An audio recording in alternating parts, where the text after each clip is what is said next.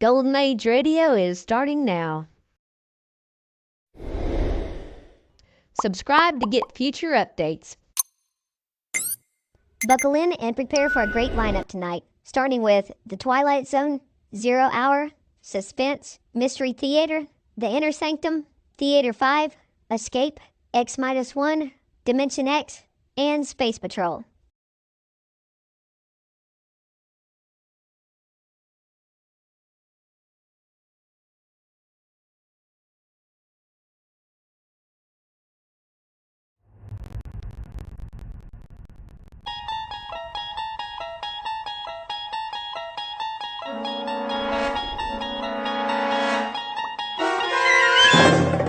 You unlock this door with the key of imagination. Beyond it is another dimension, a dimension of sound, a dimension of sight, a dimension of mind. You're moving into a land of both shadow and substance, of things and ideas.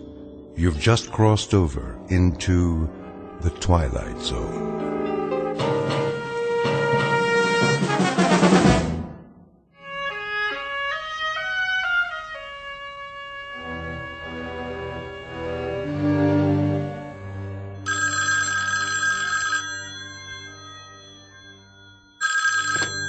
Yes? Oh, hello, Bill. Not really asleep, just sort of dozing, waiting. What time is it? 4:30 already. How is he? Mommy, who's that? Colonel Conacher, honey. Good. Well, Bill, tell him I wish him... But that's crazy, isn't it? That's gibberish. Just tell him we'll be waiting for him. Thanks, Bill. Yes, we'll be watching. That was Colonel Conacher, honey. He said Daddy's just fine. Is he going up soon? Probably within an hour, honey. That's what Colonel Conacher said. Do you want to go back to bed? No. I don't blame you. I can't sleep either. I'll tell you what. I'll make some coffee for me and some cocoa for you, and you get dressed in the meantime, okay? Then we'll turn on the television set. Okay, Mommy. And in this morning's news, all is set at the Cape for the big launch. Astronaut Robert Gaines will orbit the Earth alone, gathering vital information for the president's stepped-up space program. Be safe, So far, Bob. weather conditions are Be safe, clear, darling. And, at this time, And come back it to looks us. like a go. In world news, the stock exchange in London reports an opening gain.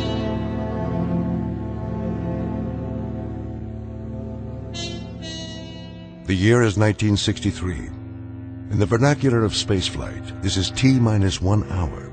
60 minutes before a human being named Major Robert Gaines is lifted off from Mother Earth and rocketed into the sky, farther and longer than any man ahead of him.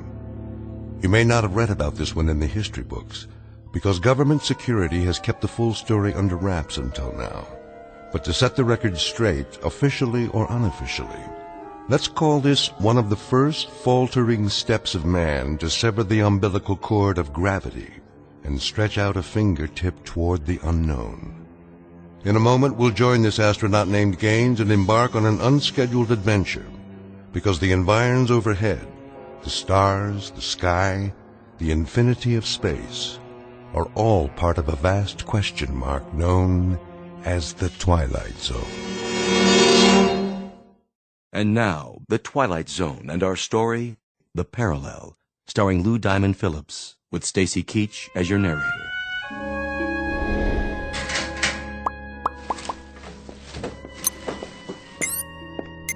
Hello, Gaines. Hey, Conacher. Pulse normal? Reasonable.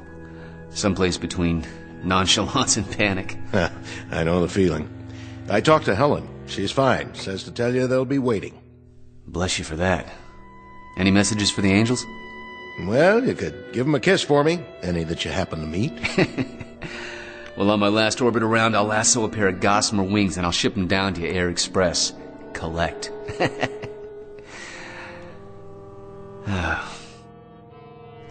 It's kind of an odd feeling to know that I'll be off the Earth for a week. Well, that's progress. Gus Grissom went 302 miles. John Glenn made 3 orbits. Wally Schirra handled 6. You're going to go round and round. And when you come back down, Bobby, we'll be that much closer to filing a claim on some more sky. Good luck, buddy. Thanks, Bill. Thanks a lot.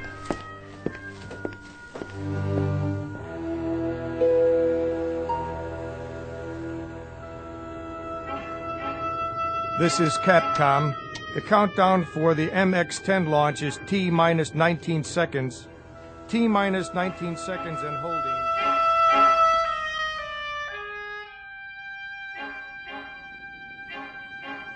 T-minus 8 seconds. 7. Is that Daddy's rocket ship? 5. Yes, Maggie. 4, Don't worry, honey. He's going to be all right. 2, 1, 0. Ignition. Main stage. Liftoff. Godspeed, darling. Godspeed.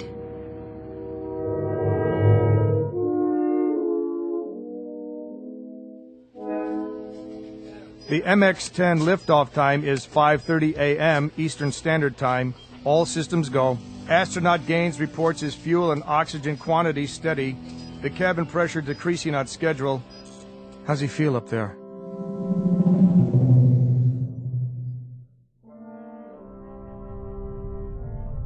Go ahead, 10. We hear you loud and clear. 0G, and I feel fine. Spacecraft is turning around. The view is tremendous. Roger. Turnaround has started. Roger. The spacecraft is turning around, and I can see the booster just a couple of yards behind me. It's beautiful. Roger, 10. You have a go. At least 40 orbits. Roger, this is Phoebus 10. Understand, go for 40 orbits. Can see clear back across the Cape. Quite a sight.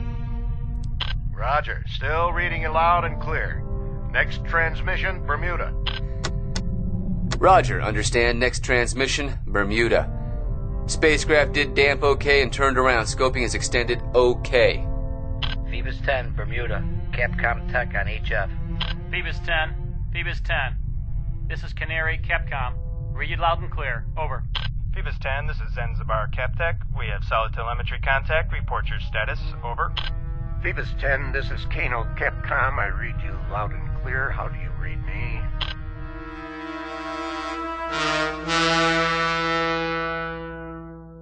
Phoebus 10, this is Capcom. We now have iOS. Over.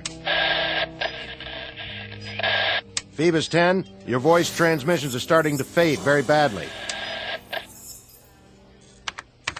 I've lost radar here. What? Let me see. I've lost radar. We don't have contact here either. No contact at all. Capcom Tech calling Phoebus 10.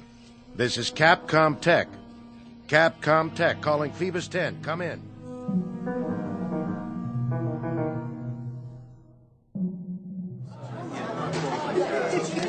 General Eaton, is there anything new to report?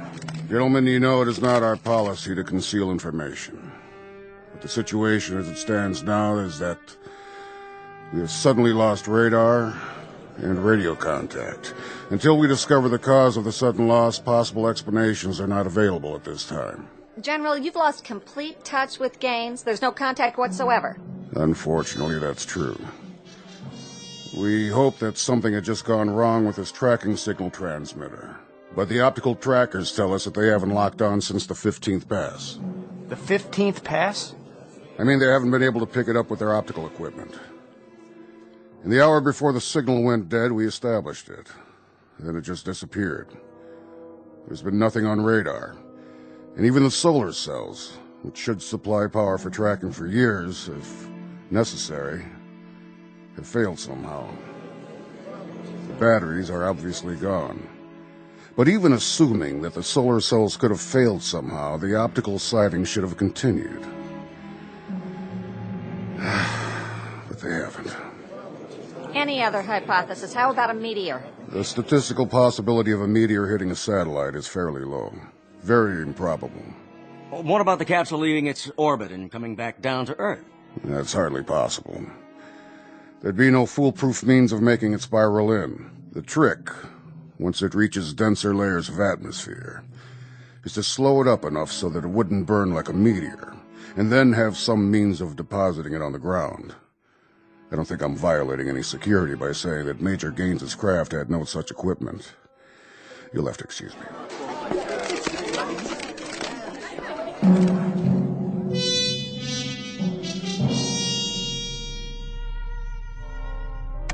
Capcom? Capcom, this is Phoebus 10. I've lost contact with you. Capcom, this is Phoebus 10.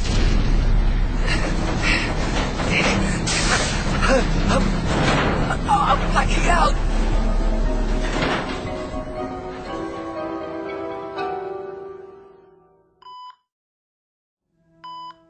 How about it, Gaines? Can you talk?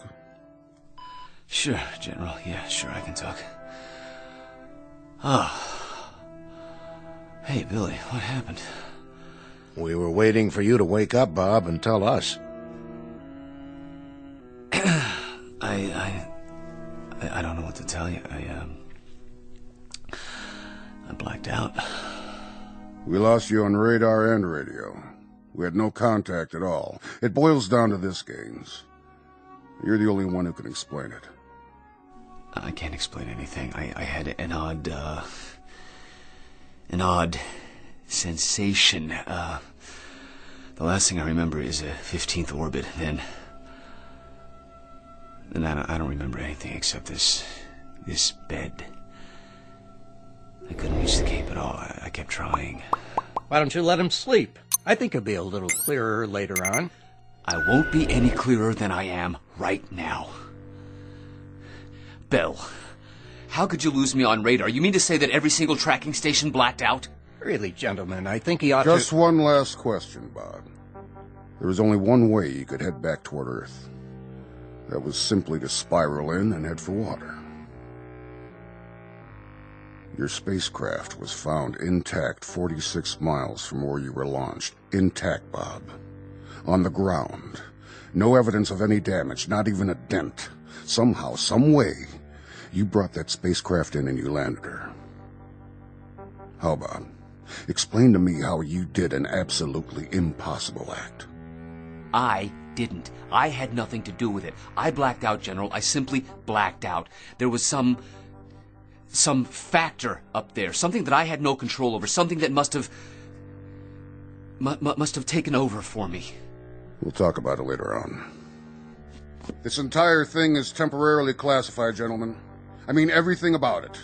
Simply say that he regained entry and landed. That he's shaken up, but not seriously hurt. That's the feed. No enlargements, no extensions beyond that simple statement. After we probe this thing a little while, we may come up with some answers that we can let out. But for the time being, it's a one-sentence release. Quote, he came back down. Unquote. Yes, sir. Yes, sir. Now get some rest, Gaines. Sleep it off, buddy. There's an explanation for everything. Oh, I've called Helen. Told her you were all right, so there's no worry there. Yeah, well, you've talked to her more than I have in the past week. Hmm? Yeah, 2 phone calls. That's 2 more than I've made. What do you mean, 2? Well, you talked to her once before the blast, and then now. You know, I feel like you're my proxy. I didn't call her before, Bob. I didn't have a chance. But I'm sure that she knows that you're all right. What's the matter? Just before I went up, we were talking in the locker room. You said you phoned her. I didn't phone her, Bob. I never told you I did. I guess you dreamed it. No, I didn't dream it. I remember you telling me that, okay? That's just part of a delusion. Maybe it's part of the whole pattern here. But why worry about it now? You're all doped up and you're also dead tired. Sleep it off, and I'll see what I can do about getting you a leave to go home. Rest easy, pal. Bill? Yeah? All along I've been thinking that there was some kind of malfunction up there, you know, fuel or propulsion or communications. But maybe the malfunction was closer to home. Maybe it's between my ears. Maybe astronaut Robert Gaines went off the track. Maybe he just couldn't cut it. You talk like that, you think like that, and you'll come around to believing it, and that's stupid, Bob. We happen to be dealing with 9 natural laws plus a whole string of imponderables, and reasons are going to come out. Legitimate, rational reasons. Now lie there and breathe through your nose. I'll call Helen and tell her that you're resting up and that you'll be home soon. Will I? Will I be home soon? Yeah, unless you persuade the doctors otherwise. Dream good. I'll see you later.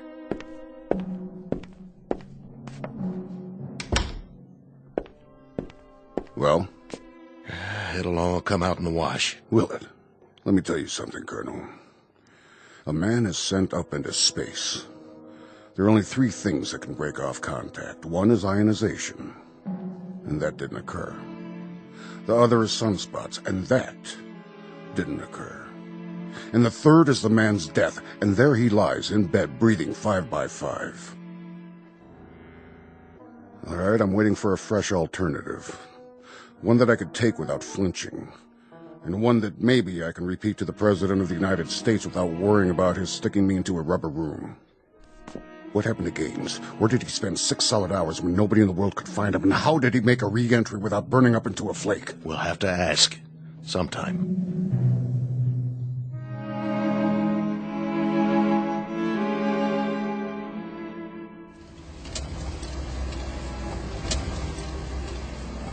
Need a hand with your bag? Nope, I got it. Now give Helen my love. And do me a favor. All your concerns, all your question marks, keep them in abeyance for a while. Stick them in a drawer someplace and bring them out one by one. But do it gradually. Give yourself time. And that's supposed to mean what? That's supposed to mean that all the mysteries of the universe don't have to get settled by one man in one morning. Those stars have been up there for a long time. I'll keep it in mind. Thanks for the services rendered. I'll talk to you later. No question about it.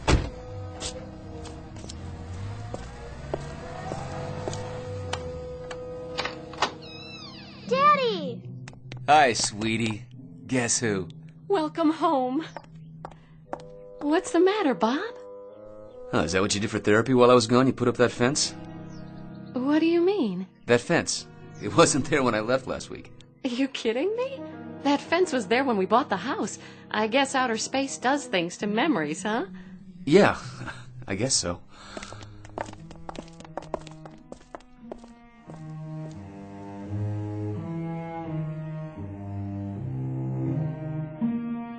America's latest manned orbital flight into space ends on a note of mystery today, with a cloak of secrecy placed over the entire process. Got any more coffee out there? I'm making some. Be done in a minute. The Space Administration announced late this afternoon that the flight was a success, but admitted contact was lost at one point. Gaines landed safely, but as to where and how, that is what the Space Administration censored, and no further information has been forthcoming. I'm going to go up and put on a bathrobe, okay? I'll be right down. Do you want Maggie to get it? Both of you have been treating me like a cross between a millionaire eccentric and a piece of Dresden china, okay? I'll be right back. Millions of Americans watched the orbital flight when suddenly the pictures were interrupted and all major networks went back to their regular broadcasting schedules with an announcement that there would be no further coverage of the historic flight. General Stanley Eaton announced late this afternoon that for the moment all aspects of astronaut Gaines's flight would continue to be. Bob, your coffee's ready. Want us to bring you a cup? I'll be right down. Look at that. What? Here's your coffee. Thanks. What are you laughing about? Oh, there's going to be a chicken colonel back at the base running around in his undershirt. What do you mean? Look at this collar. The insignia. I walked off with somebody's shirt. A full colonel's, no less. But, Bob, you are a full colonel. Helen? What, darling? What's the matter?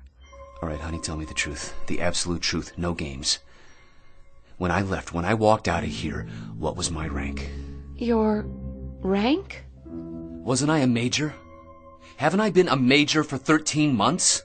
Bob, don't. You're scaring me. Well, without trying to scare you, honey, and without trying to make you wonder whether I still have all my marbles, I'd like you to answer my question. Are you serious? I'm not playing games, Helen, please. You've been a full colonel since last March. Last March? March. I want to say something to you now. I don't know what happened up there. I know you don't want to talk about it yet, and that's why we haven't said anything. But something must have happened, Bob. That's just it. I don't know what happened. Believe me, Helen, I have no idea at all.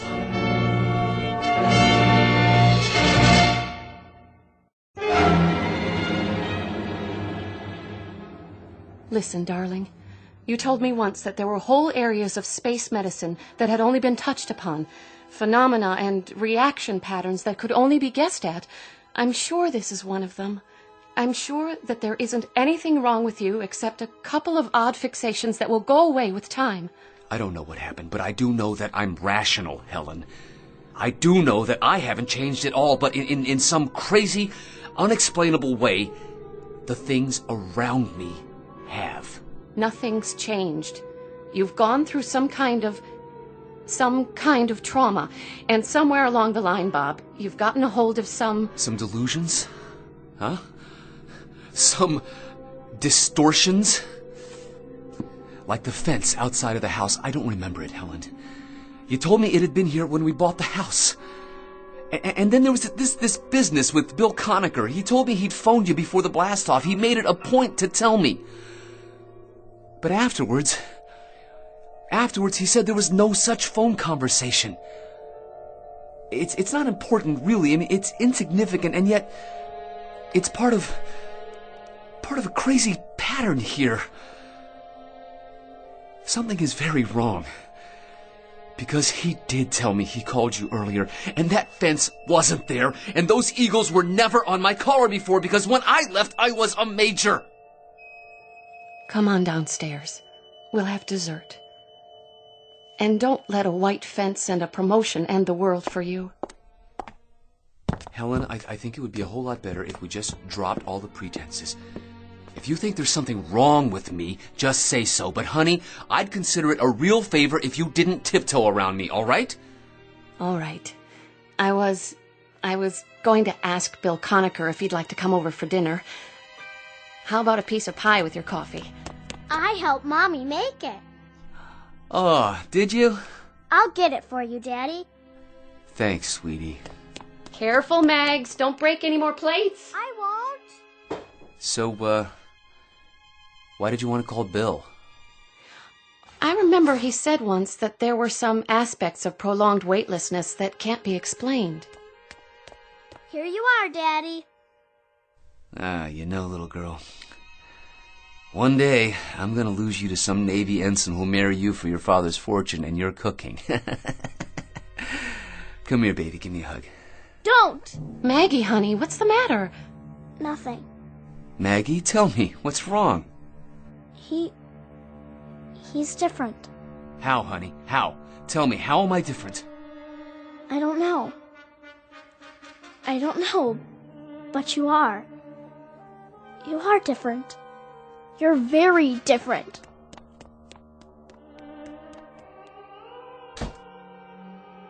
What does she mean? I don't know. Yes, you do. What does she mean I'm different? Am I? Am I, Helen? Have I changed that much? I can't explain it, Bob. I don't know how. But I have changed, haven't I? There's something different about me. The child sensed it, and you sensed it too, Helen. Yes, I have. How? I don't know. It's just that you're not the same somehow. You didn't have to call Bill Conacher. That wasn't necessary. Tomorrow I'll report in, for psychiatric help. I don't know what it is that's happened, but something did. Something that's tearing us all apart, and until we find out what it is, it's going to keep on doing that.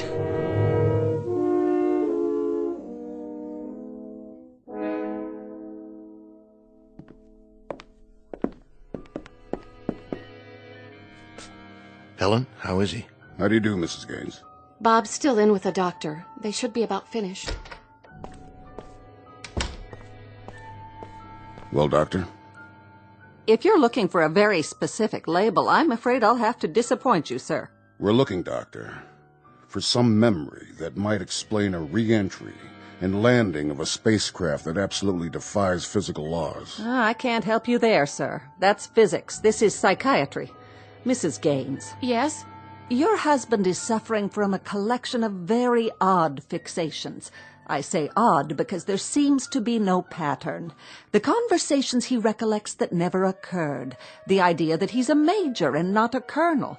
The fence around the house that he claims was never built.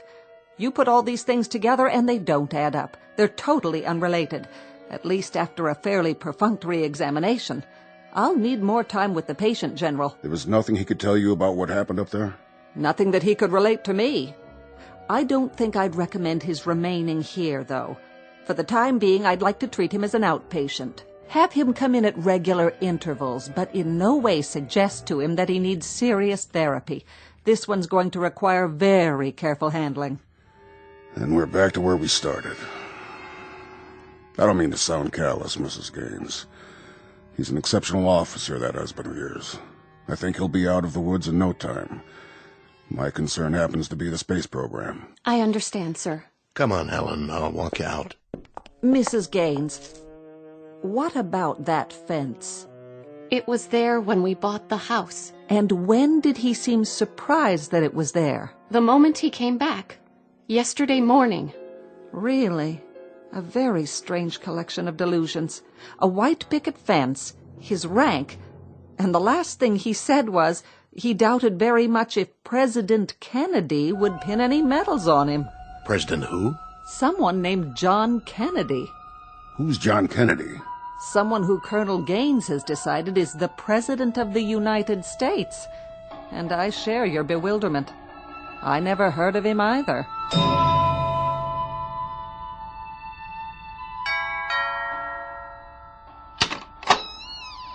Come in, Bill. How is he? He's fine. He's perfect. A picture of health except for a couple of almost invisible flaws. In fact, he's upstairs right now, studying a set of encyclopedias and taking notes as if he were cramming for an exam. He says they've got some of the facts wrong. Names and dates and world events. Either they do or he does. Still the fixations. More of them now. This afternoon, he got into an argument with Lieutenant Hempstead's wife. About what? Not an argument, really. Just a mild exchange. He claimed that Joe was Air Force. Said he'd flown with him at Wright-Patterson Air Force Base. Joe Hempstead has always been armored infantry. Bob met him at Fort Riley at command school. But he gets this fixation, and after a while he makes you think that maybe you're all mixed up. And there's another thing. Go on, Helen. It isn't easy to say. Maggie noticed it, too. There's something different about him. Something we can't put our fingers on, but... Bill, reassure me, will you? Tell me that this ice-cold feeling I have is way off. Tell me that the man upstairs is really Bob Gaines.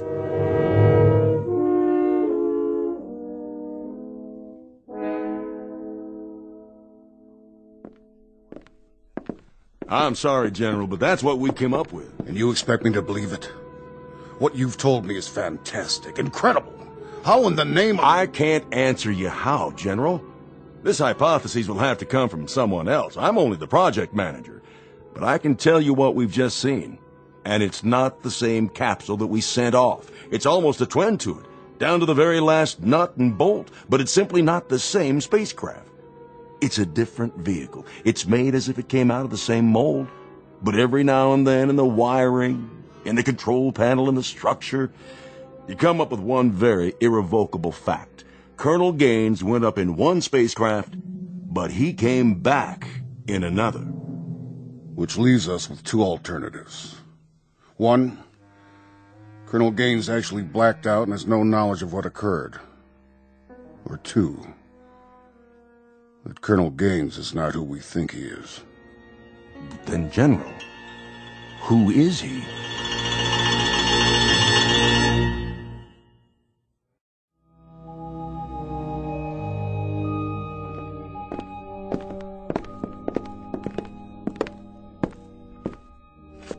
Now, Colonel, I want you to examine the vehicle carefully. I want you to be able to say to me without one single shred of doubt that this is the same Astro 7 spacecraft you were sent up in and came down in. This is extremely important. I'll try, General. Phoebus 10. Phoebus 10. Good. Phoebus 10. I trust I've made my point. Well, have I? I'm sorry, what? What's the matter? Bob, what the General is getting at... Phoebus 10. Phoebus 10. We're not sure whether or not your landing bag is deployed. We feel it is possible to re-enter with the retro package on. We see no... I don't... I can't. Bob, what's the matter with you? I said I'll try, okay? Just a minute. This is California CapTech. The weather in the recovery area is excellent. 3-foot waves, 10 miles visibility. Don't you hear that voice? Gaines, what's going on? What voice? Phoebus 10. Phoebus 10. This is California CapTech. Do you read? Over. Phoebus 10. We're recommending that you leave the retro package on during re-entry. Override the 0.05G switch. Expected at 044353. Retract the scope manually. Do you read? Phoebus 10, recommend you go to re-entry attitude and retract your scope manually at this time.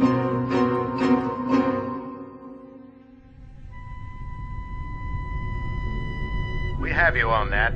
We'll give you the countdown for retro sequence time, Bob. You're looking good. We have only 50 seconds to retrograde. I'll give you a mark. 45. Mark. I'm on ASCS and backing it up manual. 30 seconds, Bob.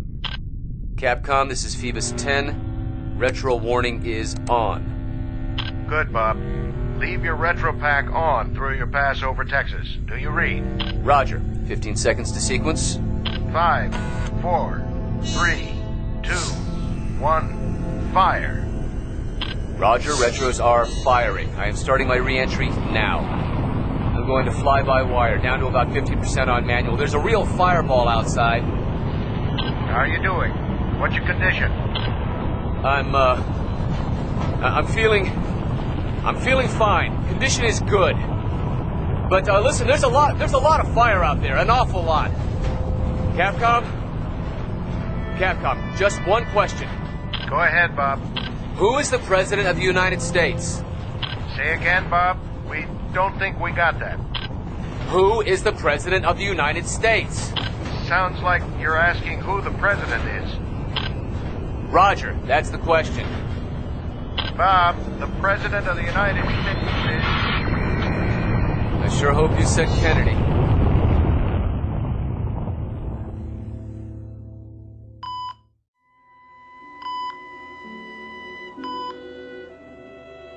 Our wandering boy is awake.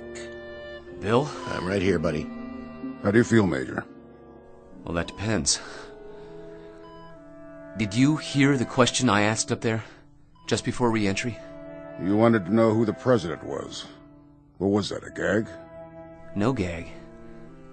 I didn't hear the answer. President Kennedy. You were gone 2 days, Major, not 2 years. What happened the second morning, Gaines? It was your 15th orbit. We lost you for a period of almost 6 hours. Lost? No radar, no contact. We couldn't find any reason for it. We threw the question at you several times later on after we picked you up again, but you ignored it. 6 hours? That's about how long it took. Then you came back in loud and clear. Gentlemen, please. Right now I think he'd better rest. Oh, all right, Doctor. Bill. Something happened.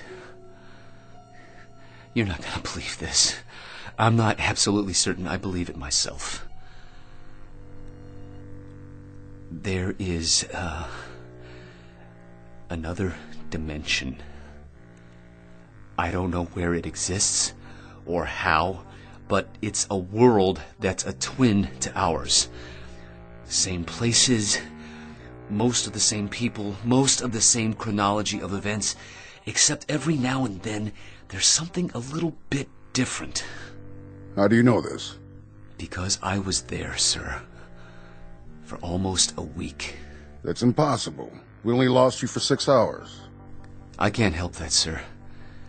During those 6 hours, I lived out a week. Doing what?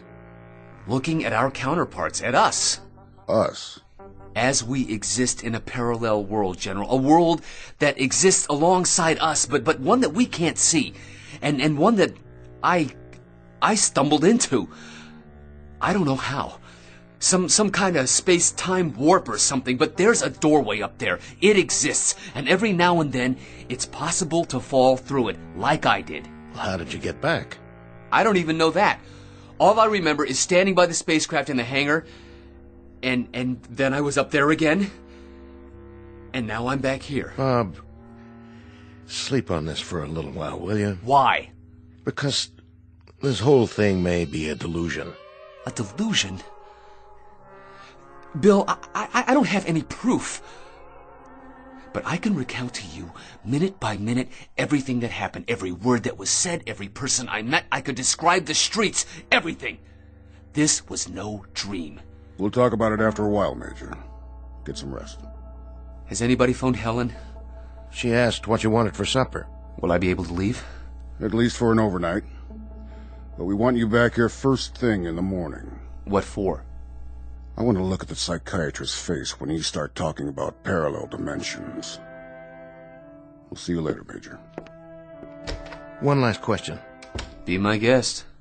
If we each have a counterpart, and you saw them, where was yours, Bob?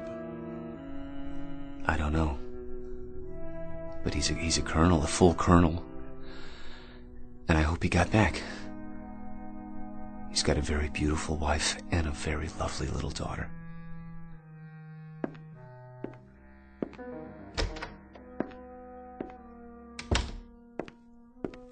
What do you think? I don't think. Not on this one, sir. Some kind of trauma.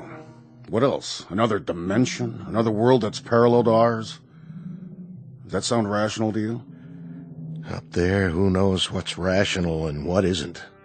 We don't even know the rules, sir, let alone the facts. We're little ants that have just made it to the desert, and now we say we've conquered the Sahara. But we haven't conquered anything. We're only starting to find the mysteries, General. We haven't even begun to solve them. We're going to do a lot of groping through a lot of dark nights, through a lot of space, before we find the answers. We've got a long way to go, sir. Sir. Yes? There's a message from Capcom, sir. It doesn't make much sense. I'll judge that. Capcom reports telemetry with an unidentified space vehicle. What? They had voice communication for about a minute and a half.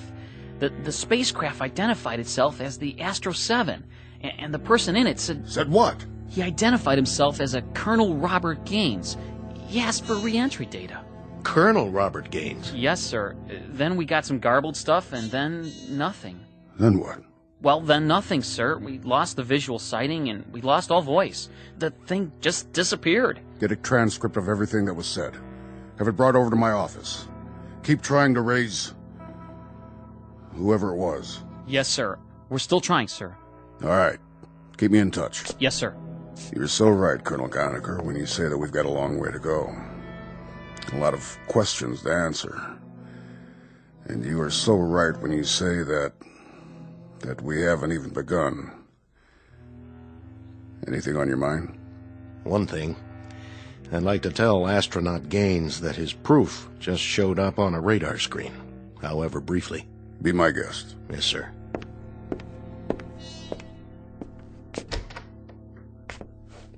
You forget your hat? I just wanted to give you some information. You expressed some interest before in a Colonel Gaines. You said something to the effect that you prayed to God he'd get back all right. And? Well, I thought I ought to tell you, he's on his way. Thank God. Thank God for that.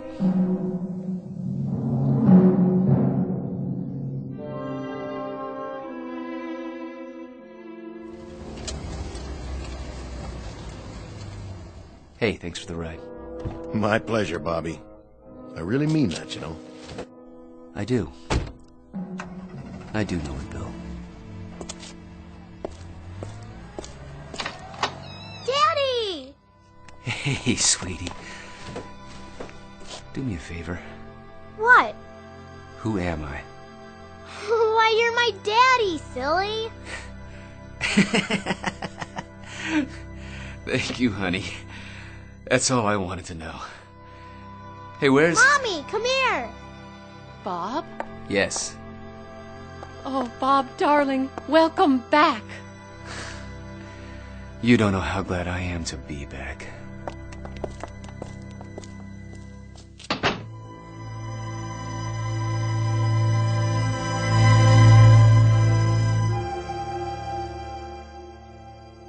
Major Robert Gaines, a latter-day Voyager just returned from an adventure.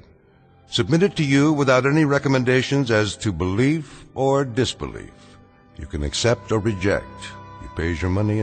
You are listening to Golden Age Radio, rumble.com/C/GAR. Brought to you by G3PL.com.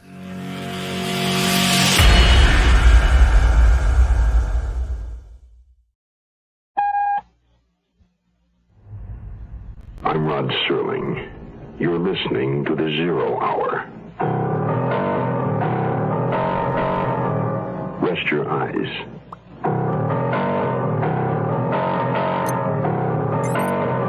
Exercise your imagination. This week, Kenneth Fearing's study of a deadly obsession. Desperate Witness.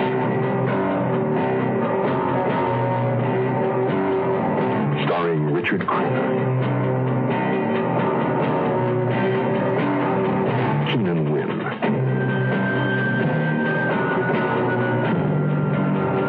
and Julie Adams.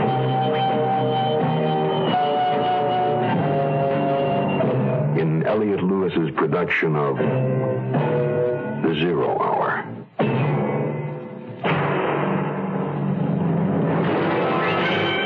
The Mutual Broadcasting System presents The Zero Hour. Sponsored in part by General Motors and Contact. This is The Zero Hour on Mutual Radio.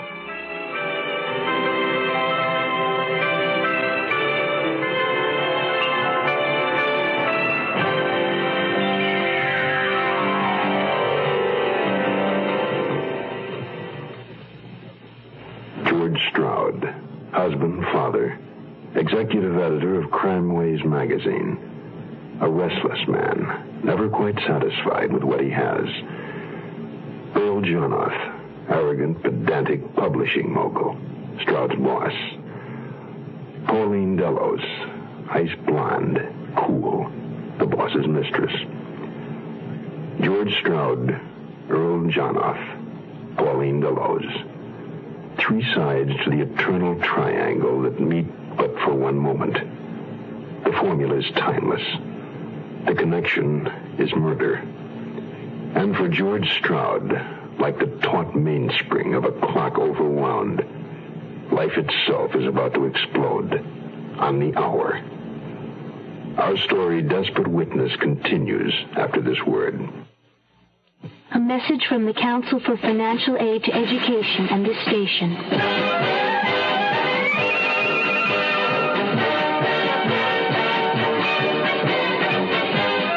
College students now march to a different drummer, and sometimes it seems to no drummer at all.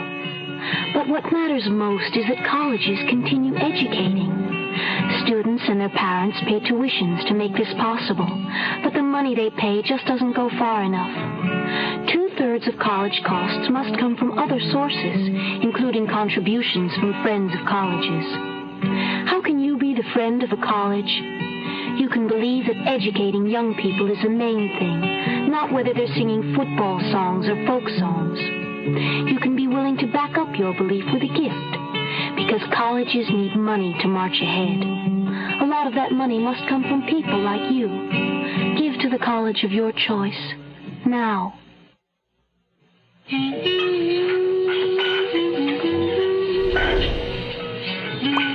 I had intended going straight home, but after I saw Janet go into the apartment with Pauline, I felt the need to wander a while in limbo. Up to that point, I'd meticulously kept my wife and my family in one niche in my life, and Pauline sealed off from them in another. To go home irritated with the thought of Pauline and Janet being together was to somehow overlap the two, spoil the waters, so to speak. So I went back to Gill's, where I could have an anonymous drink and dull the churning within me that Janet had set off. The night was a couple of hours older when I drove into my garage on Marble Road and went into the paneled, comfortable suburban house with all its little scars of family living.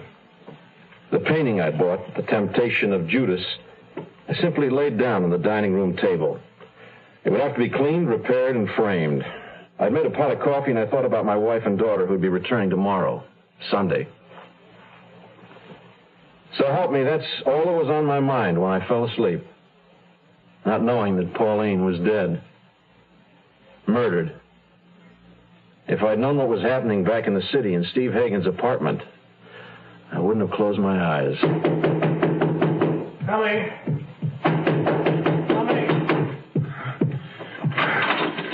Earl, come in. What is it? What's wrong? Close the door, will you please hurry? What is it? Sit down. I'll get you a drink.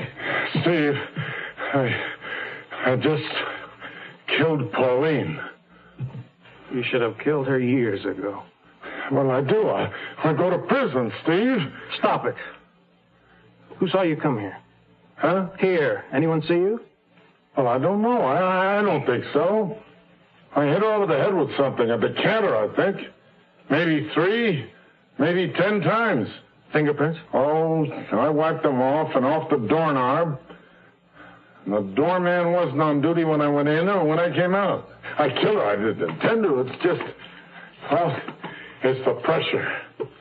I didn't get anywhere in Washington. Jonathan Enterprises is in real trouble. What am I going to do, Steve?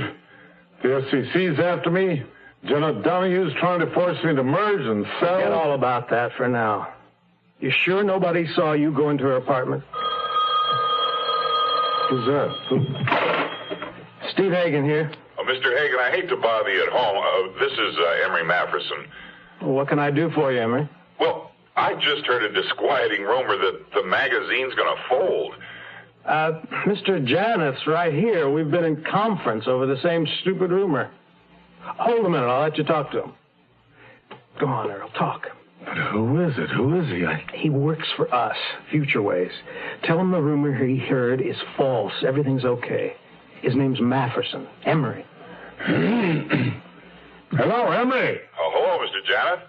Look, a lot of false rumors floating around. All that talk. I don't want you to believe a thing. Oh, great. I feel relieved, Mr. Janet.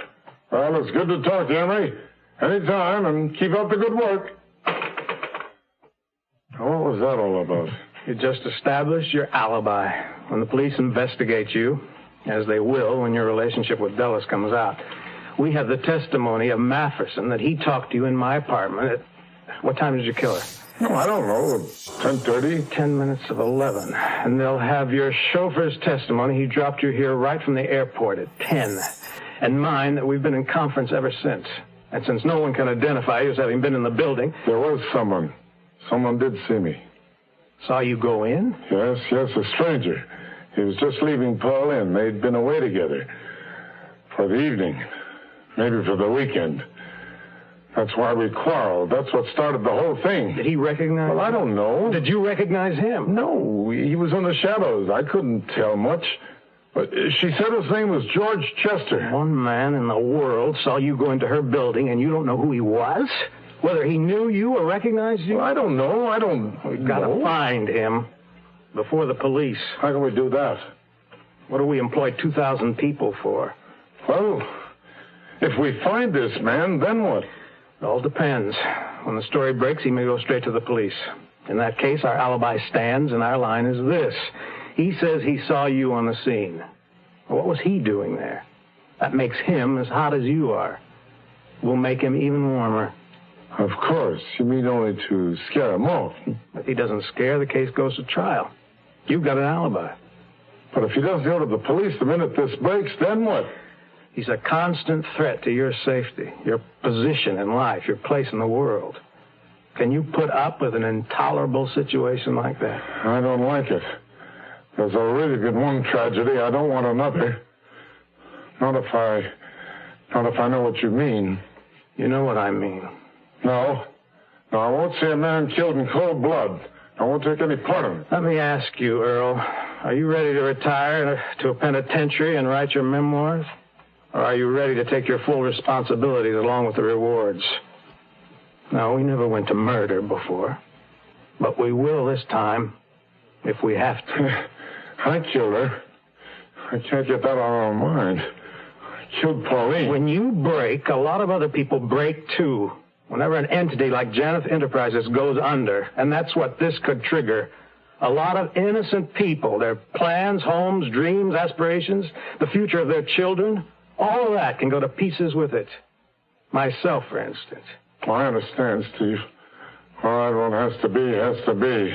Now, let's get to work. Finish your drink, and we'll start from the top again. I want every step, every word. You got out of your car. You sent your chauffeur on. You went into the apartment with her. I knew none of this when it was happening. I awoke in the morning and went to the train to pick up my wife and child. I hadn't even dreamed in the night, and my world was coming apart. It was summer in the evening after the rain. We were driving, she and I. The road was winding as rivers wind. We were speeding like birds, like incredible birds, feeling the wind, speeding into the wind. It was summer in the evening after the rain. We were passing crowds, passing clouds, faster than the moon, driving, uncaring, she and I, faster and faster. Our car was like a comet. We were speeding through our lives. There was no way to stop. Can you hear me? Can you hear me? This message was brought to you by the General Motors Corporation. We'll return to our story in a moment. Harriet Seco is 71 years old and reaping the benefits of what she sows. I sew for Children's Hospital, make baby clothes for the babies in the hospital. We make nightgowns, we make little jackets, we make pants. I like to sew, so I love it. Alan Gordon is 82 years old. He's useful, needed, and appreciated. I'm outlining a monthly news bulletin. I wanted to do some work for people of my age or older or younger. You have the opportunity to share the experience of a lifetime. Yours, as a volunteer in a school, hospital, museum, wherever your talents and the needs of your community can best be served. Join RSVP, the Retired Senior Volunteer Program. RSVP is one part of action. Action is doing something. There is something you can do. Get into action.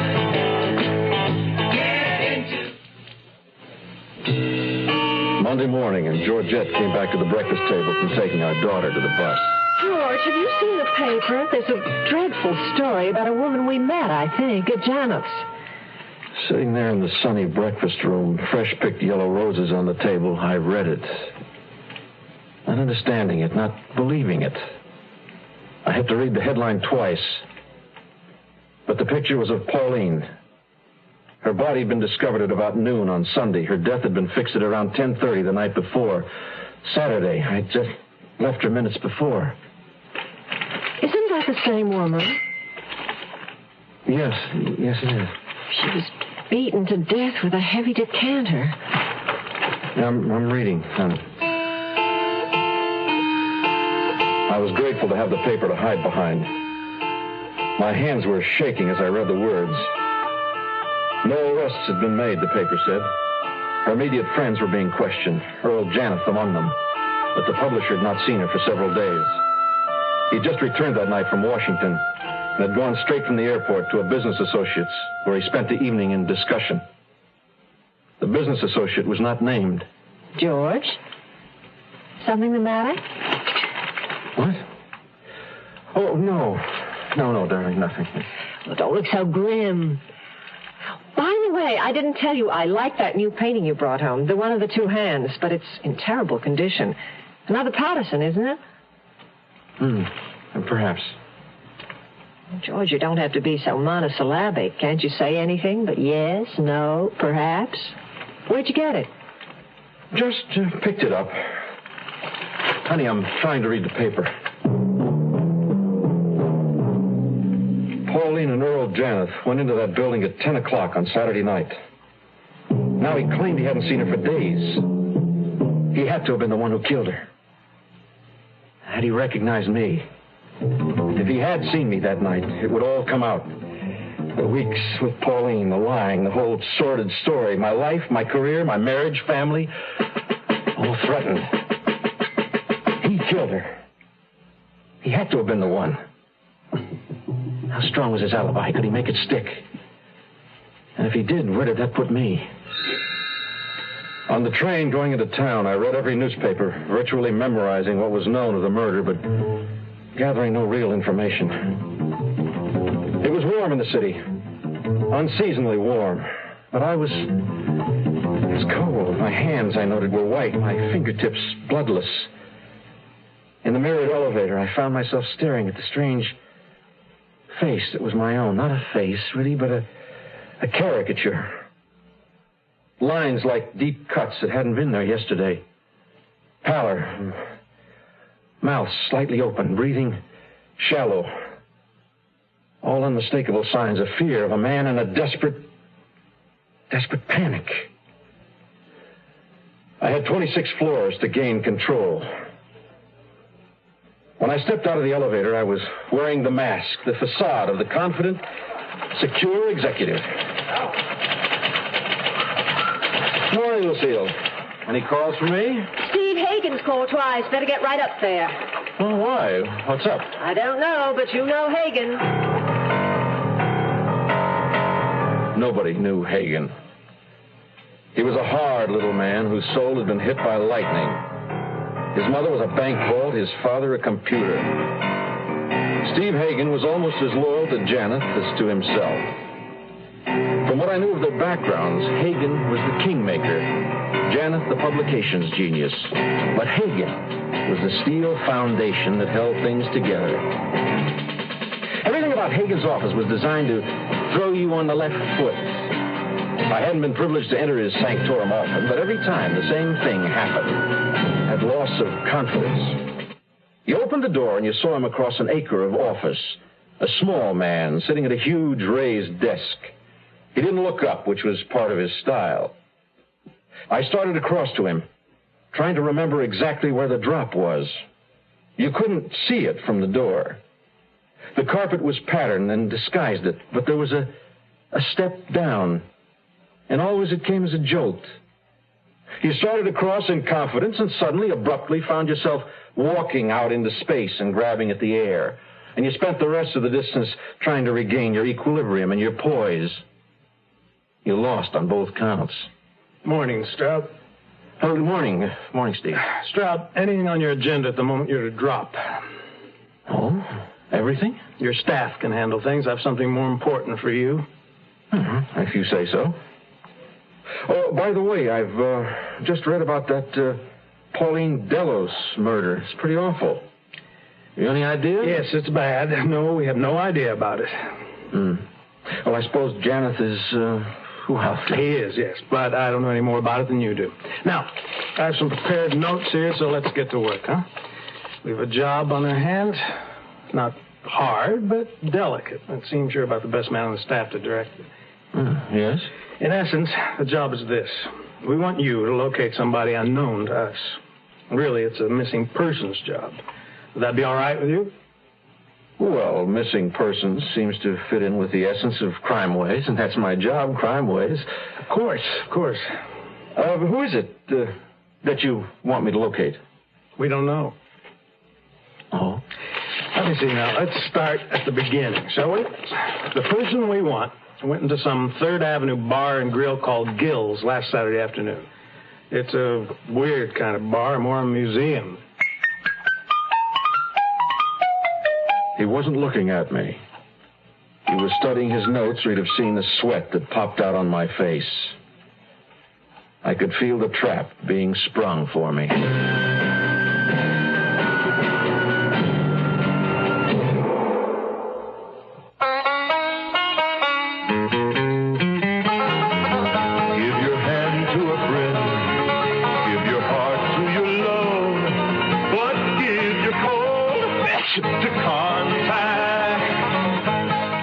stand around and sniffle. Do something about that cold. Early. To get the relief you want, up to 12 hours of continuous relief from just your sneezing, runny nose, and congestion, you'll need 6 cold tablets, 2 every 4 hours, or 3 ounces of nighttime liquid, 1 every 4 hours, or only 1 contact. Figure it out.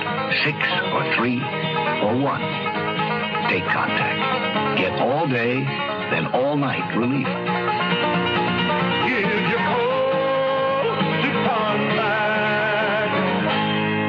6 or 3 or 1. When you catch a cold, take contact, only as directed. Contact, #1 in the world. The Zero Hour continues after this. Read any good books lately? Well, ladies, if you're trying to find the official government studies on the cost of pollution versus the cost of cleaning up the environment, you'll have to do some looking. You and I know what pollution is doing to us. Disintegrating hose, damaging our health, making the wash gray, the coffee blah. So what's the cost of making it go away? Some people have said it's too high. Oh, come on now. I say we can actually save money by cleaning up pollution. And I must be on the right track because the National Wildlife Federation says it too in their new report on pollution. As a matter of fact, they come right out and say that every family can save $200 a year by pushing for a reasonable national pollution cleanup now. This has been another feature report on the cost of pollution. For more information on what pollution's costing you, write Department 9B, National Wildlife Federation, Washington, D.C., 20036.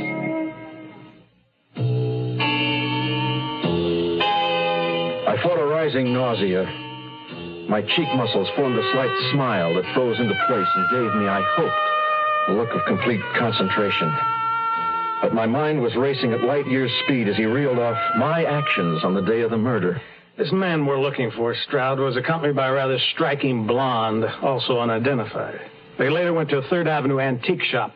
In fact, they browsed through several, but in one, he bought a painting from a dealer, overbidding another customer, a woman who also wanted to buy it. The picture was by an artist named Patterson. According to our morgue, he, or somebody, had done a quick and thorough research job on Patterson. He had all the details, how 10, 12 years back she'd been hailed as a meteor in the art world, that she'd never fulfilled her promise. In recent years was totally unheard of, although her work maintained value. He had all the details of my transaction. He knew the painting depicted 2 hands, was in rather bad condition, and that I'd bought it for $50. After they bought the painting, the man and the woman with him went to a cocktail lounge in Van Barth for a few drinks. It's possible he checked the picture there. He may have had it right with him. Why do you want this man, Steve? We think our party is a vital figure in a business and political conspiracy that's reached colossal proportions. You mean threatening Janeth Enterprises? Exactly. What this man represents could destroy Earl Janeth. And we can't let that happen, can we? So, what do we do? Well, we just have to find this man. We can't have him loose, threatening all our existences, can we? Oh, as we understand it, his name is George Chester. I understood it all now. Pauline had given Janet the full rundown of our Saturday night activities. And had she told him where we spent the night Friday, they'd probably had a violent fight about it, and he'd killed her and gone straight to Hagen. Then Steve Hagen was the business associate the newspapers mentioned who provided Janet's alibi. It was plain Janeth knew he'd been seen and was afraid he'd been recognized. The ground I was on felt landmined. One step the wrong way. It's all pretty vague, Hagen. Can't you give me more to go on? You're right, Stroud. It is vague. Our information is based entirely on rumors and tips and certain, striking coincidences. When we locate our man, then we'll have something definite for the first time.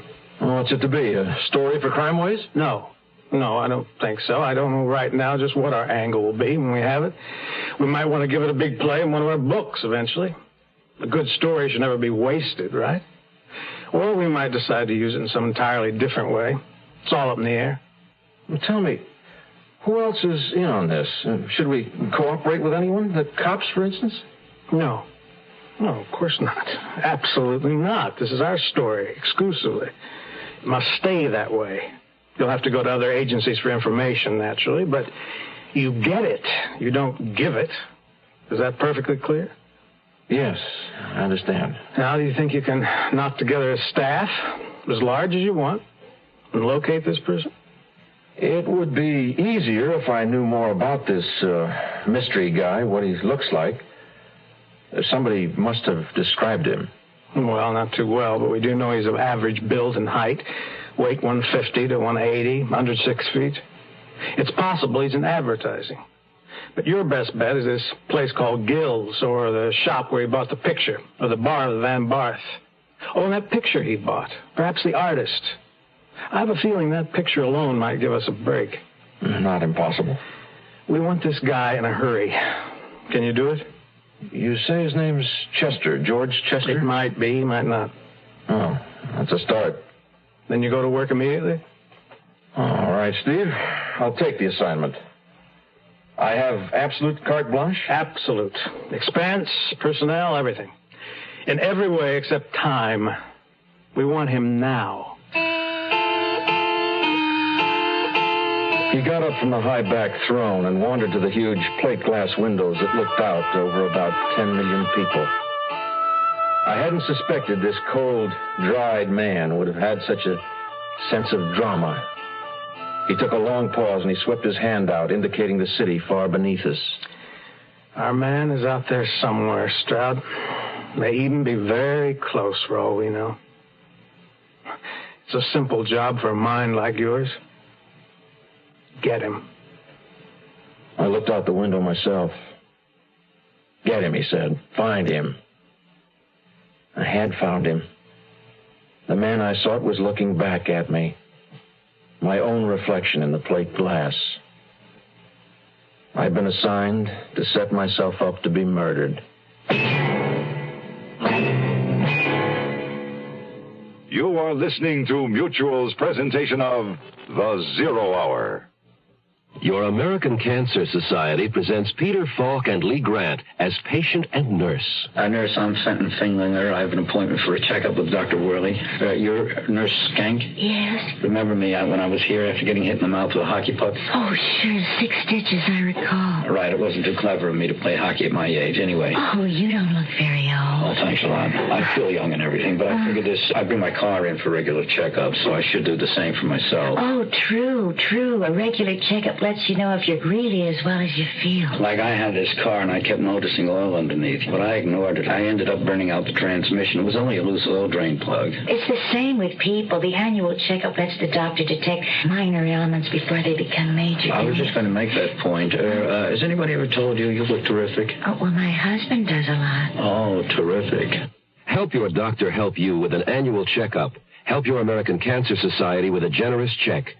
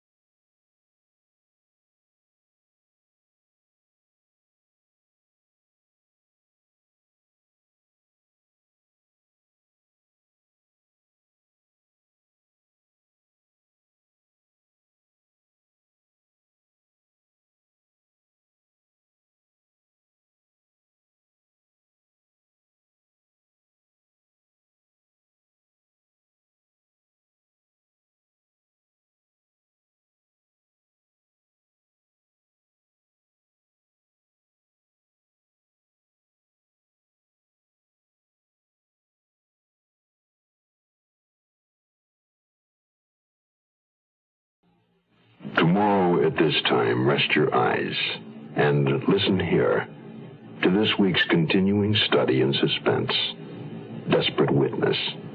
I'm Rod Serling. Today's episode brought to you in part by General Motors and Contact. This is the Zero Hour on Mutual Radio.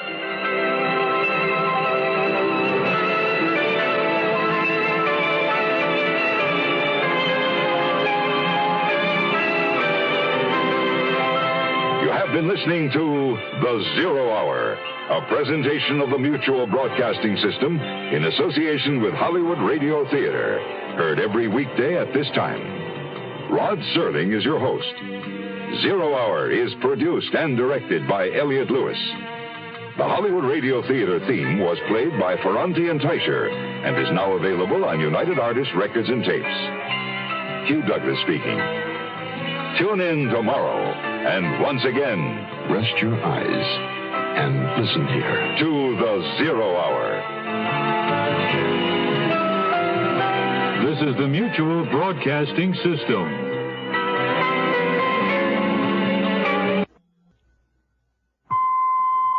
You are listening to Golden Age Radio, rumble.com/C/GAR.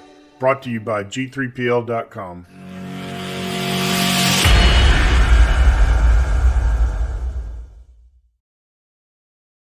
Now, the Roma Wine Company of Fresno, California presents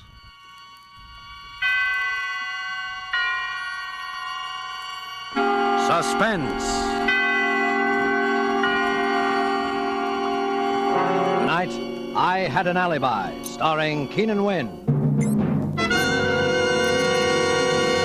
Suspense is presented for your enjoyment by Roma Wines. That's R-O-M-A, Roma Wines. Those excellent California wines that can add so much pleasantness to the way you live, to your happiness in entertaining guests, to your enjoyment of everyday meals. Yes, right now a glassful would be very pleasant as Roma Wines bring you Suspense.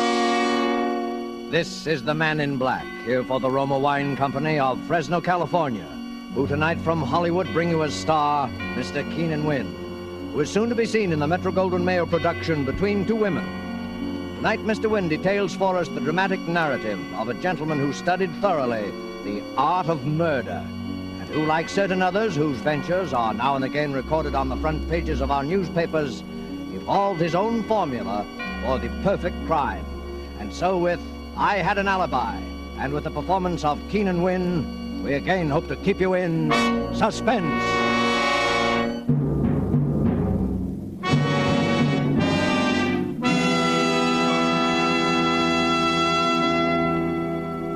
Miss Lamson?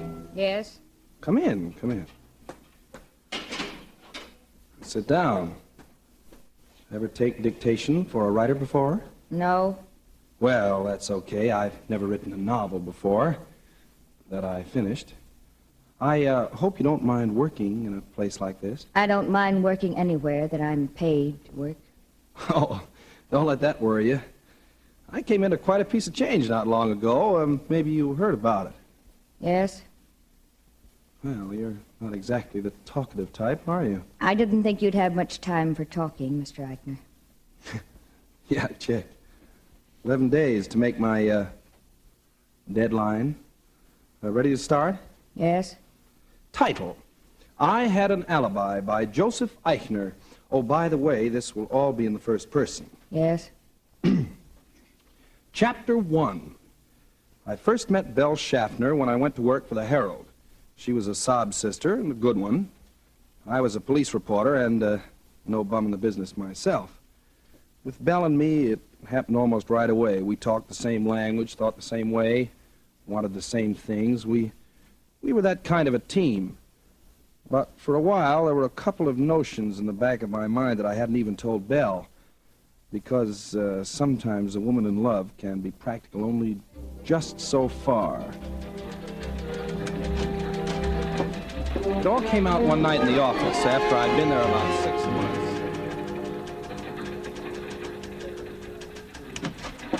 Hello, handsome. Hi, Sugar Puss. Busy? Can I see? Why not?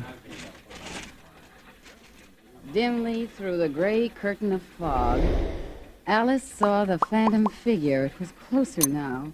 She tried to scream, but her throat... Is Alice still having trouble with her throat? She's been trying to scream for 2 weeks now. Look, I know. There's the reason right there. City desk, Eichner. Yeah. Uh-huh. Yeah. What's the address again? Okay, I'll go right down. Well, what did I tell you? President want to see you? Some guy carved up his wife. If I have to cover one more family brawl ends fatally for this sheet... Well, what's the matter? You like to write about murders, and here they pay you for it. Well, not the kind of money I want, they don't. Have you any idea what they pay a guy like James M. Cain? A James M. Cain girl never has any trouble screaming when she wants to. Hey, listen, Joe. You'll never write a decent book until you get down to something you know about. Well, this stuff sells, doesn't it? Agatha Christie sells. Leslie Charteris sells. Yeah, but that's not your racket, Joe. You've seen plenty of the real thing. Write about that.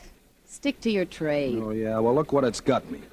You just can't be a writer and a newspaper reporter at the same time, Belle, that's all. All right, quit. On what, relief? Well, darling, it isn't leap year, but I'll always support you. Oh, I can't even live on my own salary. How are we going to both live on yours? Oh, listen, Belle, you know how I am about you. Oh, a girl always thinks she has ways of knowing. Oh, I've given you plenty of ways of knowing. But before we do anything like that, we've got to have money. Lots of money. We're that kind of people. And there are ways. Like what? Well, like marriage, for instance. Oh, you're going to marry the boss's daughter, huh? Well, why not? If the boss has left her $1 million and she has a bad cough... Well, I don't have $1 million, but... All right, you think I'm kidding. But they exist. You read about them in the papers all the time. That's right, you do. Well, what's that? Just a picture of a girl. Mm-hmm. What about her? I'm supposed to go out and interview her tonight. It's a very, very sad story. Yeah? Uh-huh. She's got not $1 million, but 5. And she's an orphan. And she's got something the matter with her heart. So they only give her 6 months to live. And she's just come out here to spend her last days in the glorious sunshine of California. It's a very sad story. Yeah. You want the assignment, Romeo? It's yours. Hmm? Oh, say, loan me a couple of dollars, will you, Belle? What? Poker? Oh, no. Flowers.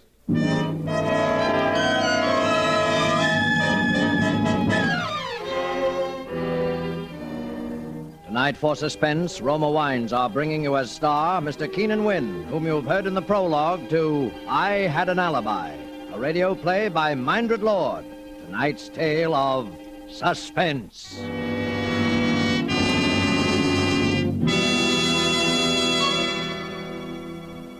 This is Truman Bradley for Roma Wines. And we have an interesting idea for you tonight from the keen and sensible mind of America's famed expert on parties and smart entertaining, Miss Elsa Maxwell. And we quote, Serving a nice table wine when friends come to dinner or with everyday meals is one of the smartest, most sensible, and truly moderate pleasures of which I know, and one which any family can regularly enjoy, since the cost of delicious Roma Burgundy is very little. Just serve your Roma Burgundy well cooled. Enjoy it with any food, and don't worry about special glasses. Any glasses available are perfectly correct. The goodness of the wine, the added enjoyment of your food, these are the things that count. Miss Maxwell expresses perfectly what we of Roma believe. In Roma, California Burgundy, and all Roma wines, you enjoy the glorious color, aroma, and flavor of superb, sun-ripe grapes.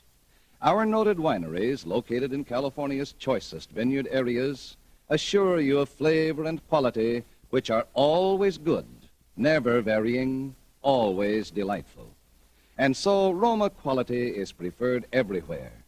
And you are able to enjoy these fine Roma wines at modest prices, only pennies a glassful. Remember, more Americans enjoy Roma than any other wines. R-O-M-A, Roma Wines. And now it is with pleasure that we bring back to our soundstage our star, Mr. Keenan Wynn, who, as one Joe Eichner, prepares to continue dictation on his first and only novel, I Had an Alibi, a tale well calculated to keep you in suspense.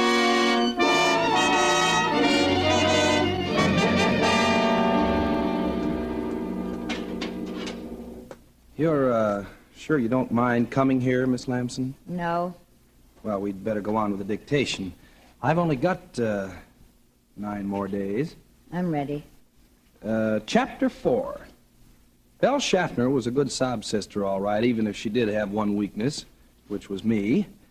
The story she'd given me about the girl was the real McCoy. Her name was Linda Vale, and she did have $5 million and just 6 months to live. I went out to her house that night. She was living in a big place in Beverly Hills that she'd taken over from some broken-down movie star. You know, swimming pool, tennis courts, riding stables, the works. And not a soul around. I'd been worried about that. I thought maybe she might be having a last fling and working at it 24 hours a day, you know, with a lot of nosy spongers hanging on to her all the time. There was just one light on in a room upstairs and a hall light. I went up to the door and knocked and waited. Yes, sir? I'd like to see Miss Vale, please. I'm sorry, sir, but Miss Vale has given orders that... Well, would you just give her these, please? I'll wait. Very well, sir. A press card will break the ice with almost anyone, and I knew the flowers would do the rest. What a surprise. Pretty soon I heard steps and a voice. Sanders, the flowers are simply lovely, but who... Miss Vale? Yes? Well, my name is Joseph Eichner. Yeah, she was a nice enough kid and lonely. Because, like a lot of people on a spot like that, the thing she was afraid of most was having anybody pity her. That's the mistake that nearly everybody made. But not me. I played it for a switch. I'd figured every move for days ahead. Joe? Yes? What's the matter? Oh, nothing. You've been awfully subdued lately. You've always been so gay. Well, Linda, Well, I've got to go away. Go away? Linda, I've been trying to keep it from you, but... Well, gee, you must know how I feel about you, and seeing you every day and knowing that... Oh, Joe. Well, it's not fair to you, Linda. And, well, I can't take it anymore. Joe. Yes? I don't want you to go. I don't want to. I don't want to, Linda, but... Then promise me. Promise me you won't leave me. Just for the little time that's left. Oh, Linda. For my sake. All right, Linda. For your sake.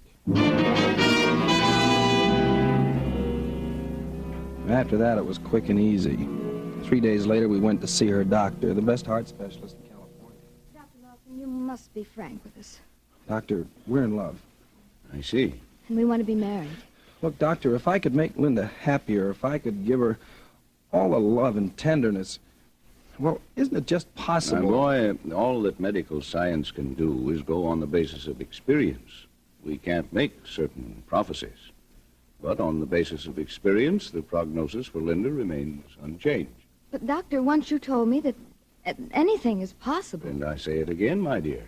Anything is possible. That's enough for me, Joe. Yeah, me too. Do you, Joseph, take this woman to be your lawful wedded wife, to have and to hold in sickness and health, for better, for worse, for richer, for poorer, forsaking all others, until death do you part? I do. Do you, Linda, take this man to be your lawful wedded wife?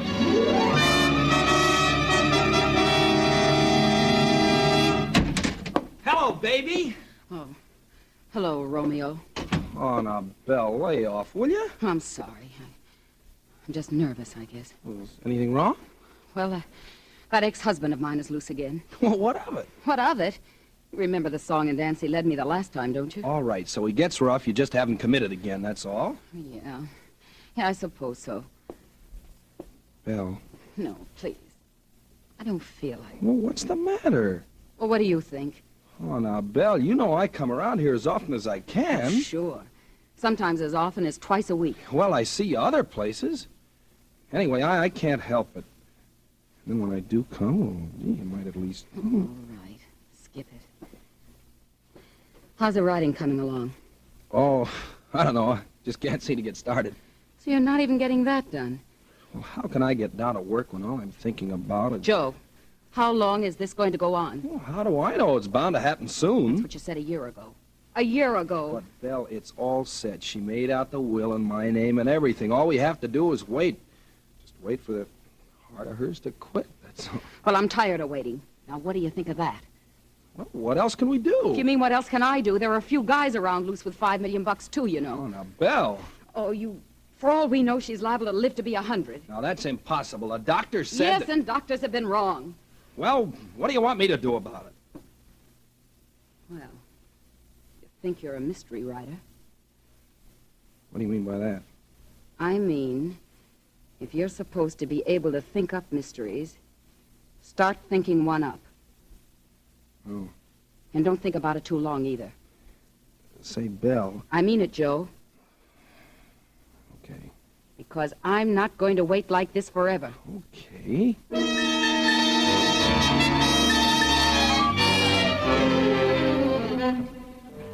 Well, that was when I first began to think about it. Then all of a sudden I began writing again. Linda was a little surprised, but I kept right at it, and every so often I'd show her what I'd done. It was pretty terrible, but it didn't matter because nobody but her was ever going to see it anyway. After about 2 weeks of this, I was ready. That night I came out of the study and went into the drawing. Working hard? Yeah. Say, Linda, you want to do me a favor? Well, of course I do. Well, you know the place in my story where Lillian pretends to commit suicide and leaves the note? Uh-huh. Look, I suddenly thought, why not have the note reproduced right in the book as though we're in our own handwriting? You know, Exhibit A, you know, along with the map of the grounds and so on. Well, that would be good. Yeah. Only, of course, it's got to be in a woman's handwriting. Do you want to write it for me? You mean my handwriting's going to come out in a book? Oh, how exciting. Well, it sure is if I can get a publisher, and I think I've got a nibble. Here, you can write it on your own stationery. I'll cut that letterhead off the top later. All right. What does it say? Darling. Darling? You know I can't go on like this. Huh? It's got to end sometime. It's got to end some time. It will be easier for both of us if I end it now. If I end it now. Please try to forgive me and sign it L. L? Wouldn't you sign? Oh, no, you see, all Lillian's letters to Dick are signed L, remember? Oh, yes, yeah. I remember now. There. Oh, thanks, darling. Is it all right? Oh, sure. It's perfect.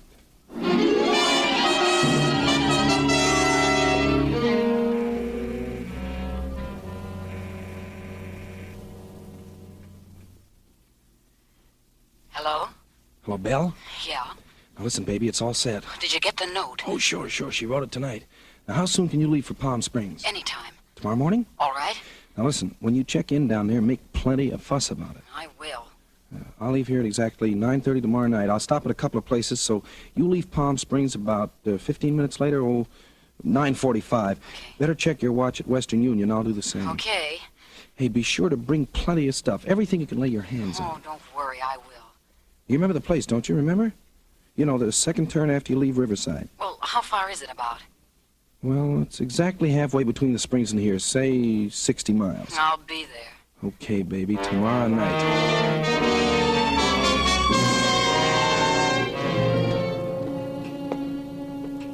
What time is it, Linda? Oh, it's just about 9:30. Well, I guess I'd better be going. Gee, darling, I hate to have to leave you this way on such short notice. It's all right, dear. I'll be going to sleep in a few minutes anyway. You know, I don't know why this guy has to see me in such a rush, in Palm Springs of all places. But if he wants to publish my book... Well, of course, you have to go. Well, I'll be back tomorrow afternoon, maybe even earlier. You won't worry, will you? No, I won't. Doors onto the terrace locked? Yep. Yeah, they're all right. You know, I know how nervous you are sometimes when I'm away for the evening. I think you're the one that's nervous. Yeah. Yeah, maybe I am at that. Well, good night, darling. Good night, Joe. Oh, Saunders. Yes, sir? Come in, sir. Look, Saunders, I've got to drive down to Palm Springs tonight. Excuse me just a second. Linda? Yes? Linda, you'd better put the snap lock on your door from the inside, just in case. I've got the key. Oh, all right. There you are. Okay, darling. Good night. Good night. Saunders, let me see. Oh, yes. I wonder if you'd mind checking the doors from Mrs. Eichner's room onto the terrace to see if they're locked from the outside. Sir? A little later when she's asleep so as not to disturb her. You know, she gets nervous sometimes when I'm not here. Yes, sir. Saunders, you won't forget, will you? Oh, no, sir. I shan't forget, sir.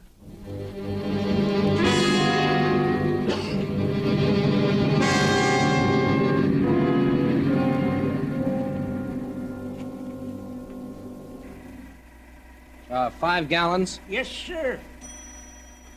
Say, that ought to get me to Palm Springs. Oh, should easy. By the way, have you got a road map for Palm Springs? I think I got one inside here. Oh, thanks. Say, I don't suppose you'd cash a small check, would you? I missed the bank today. Well, the boss might, but he ain't here. Well, I got identification, plenty of it. See, Joseph Eichner, license, Social Security card, Joseph Eichner. Yes, I see, son, I see. But unless the boss was here, I wouldn't cash a check for Henry Morgenthau.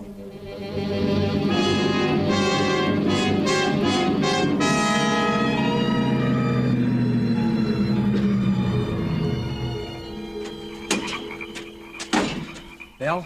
Joe. Hello, baby. Well, what's the matter? You're shaking all over. Oh, I don't know. Everything, I guess. And I thought I saw that ex-husband of mine down in Palm Springs today. What would he be doing down there? I don't... Oh, I must be seeing things. I'm sure you are. Oh, Joe. Joe, I'm scared just the same. Are you sure nobody's gonna get nosy about this? Let him. It's a setup. The room's locked from the inside, and the butler knows it. Nobody could have done what's going to happen in that room tonight except Linda or me.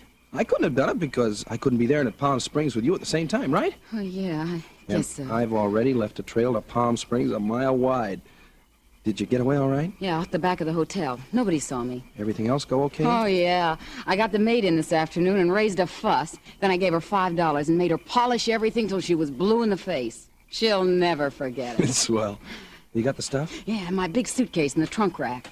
All packed in cotton. Okay, let's take a look at it.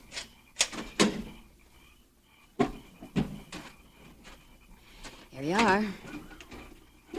Look at this. Glasses, water pitcher, ashtrays, and look at this. I even got doorknobs. I unscrewed them with a nail file. Hey, what do you know? Here's the one to the bathroom. And this little one's from the medicine cabinet. And this one's the inside of the front door. Okay, I'll just put my fingerprints on them and you pack them back in cotton.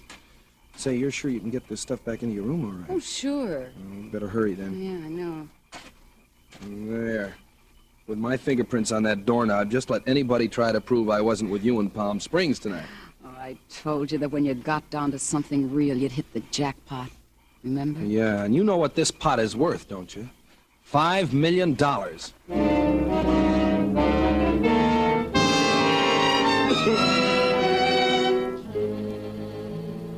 There were no hitches. I got back to town a little before 2. I drove the car into a little side road about a half mile up the canyon and walked back. I didn't meet anybody, and the places I passed were all dark. So was mine. I slipped through a hole to the hedge and crossed the lawn and went up onto the terrace. I checked to see if I had the suicide note in my pocket, and then I pulled on a pair of gloves and opened the terrace door with my key and went inside. The gun was in my overcoat pocket. It was hers. I had the flashlight in my hand. I went over to the bedside and I flashed it on just for a second. She was lying on her side, turned away from me. I put the gun against her temple and pulled the trigger. She didn't make a sound. I reached over to put the gun in her hand, and then it hit me. Her hand was stiff and cold as ice. I flashed the light in her face. It was blue. While I was away, she'd had her heart attack at last. For the last 3 or 4 hours, she'd been dead. Well, for about 10 seconds, I didn't know what to do. Then I realized I had to get out of there. Saunders might have heard the shot. Before, it wouldn't have mattered one way or the other because the coroner would have established the time of death anyway. Now it made all the difference in the world. I went out the terrace door and I locked it behind me. I crossed the grounds and I started walking up the canyon, walking, thinking. I don't know how long I walked, but what I was thinking was enough to drive me crazy. I'd planned the perfect suicide. I'd planned it so nobody could have fired that shot but Linda or me, and I had a perfect alibi. But now it had to be me that shot her. Because any fool of a doctor could tell she'd been dead when that shot was fired. And then it came to me. What was the difference? Let the Palm Springs alibi go. Let them think the shooting was an accident. Let them think anything they wanted to. I had the money. And what can you do to a man for shooting a dead body?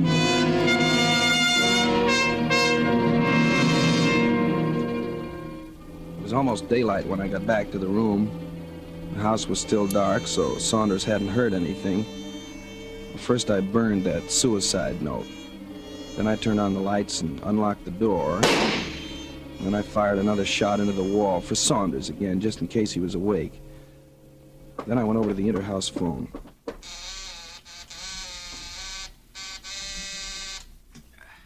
Hello? Saunders? Oh, yes, sir. Saunders, there's been an accident.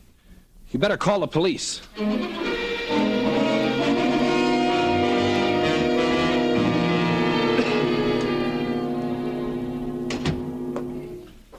Well, have you seen everything you want to, Lieutenant? Yep. Well, you're living kind of different than you used to when you were a police reporter downtown, huh, Joe? Yeah. I suppose you want to ask me some questions. Oh, a couple. I hear you were going to Palm Springs last night. Yeah, I was. I changed my mind. Who were you going to see down there? Anybody in particular? Oh, just a friend. It wouldn't have been your old friend, Belle Schaffner, would it?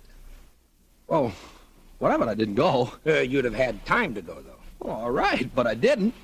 Anyway, what's all that got to do with nothing, just routine. So you came back here? Yeah, that's right. Then what happened? Well, I came in the house and I went up to our bedroom, and I thought I heard a noise. I thought I saw a man moving around. Well, I was pretty jumpy, and I fired. How many shots? 2. And one of them hit your wife? One of them hit what was my wife. All an accident, huh? Yeah, that's right. You come into quite a lot of money with her out of the way, don't you, Joe? Yeah, sure. What of it? Nothing. Only it's too bad you're not going to be able to spend it. Oh, nuts. What do you think you're going to do, charge me with a murder for firing a shot into a corpse? No, but it could be a pretty spectacular little alibi for just on the spur of the moment, couldn't it? Alibi for what? For Belle Schaffner. What? Her throat was cut in Palm Springs last night, and your fingerprints are all over the place.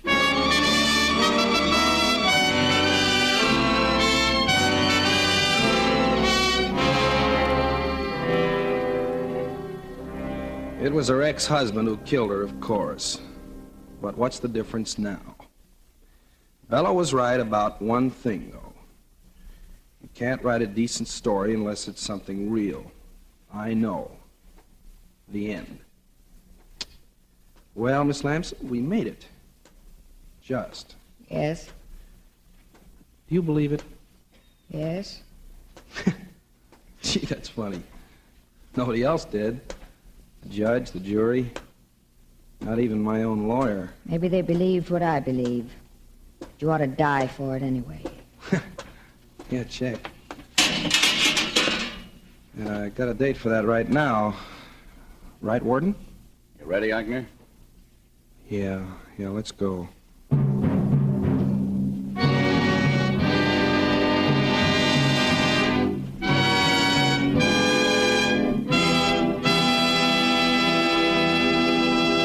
And so closes I Had an Alibi, starring Keenan Wynn, tonight's tale of Suspense.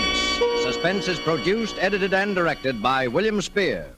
The other day, Elsa Maxwell told us about a friend who had lived many years in wine-loving countries around the world. I gave him some of our delicious Roma, California Burgundy at dinner, and he confessed to me that he thought it every bit as enjoyable as any he had ever had.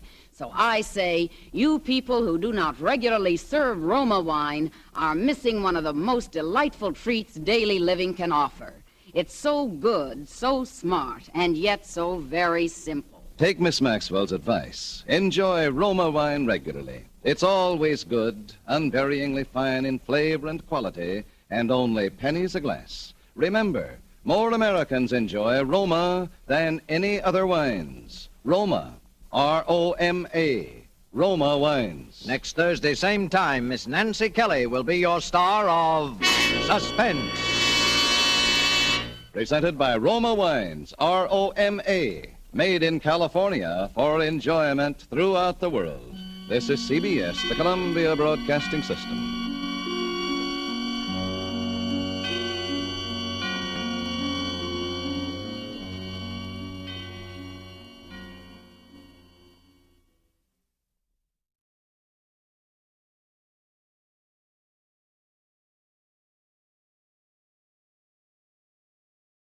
You are listening to Golden Age Radio, rumble.com/C/GAR. Brought to you by G3PL.com.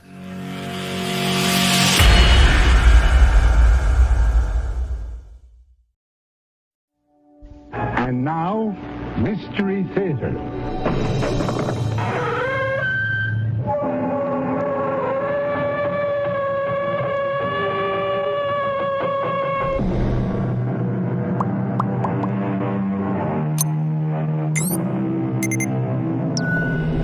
Come in. Welcome. I'm E.G. Marshall. Join me for an interlude in suspense, laden with a chilling fear of the unknown and the unexpected. Out there, in what we are pleased to call the state of nature, the strong kill the weak. Fang and claw provide the only law. Well, man, as you know, is a natural animal. But for countless centuries, he's been trying to change all that, with indifferent success on the whole. But there is hope, because man, after all, has a thing called a conscience. And it works. Not always as promptly or completely as all of us might wish, but it works. And sometimes it may start working before we're even aware of it. Yes, you've always helped me, Walter. You've always been there when I needed you. I wouldn't be alive today if it weren't for you. Well, then why, George? Why are you so angry? I'll tell you why. It's because you're so smug, so righteous, so much better than me. Am I?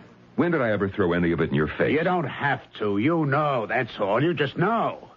I can see that air of superiority oozing right through you. I'm sorry, George. So am I. But you have just done me your last good turn. George, what are you doing with that gun? What do you think? I'm going to kill you.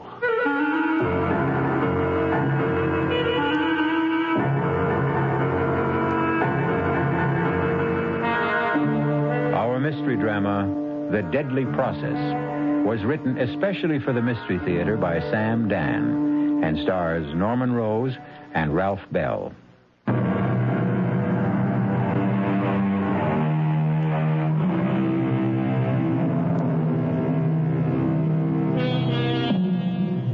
Sometimes a reunion can result in a most traumatic experience. You know, these get-togethers of old army buddies or old college pals. The greatest pain does not really result from the awareness of the thinning hair and the thickening paunch. It comes from the stinging stab of recognition that precious time is now gone forever, and golden opportunity has been irretrievably wasted. And this pain will leave an aching void for a fulfillment that can never come. However, neither Walter Stallings nor George Loomis has arrived at this point of the evening yet. Hey, George, remember the time you had a thing for that Latin professor's wife? Oh, yeah. He was at least twice her age, and she was so frustrated, so unhappy. Well, someone had to bring a bit of sunshine into her life. Poor little girl. Hey, you remember? You were all set to elope with her. I got Red Garrity and Stan Jakowski from the football team to sit on you till I could pound some sense into your head. Oh, I hated you that day, Walter. She only meant it as a gag. I didn't see it then. Actually, Walt, I see a lot of things now. Oh? Like what? Well, it seems to me that whenever I was in a real jam, you were always there to bail me out. Just coincidence. I don't know if I would have made it without you. Hey, George, shouldn't you call your wife? Why? Oh, won't she be worried? About what? I told Louise, an old college buddy I hadn't seen in 10 years, had dropped in, and we were going to dinner. You mean she buys a story like that? Well, sure. Louise is unlike any girl you or I ever knew. It's as if... Well, she's not of this world. Oh? Well, which world is she a part of? Well, no world that you or I ever knew or thought about. It's a kind of a world of the spirit. The spirit? Sounds spooky. No. There's a quality to Louise that seems to see... It seems to sense things that are unsaid, unknown. Oh, is that so? Oh, yeah. I think you'd be a shock to the system. New subject. George, why do you think I called you today? You happened to be in town. No. I didn't happen to be in town. I came to see you. I heard that you were with Tricon Chemical. Yeah, I'm just about hanging in there. Yes, but you are head of special research projects. Today. Tomorrow I may be out on my ear. Because you can't come up with an ore reduction process. How did you know? Everybody knows. Here, Tricon's sitting on the world's biggest known ore deposit, and you can't figure a profitable way to bring it up. And that, Walter, may cost me my job. Now, all is not lost, old buddy. Back in college, you remember Professor Pelham? Pelham? Yeah. He was the great authority on the reduction of non-ferrous metallic ores, and I was his star pupil. Oh, Pelham, of course. I remember that paper you wrote. The theory was absolutely sound, but the technique was ahead of its time. But the technology exists today. It can be done. Hey, Walter, I have this feeling you're going to save me again. I have the paper right here. Are you interested? Am I interested? Is a drowning man interested in a life preserver? And look, Walter, there's a fortune in it for you. No, I don't care about the money so much. I'll tell you what I need. Well, anything, Walter, anything. If this can work out, you're going to be a rich man. I need the credit. Hey, George, let's call it the Stallings-Loomis process. But I didn't do anything to... But you will. You'll have to make certain refinements to adapt it to your particular situation. Yeah. I have the feeling. I just have the feeling I'm saved. First thing in the morning, I'll get an agreement drawn up. Oh, come on, George. Two old buddies like you and me, a handshake's enough. Share and share alike. Is it a deal, George? It's a deal.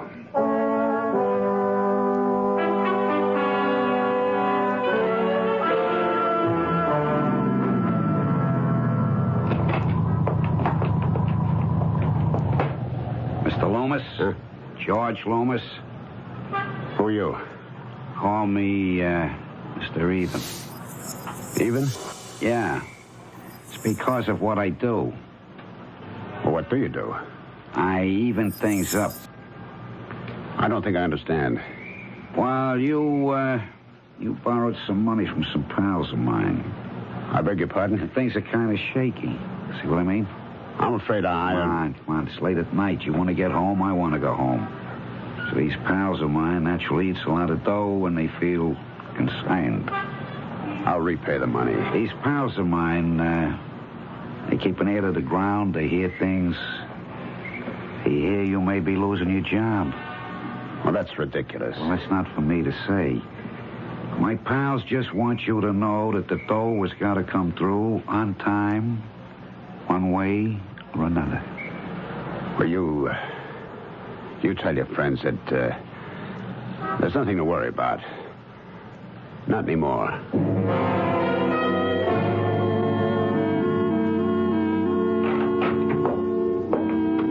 George, darling. Louise. I didn't hear you come home. I didn't want to disturb you, my dear. Why are you sitting up so late? I'm working. Well, you can come to bed now, dear. Well, I haven't finished. George, dear. I know that you've just seen the answer. The answer? The answer to the problem that's been plaguing you for so long. How do you know? I know, dearest. I know. I can see it in your face. You have found the answer, haven't you? I've been considering a new approach. And? And it looks promising. It's a highly technical process. It has to do with the separation of certain metallic ores. Well, anyhow, I think I have it licked. I think I have the answer. The answer? Oh, George, that's what fascinates me. Now, how did you arrive at the answer? Was it a rearrangement of old elements? Or was it the addition of something new? Or was it a sudden flash of insight? Yes, a sudden flash of insight. Oh, darling, I'm so happy. I told you. You trust your subconscious. All the meaningful answers are hidden there. Now, tell me about this college friend of yours, Walter Stallings. Walter... Well, I would have been glad to join you for dinner. Oh, I know, dear. After all, old friends have a certain precious quality. We weren't exactly old friends. Oh? I thought you said that he was... Well, we were acquaintances, really. Nothing more. I only saw him because I didn't want him to think I was snubbing him. Well, that was very kind of you, darling. Well, I didn't want to hurt his feelings. I can't imagine you hurting anyone. It killed an evening. I suppose such things can't be helped.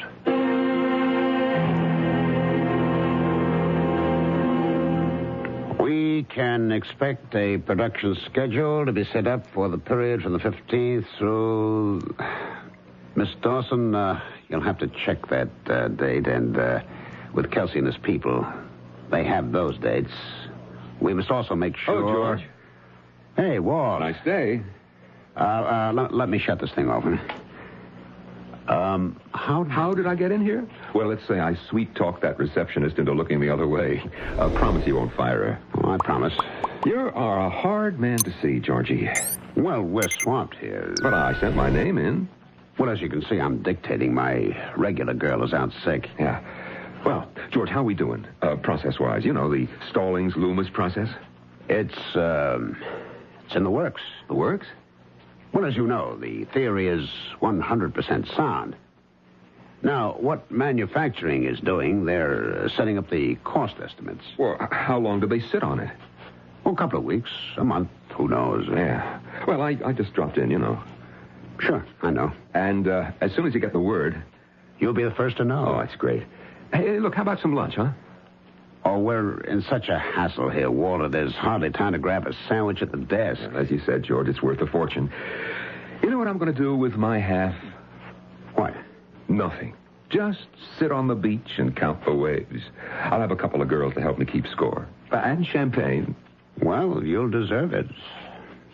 I'll be in touch. Oh, it occurs to me, you don't know where I'm staying. I'm at the City Line Motor Inn. Oh, well, let me write that down. Yeah, okay. And, look, I really should meet Louise. I'll be on my best behavior. Well, let me check with her and find out what night she's free. Loomis, George Loomis, let me be the first to shake your hand. Mr. Barker. George, it works. It works. And when you see the bonus you're in for, well, we can talk about that later. The technique works, and we'll call it the Loomis reduction process. Hey, wait a minute. Who is this, George? My name is Walter Stallings, and... Well, if you're saying what I think you're saying, that's my process you're talking about. George, what is this man saying? Mr. Barker, he just broke into my office. He's been threatening... George, what are you saying? Well, who is he? Do you know him? Does he know me? We were roommates at college. What's going on here? I can explain everything, Mr. Barker. George, what are you trying to pull? I knew this man, Mr. Barker, a long time ago at school. He was George! He was always a little bit off. This process, this ore reduction process, it is mine. I created it. It belongs to me. Now, Walter, you simply can't go around having these tantrums. Let me call security. We'll have this man removed. But it's mine.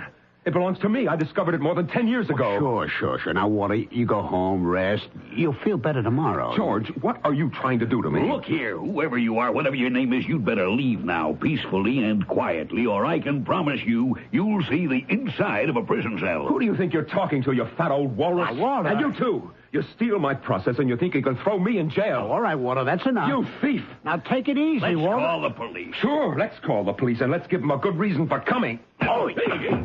What? And now, for you, fatty. Back to you, George. Now, you get up. All right. You haven't had enough. You're crazy. George, why are you doing this to me? Why are you doing this to me?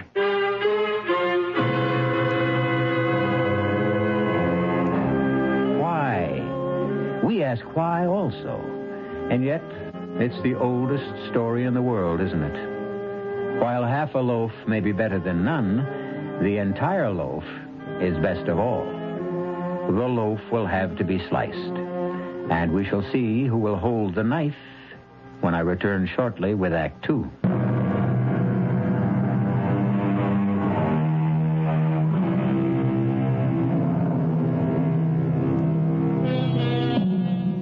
In a general way, one should have faith in humanity and trust in one's friends.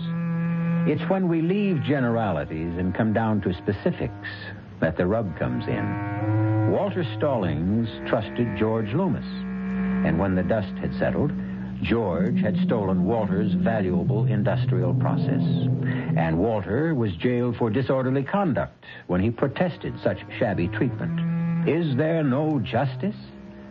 It all depends on what justice really is. More coffee, darling? Half a cup, maybe. I should be leaving for the office. George, what's this in the newspaper? What? Where, dear? Darling, it mentions your name. Chemical company executives in brawl? Oh, that, I should have looked at the paper and slipped that thing out. Why? What is it? Well, I know how upsetting things like this can be George, to you. what does this mean? It means, darling, that people in Mr. Barker's position, my position, can often be at the mercy of every nut, every crank that comes down the pike. Yes, I don't understand. It says that you stole that process from Walter Stallings. No, dear, it doesn't say that. It says Walter Stallings claims I stole it. But it says right here... There are 4 paragraphs in the story. 3 of them are concerned with what Walter Stallings claims. And notice the sympathetic tone. The 4th paragraph is a brief couple of sentences in which our company denies all of his allegations. That's because he's just one man, and we are a mammoth corporation, and the public will sympathize with the underdog. But what are the facts, dear? I mean, you did meet with Walter, let's say, 10 days or 2 weeks ago. Of course. Well, what happened? We chatted. Was the process mentioned? Well... And did it have anything to do with the meeting you had with Walter? Yes, we were just sitting around trying to make talk. But did you talk about the process? Well, let me tell you how. He said to me, I hear your company's having trouble trying to reduce some ores. And I said, yes. And he said, I'll bet you don't remember. And I said, remember what? And he said, oh, you did a pretty good paper on that back in college. And suddenly... Yes, dear? Well, suddenly it all came back to me. Just like that. What did? A theoretical problem I'd once solved in an exam. Isn't it remarkable, darling, how quickly we forget so many of the basics? And that's the process that he's talking about. Yes, dear, that's the process. But why should he claim that... Oh, well, darling, he's a peculiar person. He always was. We were at school together. I got somewhere he didn't. Well, I think it's awful. Well, look, I'll tell you what I'll do. After he cools down, after a couple of days in jail, I'll put up his bond. George, that would be so kind of you. And... I tell you, I think ethically he's entitled to something. Oh, I'm so happy you feel that way. I admit I was stumped, up against it. He did contribute something. He reminded me that I had the answer. In that sense, he helped me find it. And in that sense, morally, he's entitled to a finder's fee. When I get the bonus, I'll give him a few $1,000s. Oh, George, I love you so much.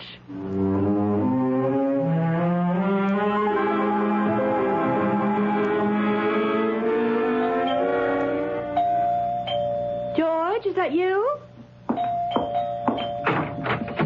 No, it isn't George. It's Walter Stallings. And you must be Louise. Yes, who... May I come in? What? It does look like a china shop. I promise I won't be a bull.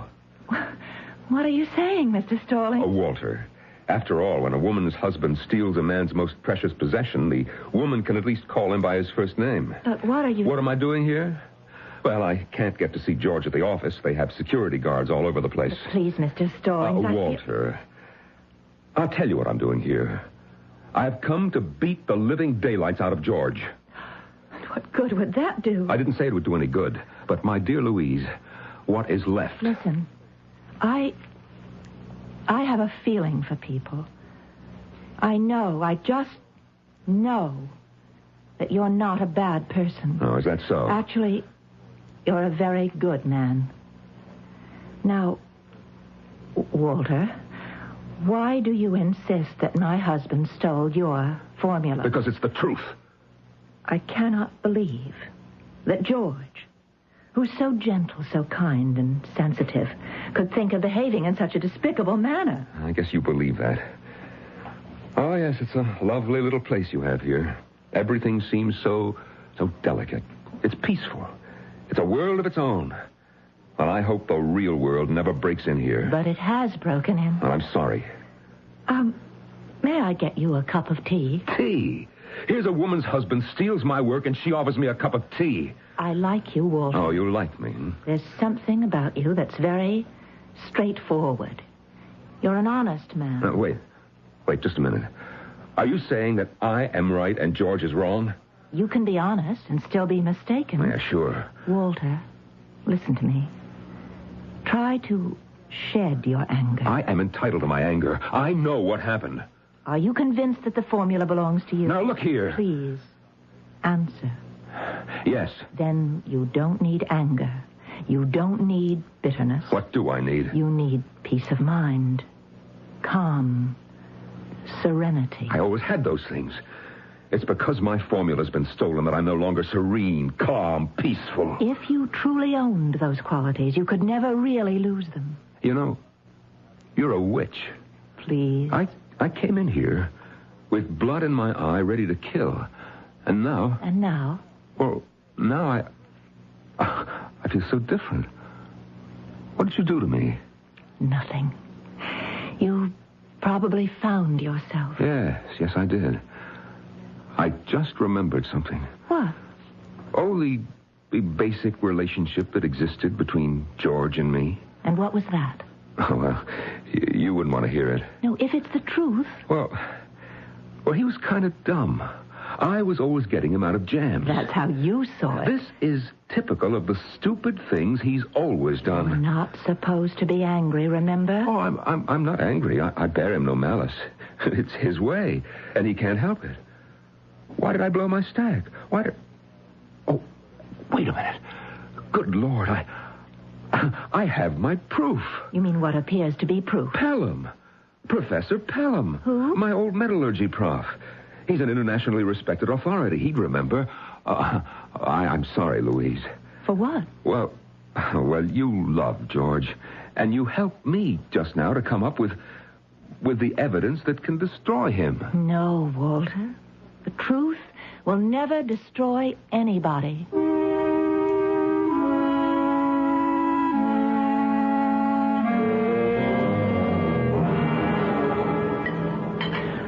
I had a visitor this afternoon.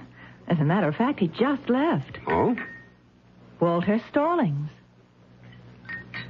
Walter... He's really a very sweet person. Louise, the man is violent. No. He's just troubled, confused. Look, if he even made so much as a hint of a threat... We became friends.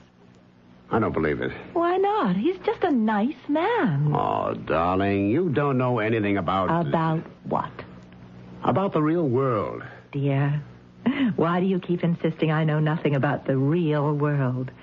I'm very much aware of it. He's hysterical, unstable. He could have beaten you. There's only one way to treat wild animals. Oh, and what's that? Lock them up. In the first place, he's not an animal. Secondly, locking people up never solves anything. And thirdly, we found a way to handle the problem. You what? He must be made to face reality. And reality is that he must give up these hallucinations that the process belongs to him. Well, I agree with that completely. Now, he happened to mention an old college professor. Oh. What was the name again? Pelham? Pelham? Yes, he said that Pelham could vindicate him. He said that? Well, of course. We know it's impossible. Pelham will disillusion him. Well, Professor Pelham will, won't he? Well, of course. And thus, Walter will have to face the truth. I gather he respects Pelham, and Pelham has no ulterior motives, so he'll have to accept Pelham's word. So you see, my darling, these things always work themselves out. You don't need violence, force, and... Where are you going? Oh, I forgot to tell you. I'm due back at the shop. You have to work again tonight. I'm afraid so. Oh, well, try not to stay too late. Well, I mustn't make a promise I can't keep. I'm afraid I'll be out very late.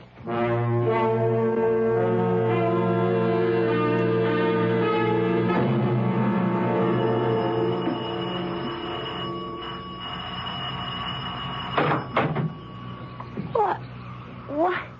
It's Mr. Stallings. Good morning, Morty. You're more beautiful than ever. Oh, how I longed for you all these years. You're still full of your own nonsense. Can I have a cup of coffee with the professor? What? Yeah, the professor. He ain't in. Oh? He's, gone to one of them, a conference. Where? One of them foreign countries. Really? Yes, he'll be gone a while because he'll go on a sabbatical. Morty, why are you lying? Oh, honest, Mr. Stallings. You don't know how to lie, Morty. You make a horrible mess of it. Now, you tell the professor that I'm here. But he... Yes? Oh, he's in his study. Thank you, Morty. Come in. Hello, Professor. Why, it's, Walter Stallings. Walter. Sit. Find a chair. Now, what's this bit you're not in? I'm trying to write my book. Same book? Same book. It's good to see you, Walter. Professor, you are going to save my life. Do you remember a paper I wrote for you, 10, 11 years ago? It's going back a long time ago. Yeah, but you said that you'd never forget that paper.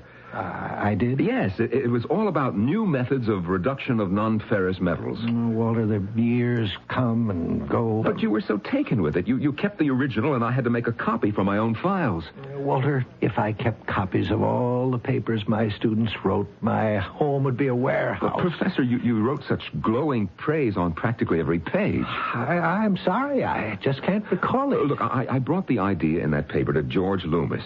You recall him, the class dummy? I don't see Well, him believe it or not, he is head of research at Tricon Chemical, and, well, he stole the process from me. Oh, I can hardly believe this. I guess he came down here to buy you off, huh? What? How dare you? How much did he offer you? I don't know what you're talking about. Yeah, well, I hope that your conscience... Walter, I really don't remember. Yes, George was here. He offered me a consultantship at Tricon, and... I'm getting very old, and I never made any real money. Yeah, sure. And Walter, I really don't remember. I really don't remember. Good night, Professor. Mr. Stallings. Yes, Morty. Forgive him. He's getting senile. That man in there is not the same Professor Pelham you used to worship. I used to worship. I know, Morty. I know. But what can be done? Oh, nobody can help me now. Don't say nobody. I can save you. And I can save him. How, Morty? I've got the paper. What?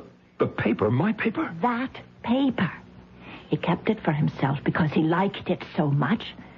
And then the other day he says to me, Maudie, burn this. Well, I couldn't understand. It just ain't like him. Oh, Morty, how can I ever thank you? But why should you thank me? I'm only doing the right thing. Now I've got him. Now, Mr. George Loomis, look out.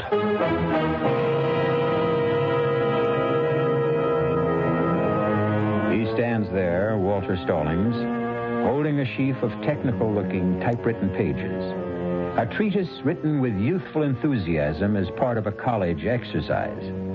And now... it determines the profits of $1 billion international corporation and the lives of at least 3 human beings. We'll see where the process leads us when I return shortly with Act 3.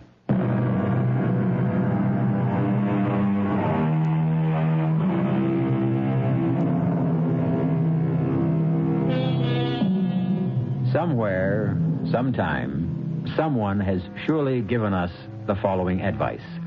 Always get it in writing. So much of the anguish of this world results because we fail to heed that advice. Walter Stallings had a problem because he didn't get an agreement from George Loomis in writing. However, luckily, miraculously, somehow, Walter has managed to come up with the most effective writing of all. Come in, George. Sit down. Yes, sir. George, we have a problem. Stallings is taking us to court. He hasn't a leg to stand on. Are you sure? He's a crank. It's one of those nuisance things. Are you sure he has no proof? Nothing. Written? Oral? Absolutely none. Then we have to fight him. But something bothers me. What's that? I've had some research done on him. He seems to be a very competent man. He has a good reputation. What makes you think he can't win in court? Mr. Barker, he doesn't have a chance in the world. I hope so, George. For your sake.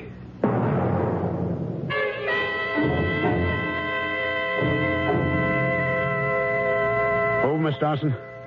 No. I won't see anyone. Just tell him I'm out of town. Hello.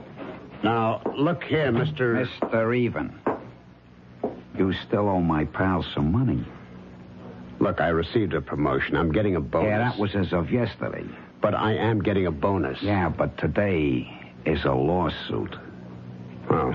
Yeah, Well, what does it mean? Big corporations are constantly being sued. Regardless, if this guy wins... He can't win. If he wins, where would it leave you? Out of a job and broke. You see the position I'm in. As a starter, I'd have to bust your legs. Well, he can't. He what? Can he win? He has a chance. Okay. So now I know where we stand. I know what I gotta do. I may be wrong. He has to have no chance at all.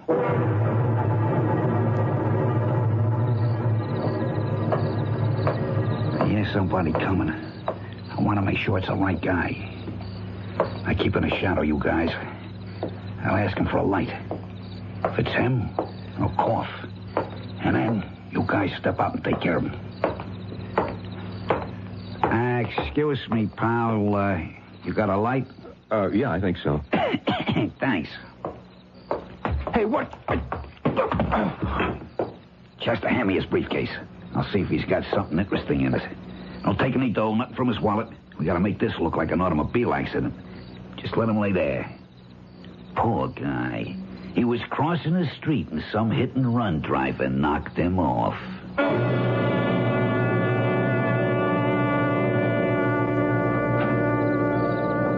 Mr. Stallings. Walter. Of course, Walter. Please, come in. Thank you. Walter? Yes? Is something the matter? Why do you ask? There's something about you that... Yes. I don't know. It's as if you're not really here. As if I'm... Imagining it? No. This isn't a dream or a delusion. I'm awake. And no, I'm awake. Look. Hold out your hand. I'd like to touch you. Walter, let me touch your hand. Walter? Walter? Where are you? Now, darling, it must have been an illusion of some sort. But I'm so positive. When did you say it happened? With exactly 9 o'clock. I was just about to listen to the news. Darling, here is why he couldn't have been here. George, why do you insist? Because at 7 o'clock he was found by a police car. What?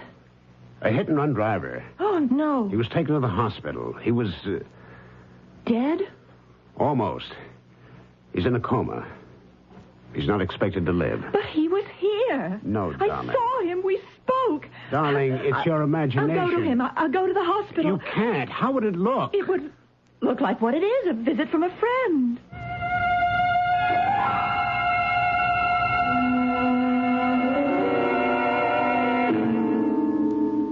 Walter?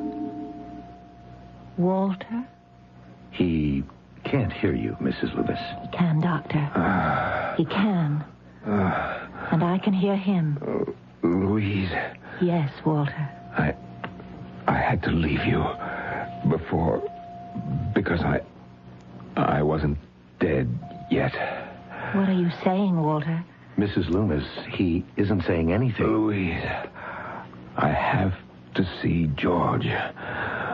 When I'm dead, he mustn't worry.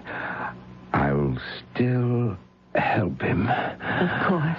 You'll help George. I've always helped him. I'll still help him after I'm dead.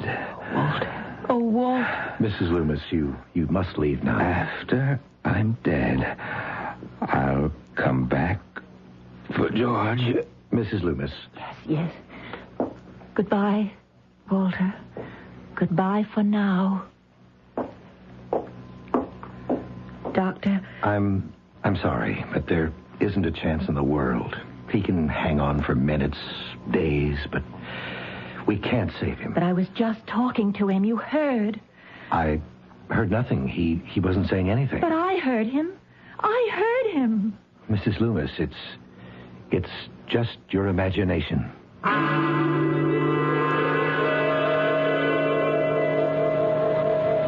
Taxi. You don't need a taxi, George. I got a car right here.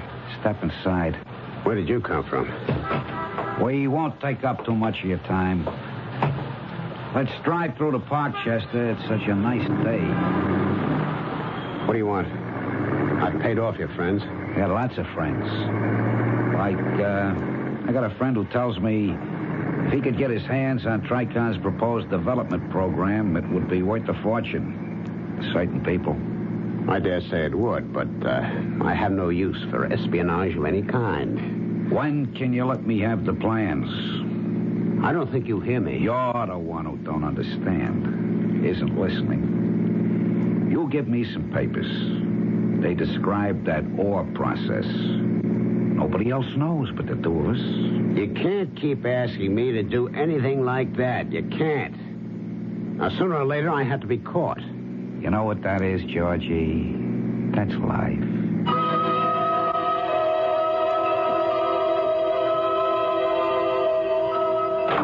Louise! She isn't home. What? Walter. Well, I thought you were in the hospital. No. I'm dead. What are you saying? You're here? Yes. I'm here, but I'm dead. Look, either you're crazy or I'm crazy. George, I'm here because you sent for me. I sent for you? You always sent for me, George, one way or another. You always used to bring me all your troubles. Yeah. And you're always so helpful. Maybe that's why I hated you. You always knew best. You were always right. I couldn't help that. Once, just once, I wanted to get the better of you. That's why I had to take your process. I had to. Yes. Oh, you need me, George. You're in trouble again. That's a lie. Look ahead, George.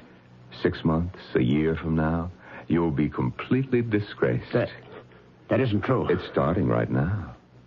George, that's why I'm here. That's why you wanted to see me. I have to bail you out again. What can you do? Come with me, George. Come where? Where I'm going. Where's that? I don't know yet. Let's go for a little walk. A nice, pleasant little walk down along the river.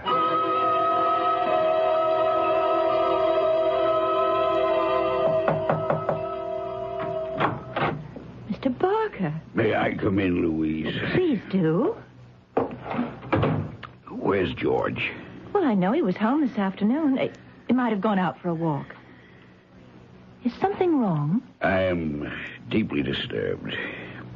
Is it possible that George and this Walter Stallings are in cahoots? Is it a plot to hold up the company, a big shakedown? Oh, how could you possibly suspect, George? I was driving down Garfield Boulevard and I saw them.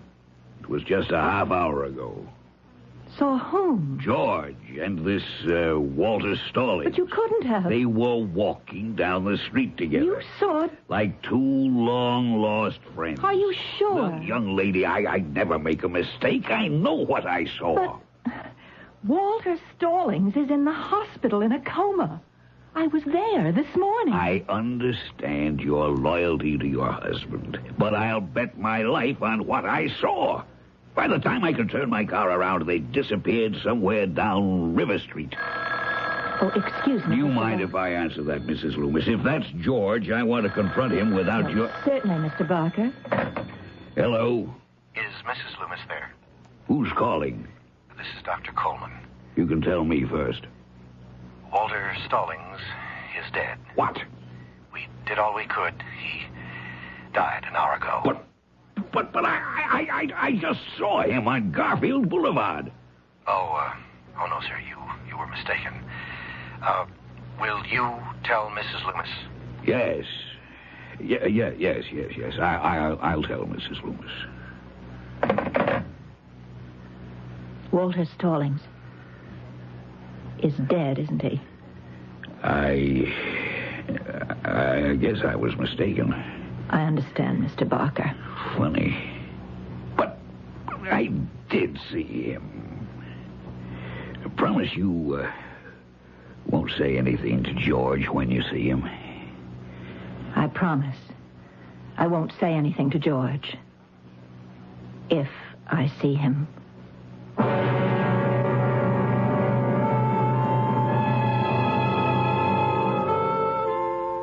If I see him. At that point, she knew. She knew what you and I have already suspected, that she wouldn't see George again. She wasn't really surprised when George's body was found in the river a few days later. She knew it was necessary for Walter to help George once again. And for better or worse, that was the way it had to be. I'll be back for better in a few moments.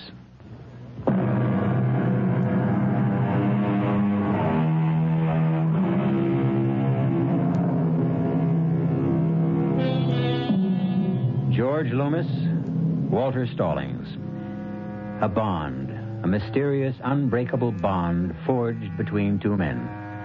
Neither asked for it, neither even wanted it.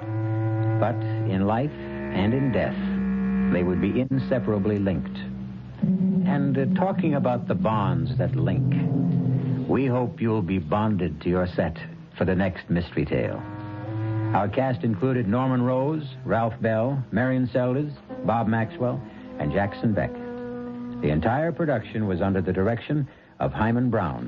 This is E.G. Marshall inviting you to return to our Mystery Theater for another adventure in the macabre. Until next time, pleasant dreams.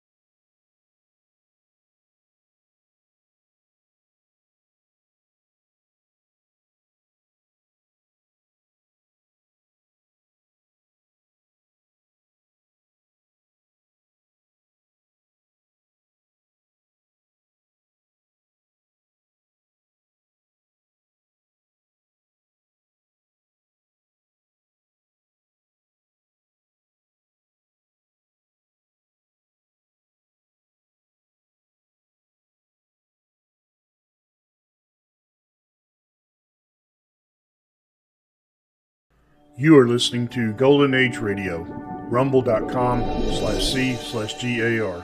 Brought to you by G3PL.com.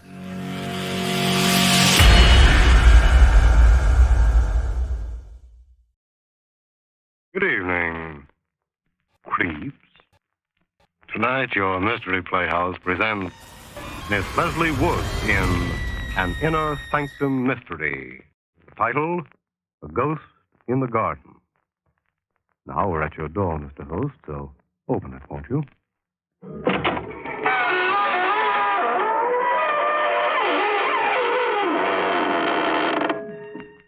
Good evening, friends of the Inner Sanctum.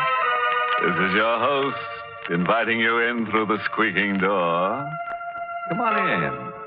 Come in, join our happy little community. And if you're not very careful, maybe you can stay. It's happened to some of our nicest people, and believe me, they've never regretted it.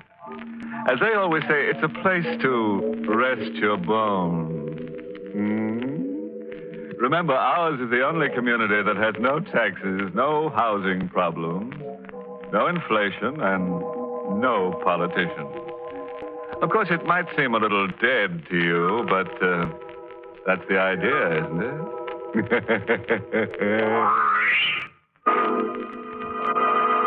Suppose we get down to brass tacks. And I do mean the ones that go around the edge of a coffin. Huh? Oh, don't sneer. I've heard better jokes myself, but remember, he who laughs last laughs best. And, brother, when we in the inner sanctum laugh, we're laughing last. Meet Laura, a nice girl in her 30s who had an uncle and worried about it. It was a pleasant life at Green Tower. It was pleasant being mistress of the huge, time-worn house and the fertile acres that surrounded it, and the money that came in regularly, always. It was pleasant being married to Tony, who was very handsome and very gay, and who, they said, had married me for my money. Well, perhaps he had, but he was fond of me anyway. I'm sure he was, even though he was younger than I, but only a very little younger. It was a pleasant life, until Uncle Edward came home. Tony had gone out to the village, I think, to pick up something or other. I was alone. Tony, the door's open, darling. You know I never lock it. Did you have a nice time buying things, Tony? And who, my dear Laura, is Tony? Oh, Uncle Edward. Yes, but I haven't returned from the grave, my sweet. I didn't think you had. Hello, Uncle. That welcome could very easily be warmer and still not be overwhelming. I've been away a long time, and for a change, Green Tower seems attractive. Does it? Which is rather a pity. What do you mean? Selling it. You're not going to sell Green Tower. Oh, yes. Yes, I need the money. Uncle, you can't sell Green Tower. Well, it's mine. Of course I can sell it. But... And who is this Tony? Tony is my husband. Oh, really? Well, my congratulations. And I take it he thinks you own Green Towers? Yes. And thinks you have money as well? Yes. Uncle, I thought I saw someone in the garden. Uncle, please. It's so infernally dark out there, I can't see. Might be some burglar fellow. He was standing with his back to the room, peering out into the garden. Uncle Edward, who had been away a long time and who had come back at last to shadow my life. He was not a very big man, my uncle. And when I came close to him, I realized that he was barely as tall as I. Uncle. I can't make out a thing. Those blasted shadows. He was looking out into the garden for an imaginary burglar, while I stood behind him with the old French paper knife my mother had left me. I tried again. Uncle, please. Now, it's no use, my dear. No use. Go away and stop bothering me. He didn't even turn around when he said that to me, which made it quite easy when I... The knife went in smoothly. It kept on going into his back until I thought it would never stop. But the handle broke. Uncle Edward's body stiffened for a moment and leaned back intolerably against the knife. He groaned, and he fell. After a moment, I bent over him. He was very silent. As silent as the dark garden. As silent as death. My uncle had come home more than he knew. He wasn't very heavy. And he didn't bleed at all, which was nice. As I dragged him through the French doors into the softness and darkness of the garden. I hurried, because Tony would be coming home. The ground would be softest, I knew, under the rosebuds that I loved so. It was there that I dug a grave for Uncle. And it was there that I buried him. Under the lovely roses that would bloom again and again, not knowing or caring who lay beneath them. There was the sound of our car pulling up at the front door, but I was finished. Uncle was under the roses, with a paper knife still in his back. And I was in the drawing room, at the piano, when my darling came in. Oh, my love?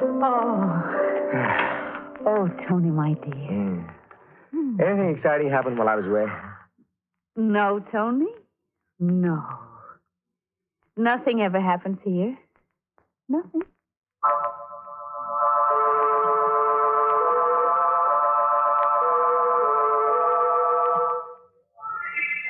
Oh, it's pleasant having breakfast in the garden, isn't it, Tony? Mm-hmm. Except for, look. Oh, dear. Mr. Stokes. Mm-hmm. Or windbag.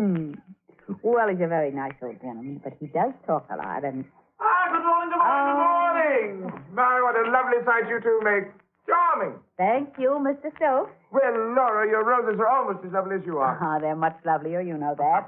And where is your Uncle Edward this fine morning? My Uncle Edward?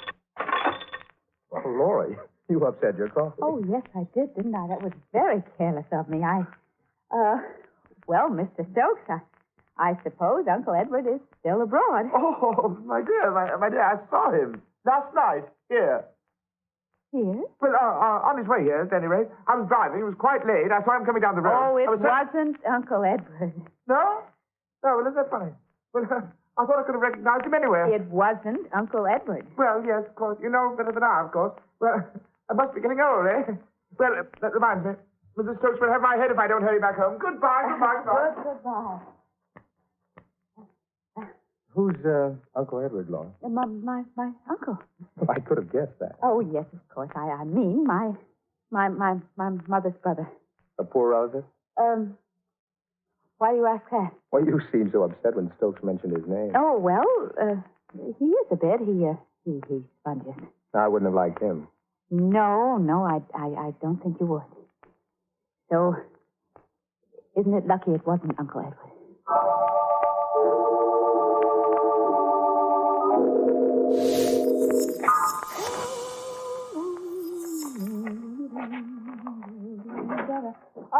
That you, Tony? Yeah, I'm going down the road to the Carters. You want to come along? No, dear. I better go through this mail. Ah, good old mail. Lots of checks coming in, huh?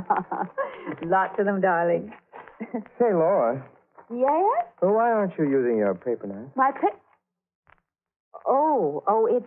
it needed cleaning, and I sent it away to have it cleaned. Oh, it was a pretty thing. Yeah. Glad you haven't lost it. But I thought I noticed it around last night. No, I sent it away a few days ago, when I went into town. Uh-huh. Well, I'll see you later. Bye. Bye. Until later. And please, Tony, please forget about my paper knife. Please, Tony, forget about it.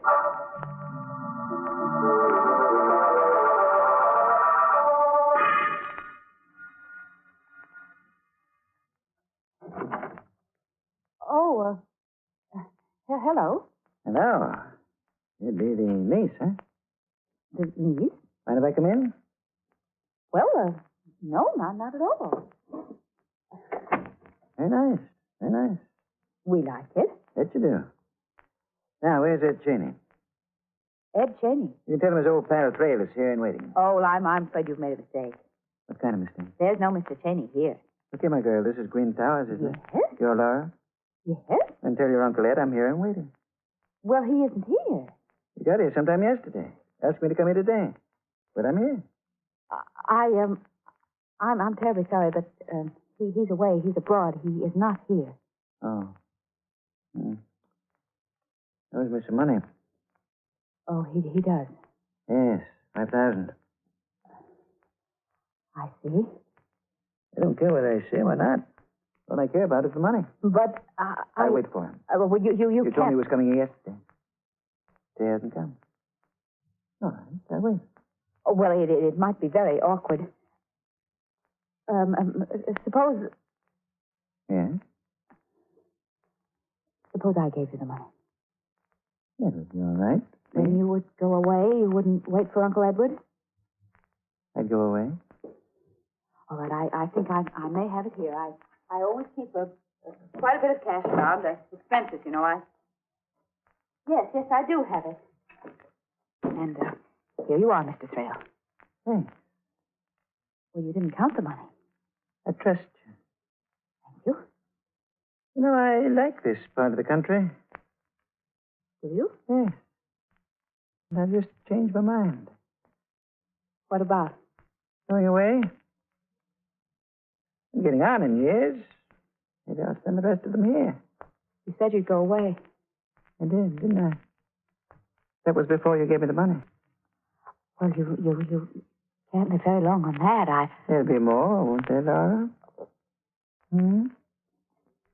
Well, I'd better be running along. Find myself a nice place to live near the village. But, Mr. You see, I know Thrale... your Uncle Edward did come here last night. And he didn't throw me any money. I was trying to get a job from him. Oh. But this way is even better. Au revoir. Oh, no. Oh, no.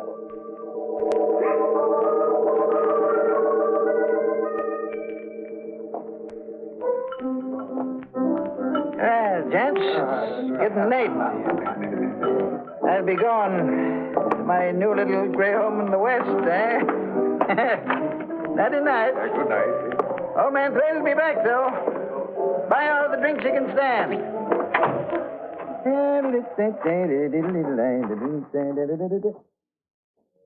Hey.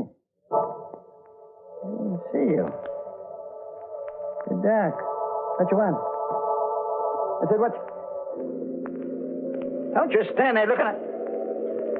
Hey, that knife. What are you doing with that? No, don't! I can't.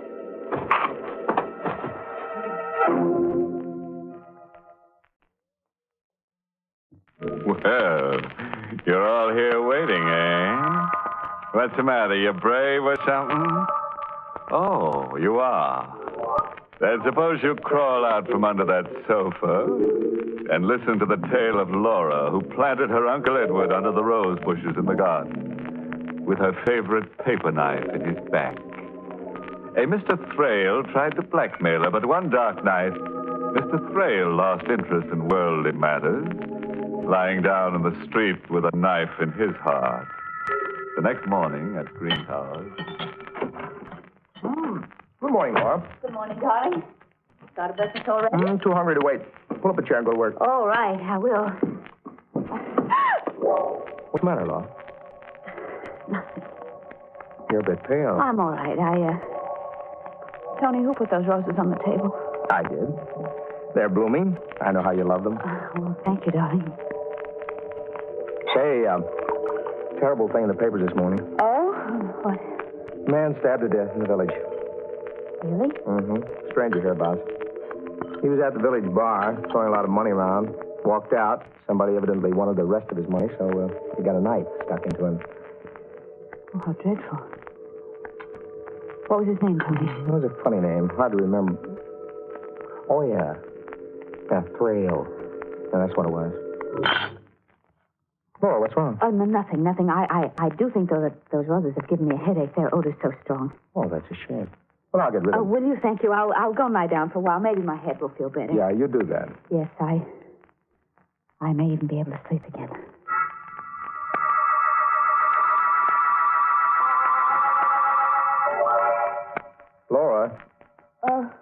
Yes, sir. Stop wandering about the room. Oh, I'm just a bit restless. Got your paper knife back from the cleaners yet? Paper? Oh, no, not yet. It's taking him an awful long time, isn't it? Hope you haven't lost it. I hope not. Tony, What? there are no roses in this room, are there? No. Well, then why is the odor of roses so strong? Laura, I'm worried. Why? Because there is no odor of roses in this room.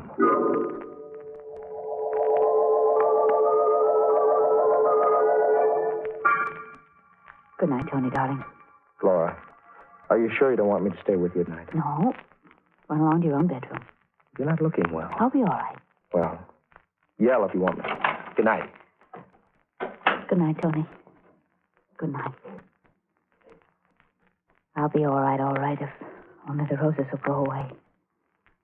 The heavy, sweet odor of roses always in my nostrils. The deadly, decaying odor of roses always in my nostrils.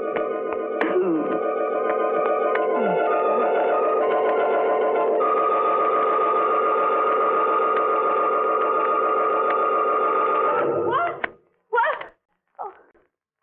Oh, for goodness sakes, I was asleep. And it was nothing. No. Oh, no, I don't hear anything.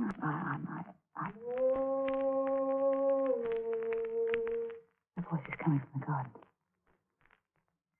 The garden. I've got to get out of bed and see. Just see. Now, there's nobody in the garden. Nobody at all. There's the plum tree, just as it always is. And the vegetable patch. And the lawn where we play croquet. And there are the rose bushes, too. The rose bushes. And out of the rose bushes, a man is standing up, and it's my uncle! No!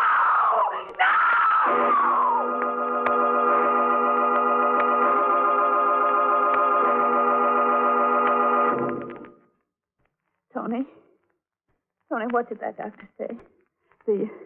The consultant, I mean. I don't know. He's stopping by in a little while. He seemed a very strange man. Well, psychiatrist often... I knew he was a psychiatrist, darling. Tony, do you think Of course not. Because it's only that I smell roses when they're on You're me. not crazy, Laura, and for heaven's sake. That must be the doctor now. Now, you'll be a good girl. I'll see him, and I'll be back very soon. You try to sleep? Yes, darling. But I couldn't sleep. The odor of roses was so terribly strong. I thought, well, perhaps if I got out of bed and lay down on the floor where the fresh air and the air conditioning machine was strong, perhaps there I'd be more comfortable. But, and for a moment I thought it was funny as I crawled about a bit on the floor on my hands and knees until I found the place where the fresh air was supposed to come from. Then I began to laugh. And I laughed and I laughed.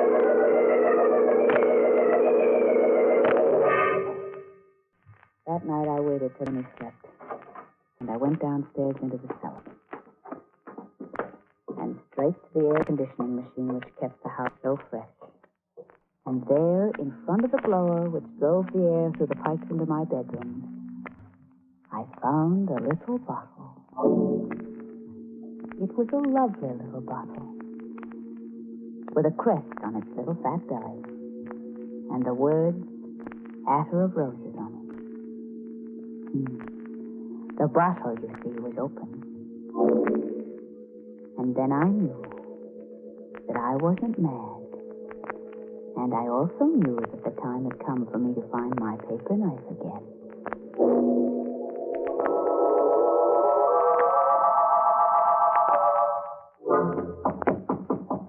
I'm awake, Tony. Al, brought you your breakfast. Thank you, darling. Put it down. I won't eat it just yet. All right. Hey, you had a good night? I had a wonderful night. Tony, I think I'm going to be well again. Good. Help me out of bed, darling, will you? Sure, all right. Just put your arms around me. All right. There, I'm up. Oh, don't be in such a hurry to take your arms away, darling. Hold me close. Oh, Laura, you... Ooh. Darling, I forgot to tell you. What? My paper knife came back. You what? Yes, I have it now in my hand. The hand that's behind your back, Tony. Laura. Yes, Tony, here is my paper knife. You can take your arms away from me now, Tony. It was quick with Uncle Edward, but I think you'll die anyway, Tony. Yes. Good doctor. Maybe this can. Maybe. Oh, no, doctor. Why? I found the bottle of perfume you placed in the air conditioner that you were using to drive me mad. Bad. Bad luck. Very bad luck, darling. You saw me kill Uncle Edward, didn't you? You were the one in the garden, weren't you? Yes, saw you. And then when Thrale came, you knew about him and you killed him, didn't you? Of course. Couldn't afford to have you give him money. Money. Who's going to be mine? Oh, Tony. Oh, Tony, didn't you know it was yours anyway? Everything I had was yours. Why did you have to torture me and try to drive me crazy? You would have cracked it. And the money would have gone to... Yes. Uncle Edward. I played it safe. But you didn't, Tony, did you? Play it safe. Because now you're dying. And when you're dead, I'm going to bury you with Uncle Edward. Right in the garden under the rose bushes. I've already told everyone that you're going away, and you are. But not very far. Although it's far enough, isn't it, Tony? You've won. Thank you, darling. And you've lost. Listen. You know what that is? It's an ambulance. For you. Why? You're mad. Yesterday, 2 doctors signed a certificate of lunacy. I authorized. I am not insane. I can prove it. The odor of roses was a fake. I can show them the perfume. I can explain it to them. But how will you explain me or Uncle Edward? That's it, Laura. How will you explain her? Tony!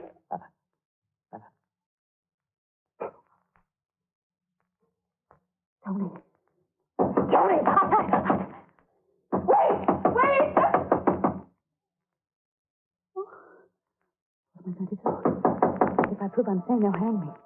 And I don't want to be hanged.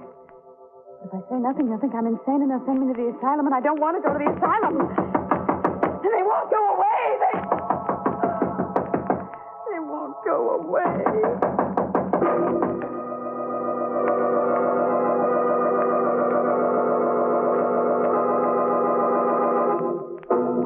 Well, that's the end of poor Laura, who was a handy girl with a paper knife, but who didn't do so well with her spring planting. Oh, and while I amble down to Green Towers to find out whether Laura's spending the winter in a padded cell or at the morgue, let me give you a bit of earnest advice. Never plant your uncle in the rose bushes if you're allergic to pollen. You might get a bad case of sleigh fever.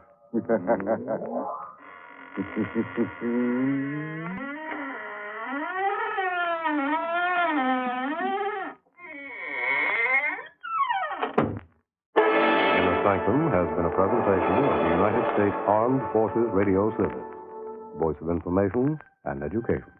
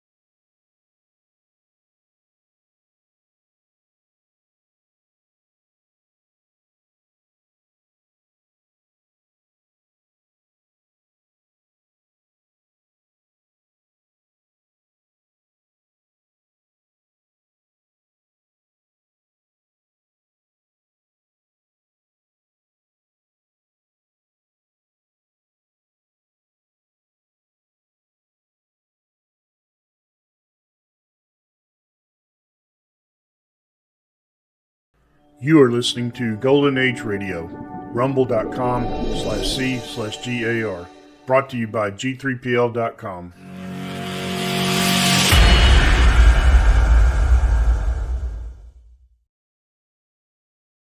He tried to explain, but no one would listen to her. It was like talking to a wall. Yes, that wall. The most terrifying wall in the world. You'll hear the whole story as Theater 5 presents The Arithmetic of Honor.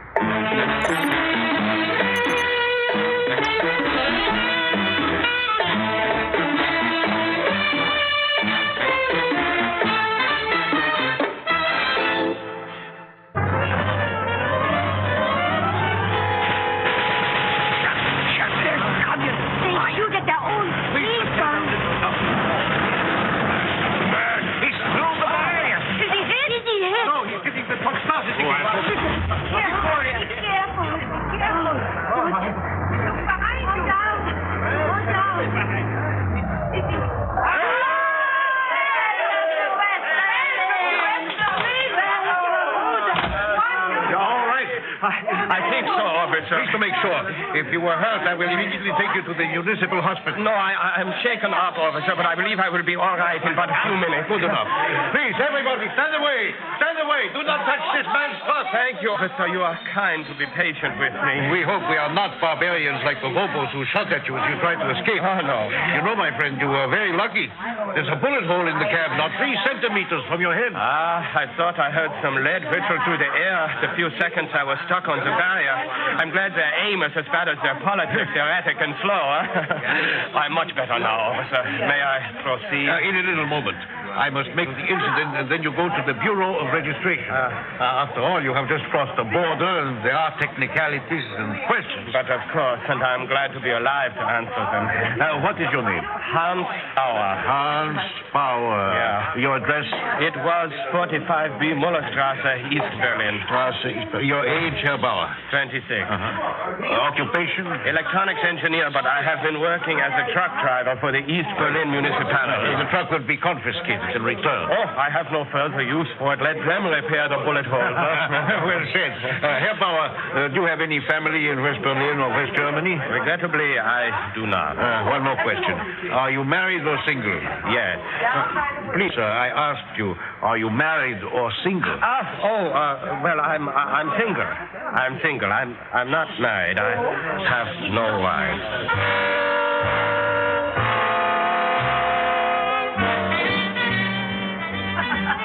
You know, Maria, when they sent me here to Selburg from West Berlin, it was the loneliest town in all of West Germany until I found you. Please, Hans, you will make me blush. So, you will only be the prettier, Maria.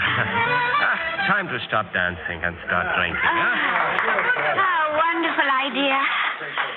Well, I will have another beer, if I may. Oh, I thought perhaps to try an American cocktail. Oh, Hans, you know I have not permitted such a thing. Oh? On my next birthday, perhaps, when I am 19. Oh, Papa would be so shocked to hear you even offer a cocktail. He thinks you are so proper. But I am. Yes, Hanschen, you are. Sometimes too proper. Are you complaining? No. I'm wondering, Hans. Oh. I always wonder. You say the most flattering things. You make me blush. You confuse me utterly. But when you kiss me, sometimes I feel it is because you have to. Of course I have to. You have never been a man, for which I'm most grateful. But if you were, you would know that when a man is with a girl as pretty as you are, to kiss her. Huh? That's not exactly what I meant. And besides, there are many girls in Salzburg prettier than I am. Hans, you know you puzzle me. Here you are, an engineer, graduate of a technical college with a degree. You read books all the way through that I can hardly read the title. And I am an ordinary Salzburg girl. A very extraordinary girl, Maria. A girl I've spent months looking for ever since I smashed through the wall to West Berlin. Maria, you are just perfect. Be serious, Hansen. The girls at the factory all think I am your mistress already. Well, they can't imagine your sort of men courting a girl like me, honorably. and I can't either. But you know me, and they do not. Do I know you? All I know is that 3 months ago, you walked along the assembly line with the hair director. You see me working with my soldering gun, minding my own business. And I have hardly a moment to think since. I never had a boyfriend for more than 6 weeks at a time. Have become like Cinderella. Why, Hans? I am so confused. Is it so confusing to be loved? Am I loved? You never say it straight and simple. And do I love you? Or am I just dizzy from all the attention? I don't know. Poor darling Maria. I didn't realize that I had set you spinning. You know, Liebchen, what we need is some time together. Some real time to get to know each other. Oh, we do, Hans. I would like that. Well, next Wednesday, I would like to take a trip with you. Yes. Well, I'm not sure. Where do you wish to go, Hans? Have you ever been to West Berlin? West Berlin? Yeah. Why, Hans, I have never been more than 50 kilometers from Selberg in my whole life. Would you like to go? Oh, I would love it. If Papa and Mama will let. Oh, I think they will give you permission. They will do anything you ask. No one can resist. Not even your parents. And if I ask you to take me some other day, will you do what I ask, Hans?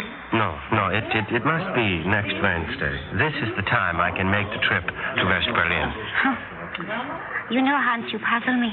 Why Wednesday? Please, trust me, Maria. I have my reasons. And soon you will know them. When, Hans? When we are there, darling. When we are there.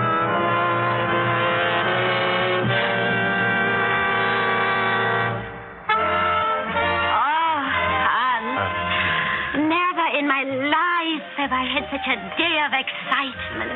Oh, and now this park and some music. Oh, I knew that you would like it. But this is only the beginning. Hans, all the doubting and wondering has disappeared. Good. I love you more than anyone in the world, even Mama and Papa. And I love them for giving me permission to go with you today. And I love them, too, for that. Maria, yes. Do you know where you are now? Where I am? Why, I am in West Berlin, of course. Right. And do you know what we are going to do next? Well, I haven't known that all day. It is one surprise after another. And this is to be the greatest one. We are going to East Berlin. To East? Yeah. No, Hans, I couldn't. I don't want to. I would be scared. There's nothing to be frightened of, my darling. You have your West German identity. No, but Hans... Well, there'll be no trouble getting back. Of course, you've got to be careful not to lose the card, or the Volkspolizei would put you in jail. No, I have my card, darling. You know I always carry it. But I don't want to cross the border. It is too much of a risk. The risk is little compared to what I have known, Maria. Remember last week, I told you that I wanted to make this trip on this particular Wednesday? Yes, I remember, and you promised to tell me why. So I did, and I will. Now, look, just 1 year ago, I smashed through that barricade right there. Yes, and nearly lost my life to get my freedom. Today, I want to go back there as a free man, walk back to West Berlin with all the proper identity cards. And I want you to be with me when I look the Vopo straight in the eye and think that perhaps this Vopo is the same swine who turned on the machine gun that almost killed me. Maria, will you come with me? Hans. My Hans. I will be proud to go with you. Anywhere. Anytime.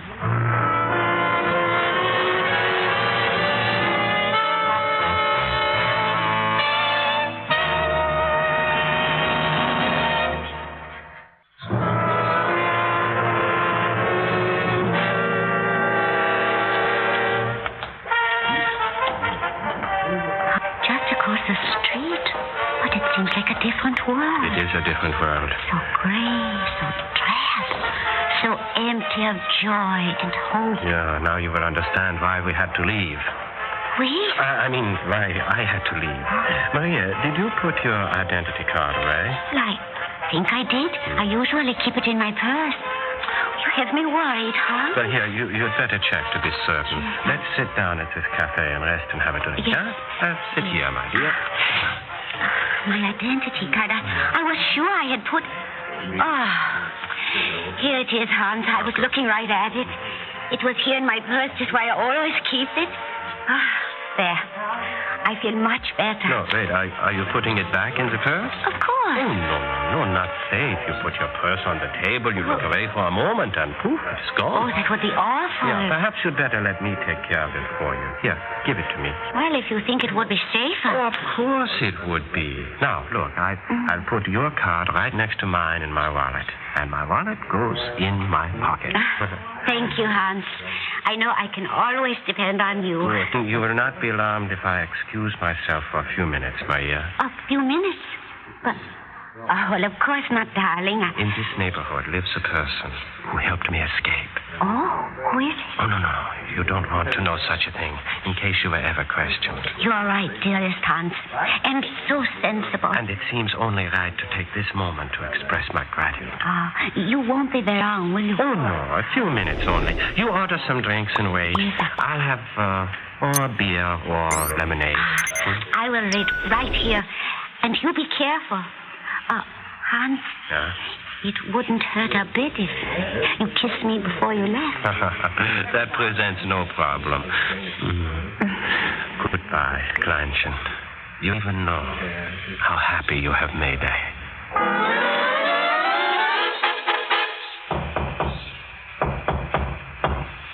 What's this? The one you're expecting. I will see. I will unchain the door. Come in quickly. Oh, Trudy, my dear wife. Oh, Hans, I cannot believe that you are here at last. 1 year. The longest year of our lives. You got my messages. Sam, then weeks would go by without word. And you understood. Not very much. I expected that you would come today. Well, I'm here. But I did not understand the sentence. We will take a nice long walk to the sunset. That is exactly what we are going to do. We are going to walk right through to West Berlin. When? We leave immediately. Hans, how am I going to walk through to the west? Here is your identity card. Maria Schmidt? Yeah. But that's not my photograph. I never owned a dress like that in my life. Like a little shop girl's. No style, no flair. So? But the face is mine, or nearly. A bad photograph, perhaps? Trudy, take off your wedding ring. Wear a glove to cover the mark. You are Maria Schmidt. You are 18 years of age and single. Parents are Heinrich and Rosa Schmidt. Your father is a baker. Heinrich and Rosa? Yeah. Baker. Where do I live? 134 Großhofstrasse, Selburg, West Germany. 134 Großhofstrasse, Selburg. My name is Hans Bauer, not Hans Barker. Bauer? Yeah. Oh, I hope I remember it all. Well, very likely they will ask you no questions. Just check your identity card. Look at the photograph. The photograph? The photograph? Yeah? Something about this photograph bothers me, Hans. It is me, and yet it is not me. Where did you get it? Oh, Trudy, we have no time to discuss. Hans, I'm not moved till you tell me. Yeah. It took me months to find a girl who looked at all like you. Then more months to get to know her and get her to come with me to East Berlin. Oh, I understand. There is a real Maria Schmidt. And she is here today in East Berlin. And you have stolen her identity card. Not stolen. She gave it to me to keep for her. You made love to her, Hans. Oh, but always with you in mind, Trudy. While I rotted in the stingy room, you charmed this cheap little factory girl, tricked her into trusting you, kissed her, caressed her.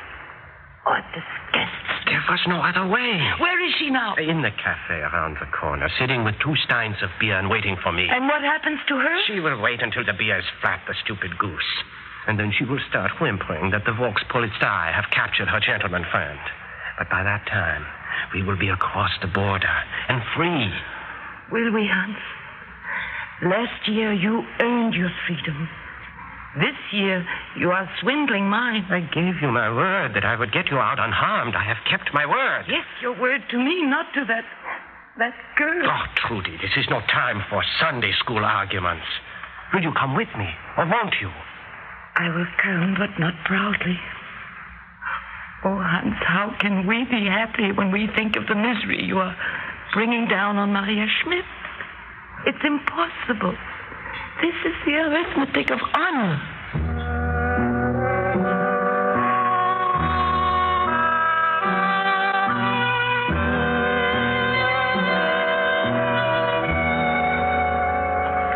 Mr. Fräulein, tell me, there's something perhaps wrong with your beer? Oh, no, sir.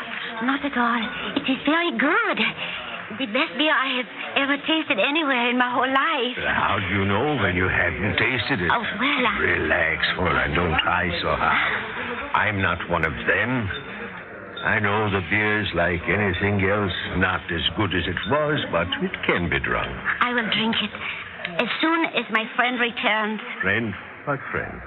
There was no one with you when you ordered the beer. She was just walking away as you came over to the table. Oh, this is your friend. Well, yes, I see. You see what? I'd rather not say. Has something happened to him? Oh, I know nothing about anything. But you must tell me. He said he would be back in a few minutes, and it is almost an hour. Yes, that's too bad. Has he been taken by the Volkspolizei? I know nothing about anything. Please. I'm worried sick about him. I begged him not to come to East Berlin, but he insisted.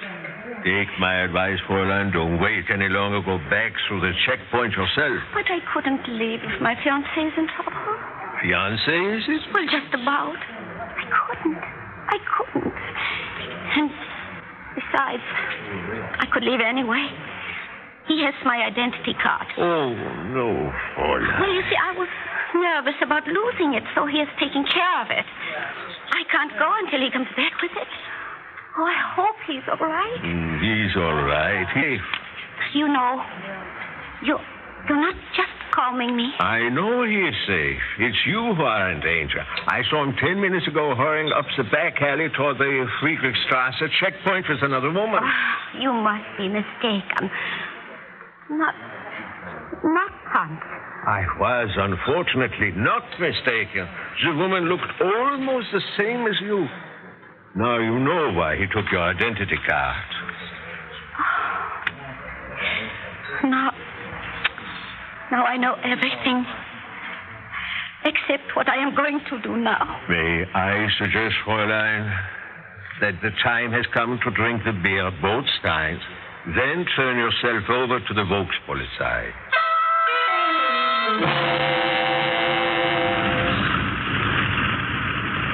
See, Trudy, how simple it all was. Less than an hour, and we are in Selburg, safe and free, at last. It was simple, Hans. And we are safe. But we will never be free.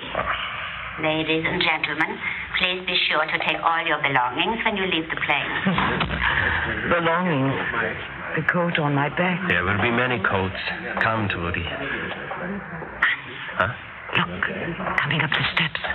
A policeman. Herr Bauer? Yes, officer. Please to come with me. You are under arrest. You are charged with the theft of a document of the West German Republic. The identity card of Fräulein Maria Schmidt.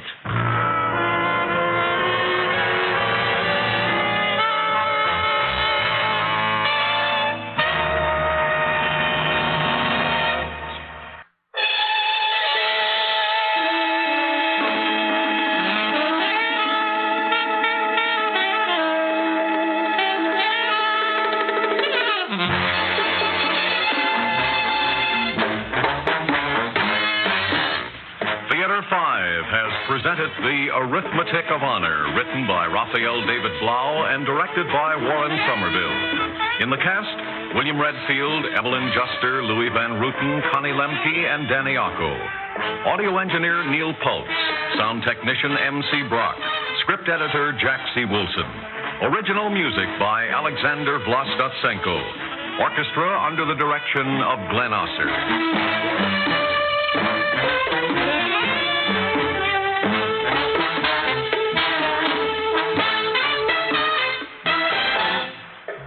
Executive producer for Theater 5, Edward A. Byron. We invite your comments. Write to Theater 5, New York 23, New York. This is Fred Foy speaking.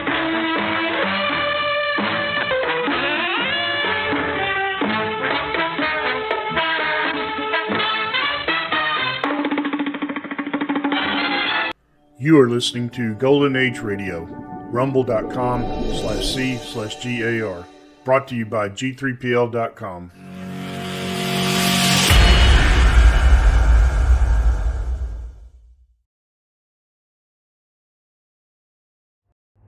You, finding life pretty dull?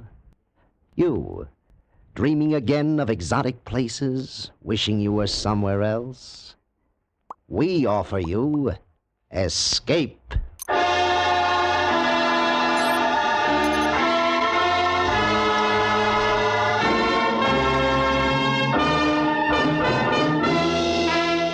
Escape, designed to free you from the four walls of today for a half hour of high adventure. Escape with us now to a ship on the high seas and a cargo of mutinous criminals, as Weston Martyr tells it in his gripping story, A Sleeping Draft.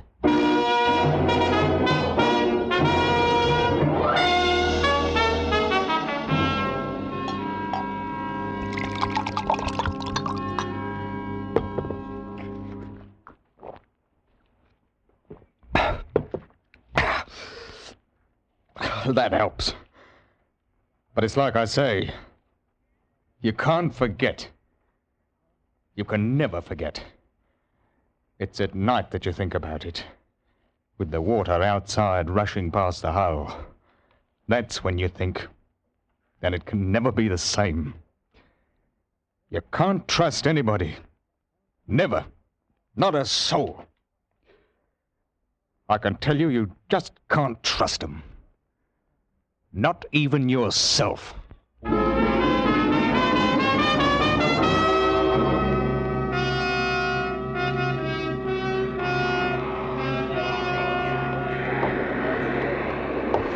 What is it, mister? Mr. Finch says he's ready to board, sir. Oh, he is, eh? All right, I'm not stopping him. Sir. Yeah? He insists on bringing them aboard one at a time. What? Does he think I'm going to miss the tide? There's over 400 of them. It'll take hours. Well, that's what I said, sir, but... I'm captain of this blasted hulk. What she is. But I'll not be told by a slumgullion landsman what to do. Mr. Finch! Come aboard, if you please! I'm sorry, sir. I should have resigned. Stinking, filthy, poor devil cargo. Everything high cockalorum, Captain? No, everything is not high cockalorum. What in blazes do you mean ordering my mate about? No offense intended. None taken, I hope. I want those scurvy wretches aboard now. All of them. You put them below and we'll weigh anchor. One at a time, sir. One at a time. We got to search them. Why didn't you do that before you took them out of jail? There's many a slip, Captain, if you know what I mean. You'd be surprised what those swine can pick up between jail and the docks. It ain't safe. Now, we got to search them, one at a time, and that's a fact. You let me handle this, Captain. It ain't no ordinary cargo, you know. They're murdering devils, every last one of them. The convicts came aboard, one by one. I watched them. They were going from London to a land they'd never seen. A colony had bought them, Australia. 400. The sweepings and scrapings sorted out from the muck of the jails with Finch in charge of them. Oh, I've carried dirty cargoes. Dye wood, for instance, crawling with scorpions and spiders, not to mention snakes. And then there's cattle. But this, weeks and months at sea with a human cargo who'd as soon cut your throat as spit. And what made it worse was, I felt sorry for the poor beggars. I watched them come aboard until there were 2 left. Name? Wilkes is the name. Search him. Take your bleeding hands off me. I ain't got nothing. I just stole my last five and... Shut your jaw! That's enough, Finch. I won't have the cat used on my ship. I'll get enough of it where they're going. You're a trusting soul, you are, Captain. How would you like that between your ribs? A touch of the cat's a lot better than letting the swine bring a knife aboard, eh? Take 'em below. I said, all right. I don't know how they do it. Help me, I don't. You got to watch for them knives. Next! Right. Ooh, he is a terror. Look at the size of him. Dangerous swine. 3 murders in Australia. Escaped. He's in for it when he gets back. Name? Abbey. Jonathan Abbey. Abbey. Well, well. A gentleman in chains. I'm sorry, your worship. Forgive us for daring to lay hands on your highness. I'm sure as how you've been wrongly accused. That's enough, Finch. Search him. Then take him below. Aye, sir. I want Mr. Jonathan Abbey shackled. He's a prize. We mustn't let anything happen to him.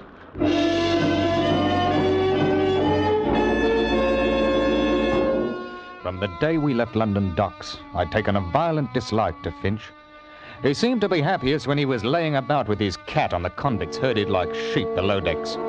He kept them quiet enough, but one night I decided to have it out with him in my cabin. Oh, I made it strong, I can tell you, so that even he could understand what I meant. You all finished, Captain? All right. Now, you hear me out. They're a bad lot. 400 of them. All bound for Australia, and they don't want to go. You follow me? There's that bloke Abbey. As soon as we touch Sydney, the game's up for him. They'll hang him, sure. That doesn't mean that you have the right to make life even worse for them here. Oh, no? If I don't, where do you think we'll be? You, me, your mates.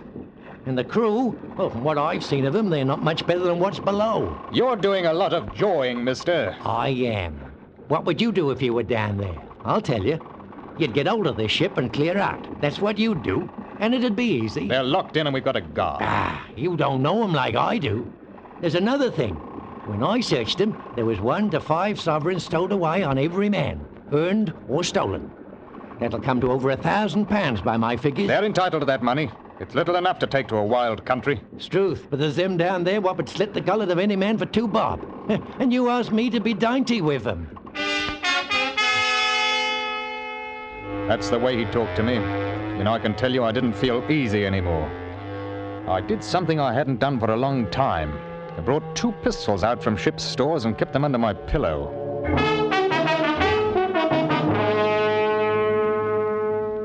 It was when we got round the Horn that the first convict died.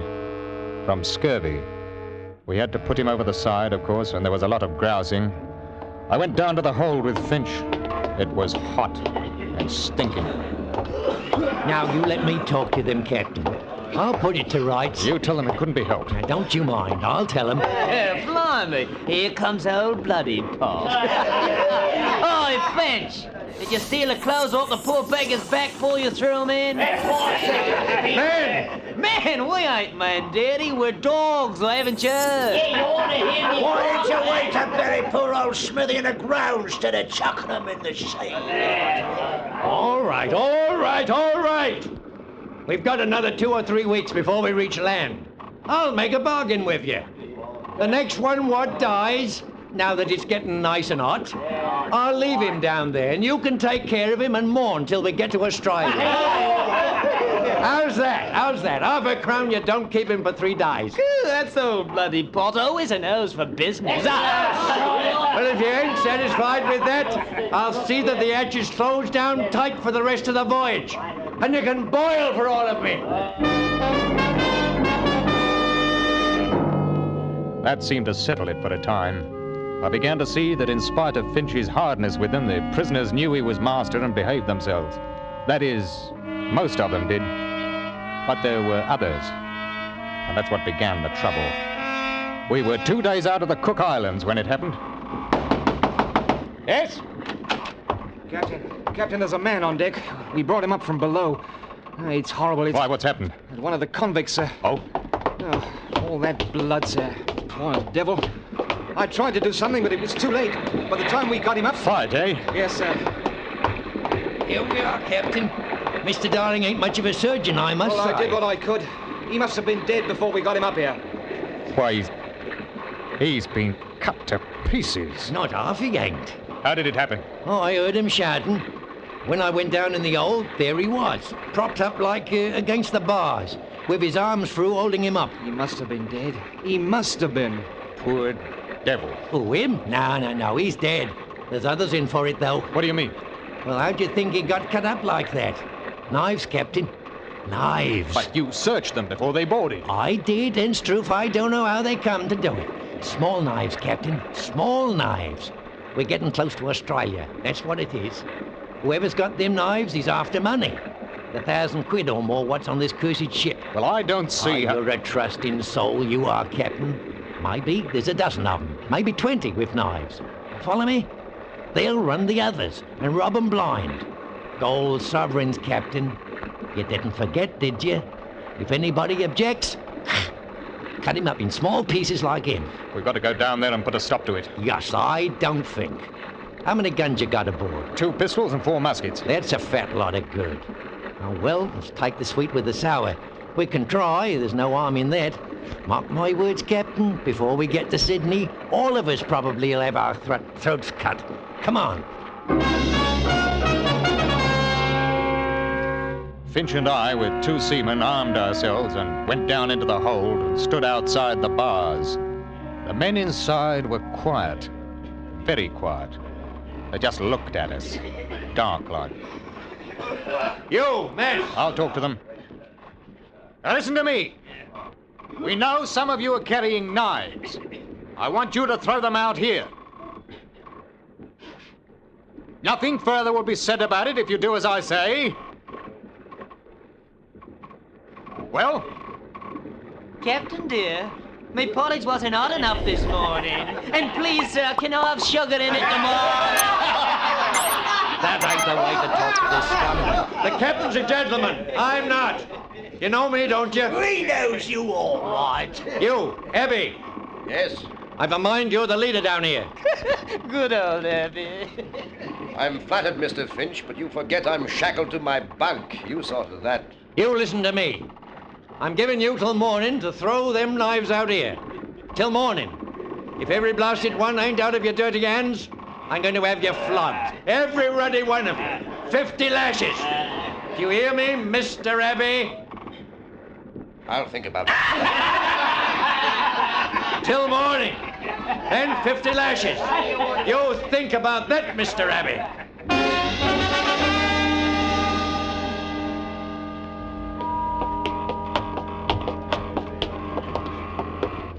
I didn't think they'd give 'em to us that easy, Captain. There's going to be trouble, though, with this flogging. There'll be more if we don't get the knives away.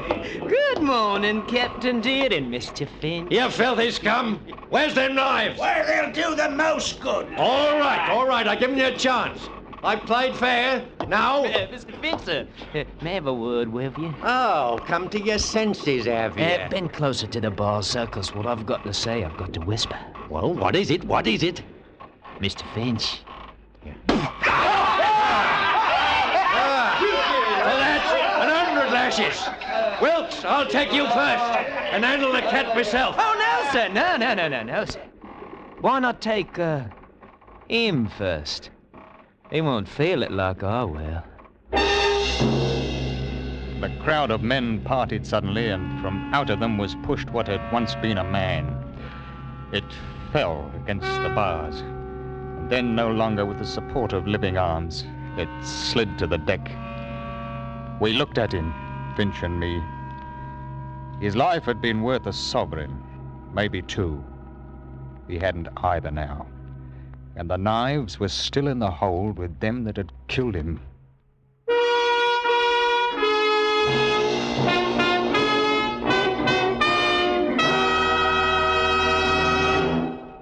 Tonight, some more of radio's greatest stars check in at CBS, the Star's address. The first you'll hear are Amos and Andy, who are going to be on hand with the Kingfish, Shorty the Barber, Algonquin J. Calhoun, and, of course, Sapphire. Then, a little later, Red Skelton. With Joey Adams, Eve Arden, Jack Benny, and Corliss Archer already on hand, be sure you add Amos and Andy and Red Skelton to your Sunday night listening dates starting tonight over most of these same CBS stations. And now, we return you to Escape.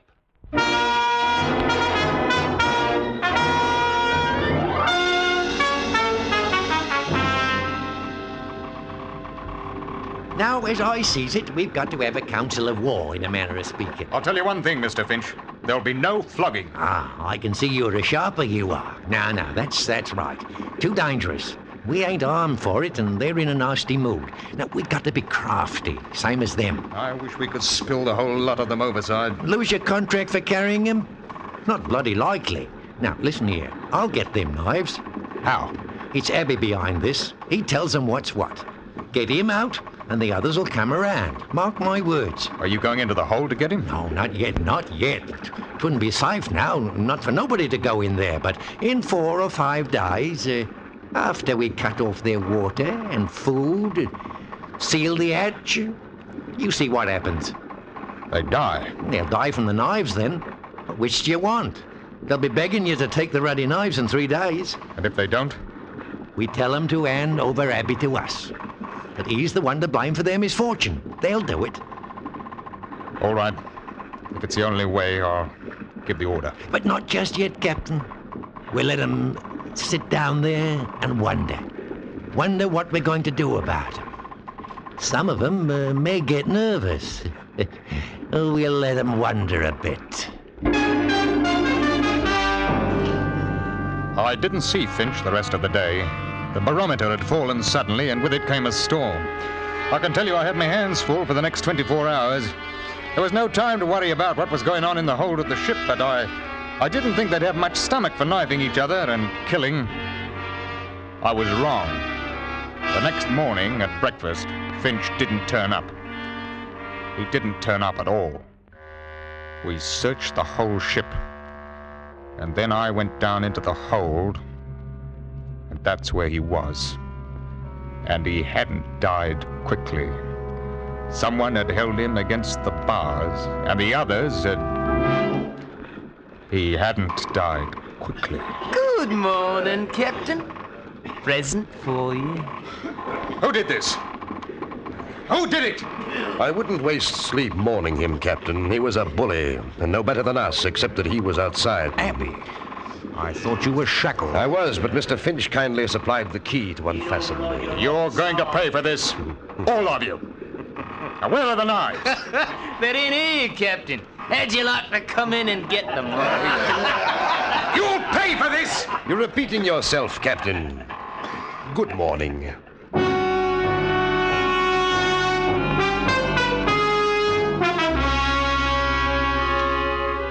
That blasted convict had dismissed me, like I was a clerk in an office, and there wasn't anything I could do about it. With Finch out of the way, I knew I was an easy mark. It was the nights that got on my nerves. I could hear things happening, lots of things, and it was awful. Those devils with the knives. And each morning we'd have to pull out 6 or a dozen, all cut about and bleeding. And most of them died. Those with the knives were getting money. Money they stole from the victims. I began to be afraid of my crewmen. One would take a bribe and let that murdering crowd out. I walked around with 2 pistols in my jacket all the time. And then, late one afternoon, something very bad happened. I was standing by the wheel. Came in! Yeah, here, boss. He got out, sir. Got out? Who? The big one, Abby. 2 of us were standing guard. We heard a scream. It was Abby. Said he'd been stabbed. Benson here opened the grill to get him in. Abby bashed him on the head and bolted. What about the others? I got the grill closed in time. They're safe enough. He must be somewhere on the ship, sir. Unless he went overboard. No, not that one. He's up to mischief. You take one of my pistols, mister. Aye, sir. You, bosun, pass out the muskets.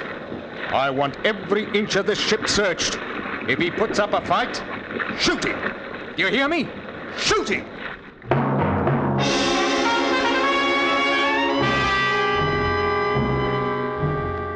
The night comes quickly in southern parts. Did you ever try to search a ship at night with lanterns? It's not easy. Too many shadows, too many sounds which could be rats or a murderer who's bigger than what you are and could choke your life out in half a minute. We couldn't find him, but he was somewhere aboard, waiting his time. Because we were short-handed, what with the crew searching, I stood a watch. And I thought about that man who Finch said had committed 3 murders in Australia.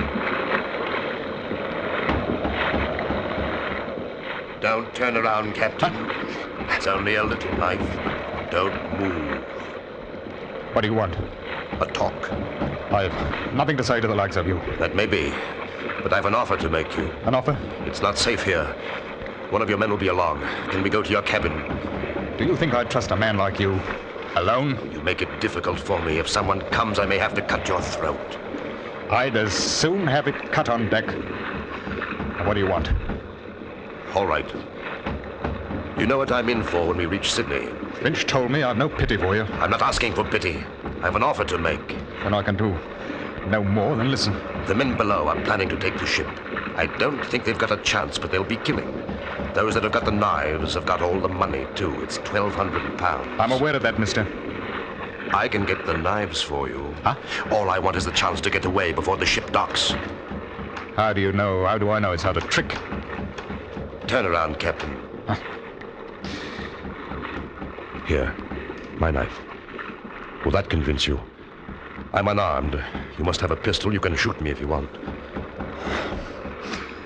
What makes you think that you can get the knives away from them? I can. That's all you need to know, but... But? Will you help me? How can I trust you? I don't know, Captain. Except that I think you do. I couldn't help you openly, you know that. You were put aboard as a murderer. You're in my charge, and it's my job to turn you over to the police as soon as we arrive. Then, But, well, if you could get the knives, though, I might be able to give you a chance to clear out. That's all I want, the chance. All right. I must have a pistol. What? A pistol. You take me for a fool. No, it was the only way to get the knives. I give you this pistol and you shoot me down? Not likely. Captain, if I'd wanted to do that, I'd have cut your throat 2 minutes ago. You're a murderer. I know. You can't have it. It's either them or your ship, and probably your life. Well? You talk like a gentleman, but suppose you want my pistol so that you can free them. You just have to trust me as I'd trust you to give me a chance to get away. Take it. Here. What about the guards below? They'll shoot. I'll take you down. Say I caught you. How do I get out again when I've got the knives? Send word that you want to see me. All right. Captain, I'm trusting you now. I want that chance to get away. We'll talk about it if you get the knives. I'll take you below now and come back tomorrow.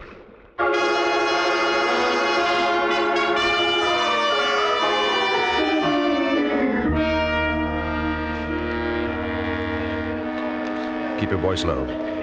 They think I'm tricking you into making a bargain. They think I stole the pistol, see? I told them that I had to have the knives to make you believe that we wouldn't make trouble. I said that we'd take over the ship tonight. What do you want me to do? Leave me the key to the grill. I'll slip out tonight and bring you the knives. They'll want you to let them out, too. I won't. I'll lock it. How do I know you will? You don't. You'll have to trust me. Do they know about this plan? All except for the fact that I'm going to lock them in once I'm out. Give me the knives now. No. They'd know something was wrong. I'd never get out alive. Give me the key. All right. Here. All right. Tonight.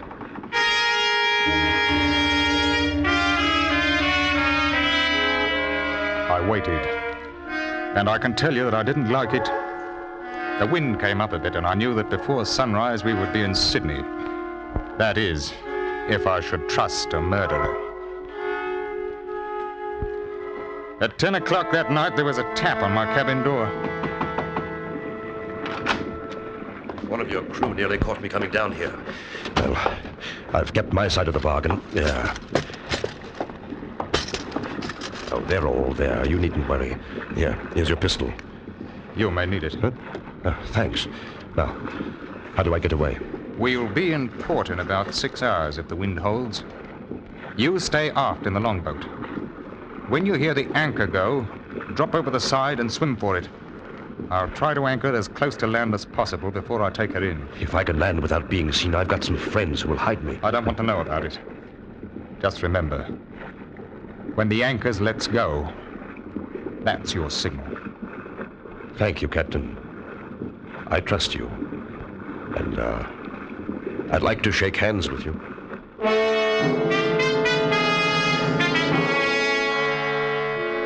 I took the hand of the murderer, and we shook hands like old friends. And then he was gone. 2 hours later, the wind went down, and in its place came fog. Thick, mucky fog. I had my hands full, what with danger from other ships and the blasted current that knocks you about off the harbor entrance. And by 3 o'clock, the fog had shut in properly, and the blessed tide ran us all over the place. It was proper dangerous, I can tell you. We were about 15 miles offshore, and I didn't like the looks of things. There's shoals thereabout, and I sent the mate for it to heave the lead. I got a proper start when I heard him sing out, We'd got off course right enough, and at this rate, we'd shear the bottom clean off her. I saw it was high time to bring the ship up and wait until we could see something.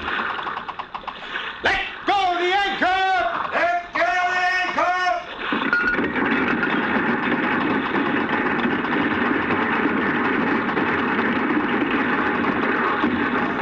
Give her 35 fathoms to the water's edge, bosun! Hard shot! None too soon, sir. She was shoaling fast. Blasted current must be making 5 knots out to sea. Listen to her. She's holding, sir! The anchor! The anchor! Abby!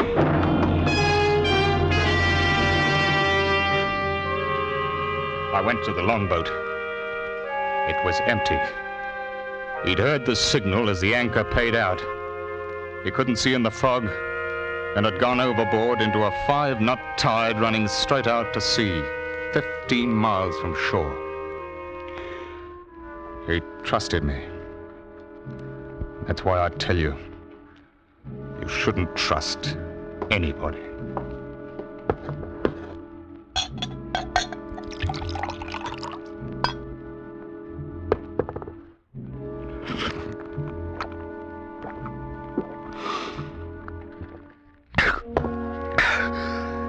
Sometimes it's hard sleeping at night. When you hear the water outside and you think, that's when it's hard to sleep.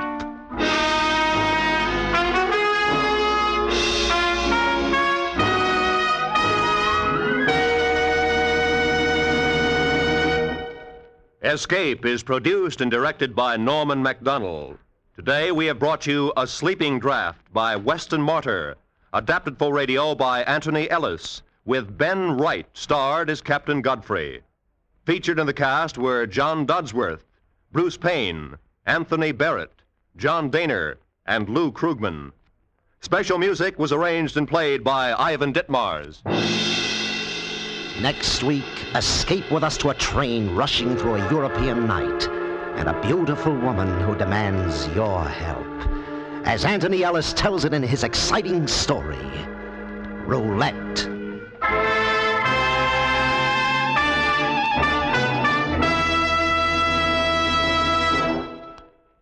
Escape is the first in a series of CBS features recently programmed for your Sunday afternoon listening. Later this afternoon, you'll hear Make Believe Town, a series of dramas set in Hollywood with Mr. Walter Wanger as your host. Later, you will hear on most of these same CBS stations the first Sunday broadcast of Arthur Godfrey's Digest, a half hour of the cream of wit and humor from the Redheads weekday show on CBS. Earn Your Vacation also returns to CBS this Sunday afternoon. And starting next Sunday, Frank Sinatra checks in again at CBS, the Star's address, with his new hour-long radio program, so be sure to listen for Frank Sinatra. Stay tuned now for Make Believe Town with Mr. Walter Wanger as your host, which follows over many of these same stations. This is Roy Rowan speaking.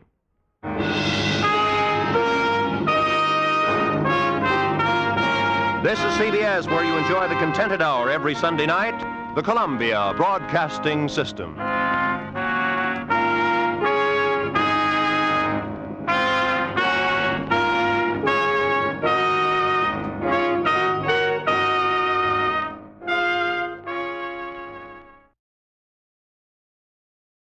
You are listening to Golden Age Radio, rumble.com/C/GAR.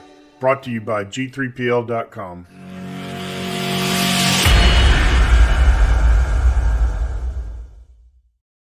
In just a moment, X-1. But first, when you hear the hearty laugh and familiar voice of the great Gildersleeve tomorrow night, you know you're in for some hilarious adventure. Because whenever Gildy is around, somehow things never seem to go as planned. It might be his impulsive nature, or maybe it's his incurable weakness for the fairest sex, but whatever it is, the great Gildersleeve is bound to keep you laughing for a full 25 minutes. Tune in tomorrow night and meet Judge Hooker, Nephew Leroy, Housekeeper Bertie, and all the rest of the friendly people from Summerfield as they join the great Gildersleeve. Now stay tuned for X-1 on NBC. Countdown for blast-off. X-5, 4, 3, 2, X-1, fire.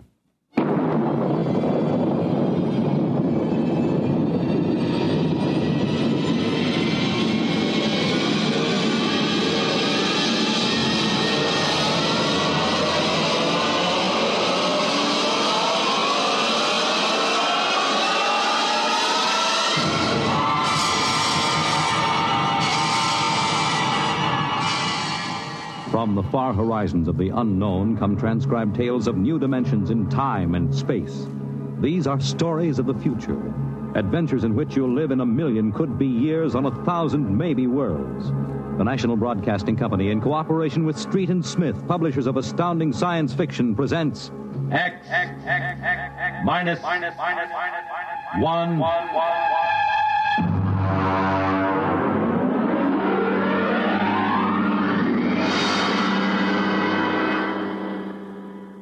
Tonight's story, Time and Time Again, by H. Beam Piper.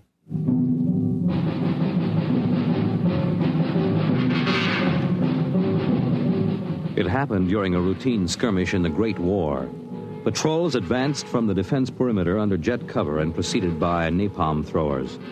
The enemy defended in depth and mopped up with guided 98s fired from 40 miles to the rear. The blast area was 10 miles in circumference, and the medics didn't find much to pick up over 500 yards in. Come on. All right, now back it in here. Look out, it's lousy with mud. More. Now cut left. More, hold it. Stretches. Come on, Travers, get those men out. Yes, sir. Get a move on. Line them up. Come on. Easy. You want to kill them. Okay, take it away. Left those Joes where they was. Half of them won't last till the plane comes. As long as they're alive, they'll be treated. Get those tags out, Travers. Start taking names. Yes, sir. This one must have been 1,000 yards in. Get his dog tag out. What a mess. Here. Hartley Allen, Captain G5 Chem Research, AN 73D. Number SO 23869403-J. Hartley? Alan Hartley. Oh. That must be the Hartley that wrote Children of the Mist and Conker's Road. Never heard of him. Major, I think maybe he's partly conscious. Had I better give him another shot? Go ahead, Sergeant. There isn't much else we can do for him. It's a rotten shame. Yeah, ain't it always? Okay, Captain, let me have that arm. There.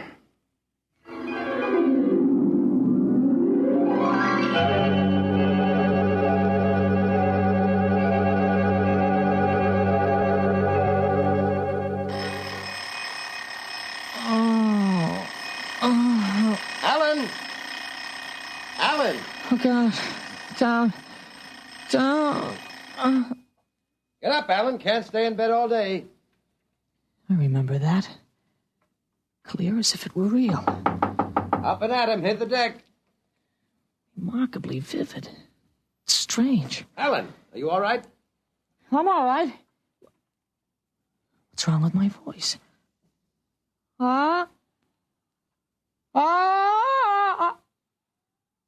It's too high. What are you doing? Practicing singing? My voice has changed. Is that all? You're growing up. Happy birthday. Happy birthday? Hey, wake up, son. Wake up. I am awake.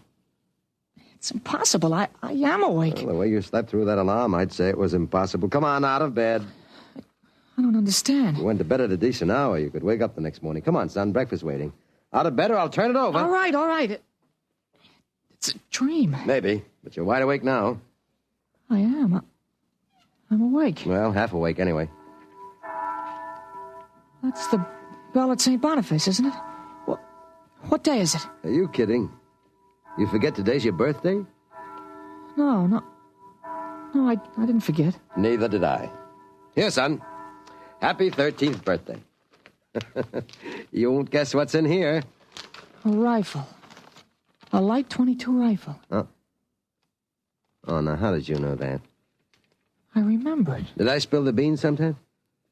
Oh, I could have sworn it would be a surprise. Well, go on. Open it.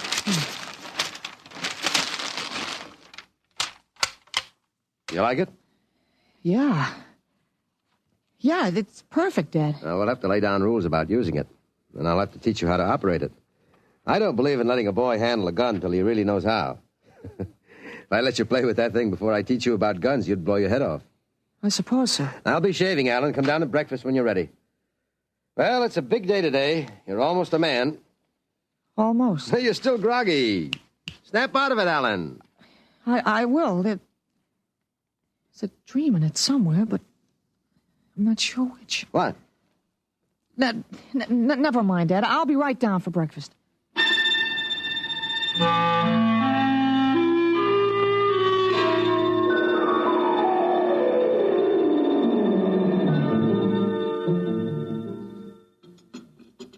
What you going to do today, son? I want to do some reading this morning, I guess. That's always a good thing to do. After breakfast, suppose you take a walk down to the station and get me a Times. Didn't it come? What, the Times? Well, they don't deliver. Be a good idea, though. Maybe I'll talk to Sam Ashburn about it. Here's a $50, Alan. Get anything you want for yourself out of the change. Thanks, Dad. Finish your milk before you go. Sure, Dad. Thanks for the money. You're big enough to handle it now. Hurry back. I'd like to finish the crossword puzzle before lunch.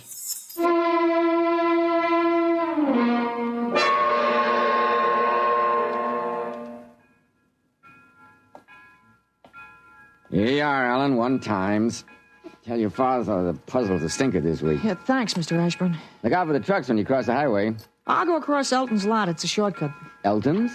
You'll have a hard time crossing there, son. There's 4 buildings on that block. I thought they burned down. I've seen them this morning, big as life. I guess that didn't happen yet. What'd you say? Nothing, Mr. Ashburn. I was just muttering. My days, youngsters talked up.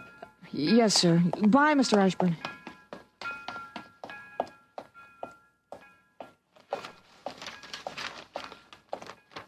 Monday, August 6th, 1945. Okinawa 1. Bombing Japan. Hey, Alan. Huh? Alan, wait up. Hey, Larry Morton. Hi, Larry. Hi, Al. You going to Sunday school? No, I have some things I want to do at home. Oh, get him. Fancy pants talk. Things I want to do at home. Oh, go chase yourself around the block. Go jump in a garbage can. Go take a flying jet to the moon. Hey, that's a new one. Flying jet to the moon. You thought up a new one, Al. Yeah. I wish I could stay home from Sunday school when I wanted to. How about us going swimming at the canoe club after? Oh, I wish I could. I gotta stay home. We're expecting company. A couple of aunts of mine. Dad wants me to stay home when they come. Aunts are a pain. Nothing I can do. You see the football movie at the Grand? Boy, what a team. Notre Dame. I thought you'd like Cornell. Cornell? Huh. They couldn't beat Vassar. Well, you're gonna go to Cornell, aren't you? Me, Cornell? Fat chance. I'll bet you do. I wouldn't take your money. Well, I know you wouldn't, but you'll go to Cornell, all right. Cornell. Far above Cayuga's waters, there's an awful smell. Just the same, you'll go to Cornell. Larry, I gotta go. Well, so long, Al. I'll see you. So long, Larry. See you.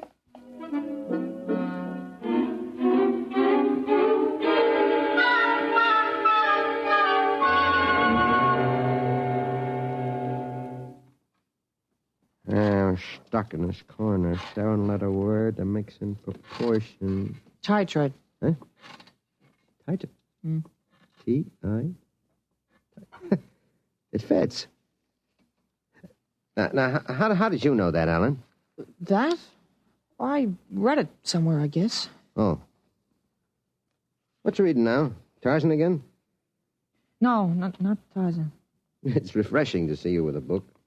Sometimes I think I ought to forbid comic books in the house. Yeah, they must be raising the devil with those bombing raids in Japan. How long do you think the war in Japan will last, Dad? Oh? I'd say to the middle of 1946. They'll have to invade those islands foot by foot. I don't think so, Dad. I wouldn't be surprised if the war was over very suddenly. How, by magic? There isn't a thing on earth will make those Japanese surrender. You expect somebody to make a pass and it'll be all over by this afternoon? Something like that. I wish you could. Be a lot of boys dead in the invasion of Japan. Mr. Hartley, excuse me, please. Oh, hello, Mr. Gutchell. That's Frank Gutchell, Dad? That's right. Excuse me. I didn't mean to disturb you, Mr. Hartley. It's all right. Lovely day, isn't it, Mr. Gutchell? Mr. Hartley, the Lord's Day is always beautiful. Of course, Mr. Gutchell. Mr. Hartley, I wonder if you could lend me a gun and some bullets. My little dog's been hurt, and it's been suffering something terrible. Oh, that's too bad. I want a gun to put the poor thing out of its pain. Of course. How would a 20-gauge shotgun do? You wouldn't want anything heavy. I was hoping you'd let me have a little gun. Maybe, so big. Pistol? So I could put it in my pocket. It wouldn't look right to carry a hunting gun on the Lord's Day, and people wouldn't understand that it was for a work of mercy. Of course, I understand. You're a very religious man. The whole world is evil, Mr. Hartley. Yeah, sometimes it certainly looks like it. Well, I have a Colt 38 Special from the auxiliary police outfit. Well, that's fine. Now, you've got to bring it right back, Mr. Gutchell. I might be called out. Now, you'll have to promise to get it right back. Dad, wait a minute. I just remembered. Remembered what? Well, aren't there some cartridges left for the Luger? Then you wouldn't be without the Colt.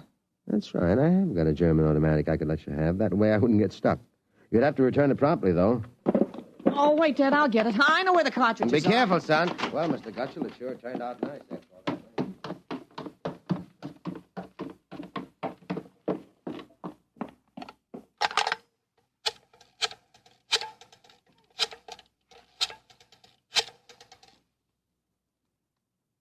Hello, police headquarters. This is Blake Hartley. Frank Gutchell, who lives on Campbell Street, has just borrowed a gun from me, ostensibly to shoot a dog. What? No, he has no dog. He intends shooting his wife. Now, listen, he'll walk home. If you hurry, you can get a man there on time. What? No, but I wish you'd get my pistol back to me. It's from the First World War. All right, then you'll take care of it. Goodbye.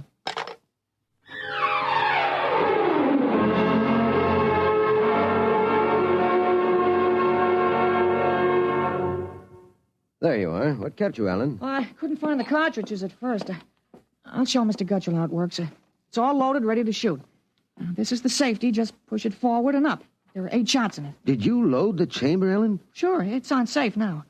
You understand how it works, Mr. Gutchell? Oh, yes, I understand. Thank you, Mr. Hartley. Thank you, Sonny. Goodbye. Goodbye, Mr. Gutchell. Return the gun when you're done. Yes, I'll be done with it soon. Goodbye. Alan, you shouldn't have loaded that gun. I guess it's all over now. I had to keep you from fooling with it. I didn't want you to see I took out the firing pin. You what? Gutchell didn't want that gun to shoot a dog. He's a fanatic. He sees visions, hears voices. The voices probably put him up to this. Well, I'll submit that any man who holds intimate conversations with disembodied spirits isn't to be trusted with a gun. What are you talking about? While I was at it, I called the police upstairs. I put a handkerchief over my mouth and told them I was you. You? Well, why did you have to do that?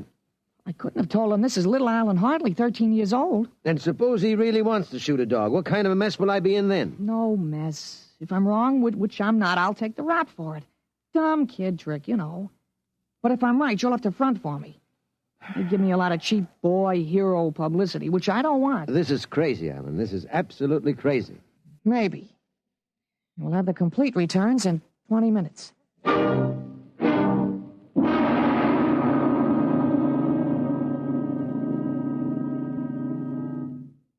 Mr. Hartley? Mr. Blake Hartley? That's right. I'm Detective Sergeant Kaborski from Homicide. Here's your Luger. Thank you. I don't know how you spotted that guy, but when we busted in, he was pointing that gun at his wife and swearing a blue streak because it wouldn't go off. I'm glad I was able to help. You know, they may even have some kind of a citation for you, Mr. Hartley. I don't think that's necessary.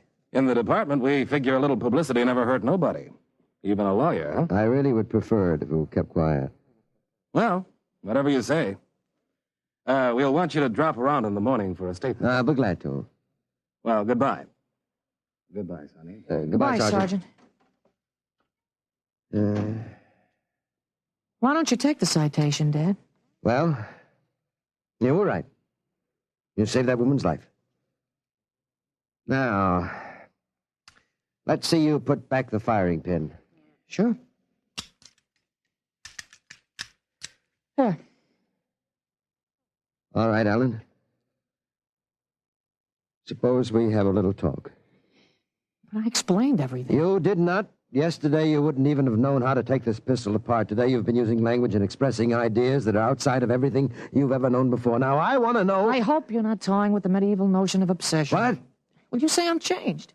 When did you first notice this? Last night, you were still my little boy. This morning, I don't know. You've been strange all day. There's been something... Alan, what's happened to you? I wish I could be sure myself, Dad. You see, when I woke this morning, I hadn't the least recollection of anything I'd done yesterday, August 4th, 1945.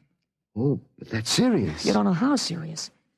My last memory was lying on a stretcher, injured by a bomb explosion. I was 43 years old, and the year was 1975. 1975? Well, that's right. You'll be 43 in 1975, but a bomb? Yes.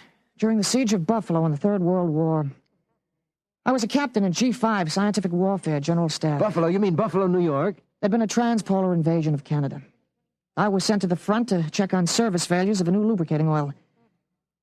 A week after I got there, Ottawa fell and the retreat started. We made a stand at Buffalo, and that was where I got it. I remember being picked up and getting a narcotic injection. The next thing I knew, I was in bed upstairs, and it was 1945 again. And I was back in my own 13-year-old body. Oh, Alan, you just had a nightmare to end all nightmares, that's all. I thought it might be that at first, but I rejected it. It won't fit the facts. But it's ridiculous, all this Battle of Buffalo stuff. You picked up something listening to the radio. All the commentators have been going on about another war after this one. You've just got an undigested hunk of H.V. Callan born in your subconscious, that's all. But that isn't everything. I remember 4 years of high school, 4 years at Cornell, 7 years as a reporter on the Philadelphia Record, 3 novels, Children of the Mist, Rose of Death, Conqueror's Road. You think a 13-year-old can dream up all that stuff? But it's the only possible explanation. Maybe, but I can speak 5 languages today that I couldn't yesterday. French, German, Chinese, Russian, and a little Spanish. Although I've got a Mexican accent you could cut with a knife. But how did it happen? Alan, I can't believe it. All I know is here I am. I've been reading up on time theories. Nobody seems to know much about them. Evidently, time exists parallel as another dimension, and I got kicked backwards along it. But how? Oh, it may have been the radiations from the bomb or the narcotic injection, or both together. But the fact remains I'm here with full knowledge of my future identity. This is quite a shock, Ellen. But you do believe me, don't you? Yes, I suppose I must. You seem so strange, as if you weren't my son. I'm your son, all right. Same body as yesterday. I've just had an educational shortcut. Wait a minute. If you can remember the next 30 years, suppose you tell me when the war is going to end. This one against the Japs, I mean. Oh, sure. Well, the Japanese surrender will be announced at exactly 7:01 p.m. on August 14th. That's a week from Tuesday. A week from Tuesday? You better make sure we have plenty of grub in the house by then. Everything will be closed up tight till Thursday morning, even the restaurants. I remember we had nothing to eat in the house but some scraps. A week from Tuesday. That's pretty sudden, isn't it? Not after today. What do you mean? What happened today? Oh, plenty. What time is it, Dad? That's 11:16. Is your watch right? What, to the seconds, why? Well, it'll come at exactly 11:17:40. What'll come? The radio announcement. What are you getting at?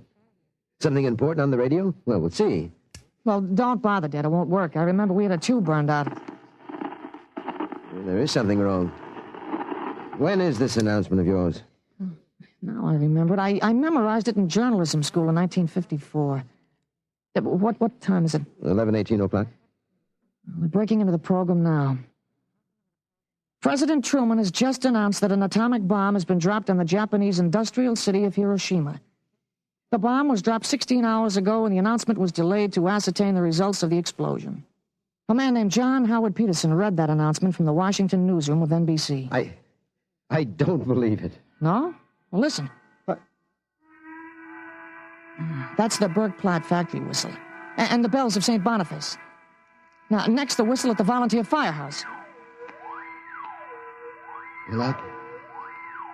Then it's true. It's true. Sure. Then Larry Morton came by on his bicycle. Hey, Al. Al, you hear? You hear about the bomb? An atomic bomb. Yeah, we heard. Boy, atomic bomb. Oh, boy. I gotta go find my pop. He's on the golf course. Bye, Al. Bye, Mr. Hartley. You knew. You knew about it. The next bomb hits Nagasaki. I thought that stuff about atomic energy was so much fantasy. Was that the kind of bomb that got you? Oh, that was a firecracker to the one that got me. It was a guided 98. Exploded 10 miles away. And that's going to happen in 30 years? I remember it. How about... Well, how about me? Oh, wait. Never mind. I don't think I'd better know when I'm going to die. I couldn't tell you anyway. I had a letter from you just before I left for the front. You were 78 then, and you were still hunting and fishing and flying your own plane. But another war, and fought on American soil. Oh, Ellen, I wish this hadn't happened to you. It happened. I remember it. But if I can help it, I'm not going to get killed in any battle of Buffalo. But if you remember it, if time exists as a parallel dimension, then every tick we're getting closer to that Third World War. Dad, you know what I remembered when Gutschall came to borrow that gun? No, I suppose that you suspected him and warned me. No, that wasn't it. The first time when I was really 13, I wasn't home. I'd been swimming at the canoe club with Larry Morton. When I got home about a half an hour from now, I found the house full of cops. But if the gun didn't fire... What makes you think it didn't? Gutschall talked the 38 out of you. He went home, shot his wife 4 times in the body, once behind the ear, and used the 6th shot to blow his own brains out. That's what you remember? Yes. The cops traced the gun. They took a very poor view of your lending it to him. You never got it back. But here it is. Oh, not the way I remember it. But I didn't want you in trouble, so I warned you. Dad, I found out the future can be changed. One man can't change the whole future. I stopped a murder and a suicide. I know, but... With 30 years to work, I can stop a world war. I'll have the means, too. The means? Unlimited wealth and influence. I've got a good memory, Dad. I wrote a list out this afternoon. Salt, jet pilot, citation, ponder, middle ground. What is this, a code? Horses. That's a list of Kentucky Derby winners from 1946 to 1970. Huh? You sure? Oh, I learned that list on a bet at the Officers Club in Cincinnati in 1971. Assault paid 8-1. You figure out what we can take in. But gambling? Oh, this isn't gambling. It's a sure thing. When we get rolling, we'll make the Rockefellers look like pikers. Assault at 8-1. Mm-hmm. I suppose I could scrape up $5,000. In 10 years, that'll make a lot of money.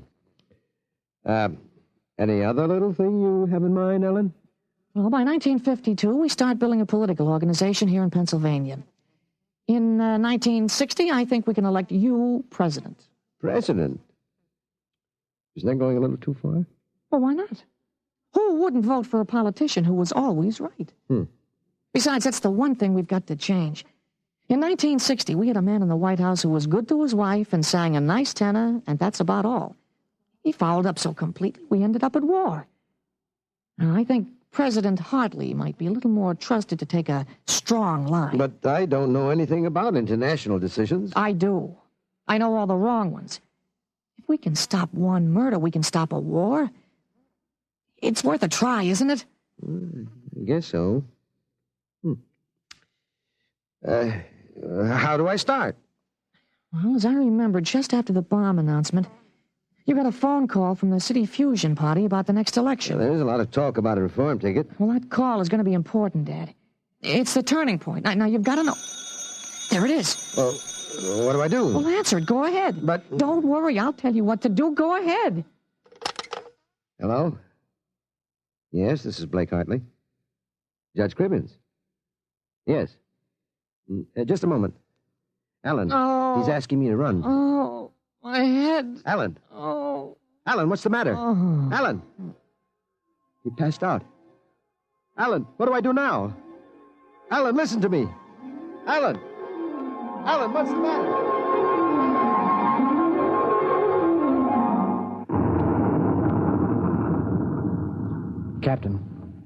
Captain Hartley. Captain Hartley. He was all right, Doctor. I gave him a shot and he was all right.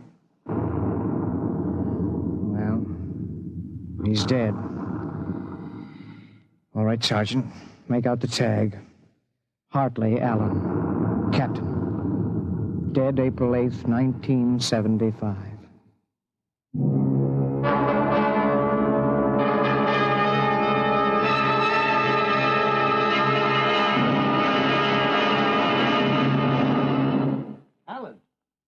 Alan, what happened? Alan! Alan! Alan, are you all right?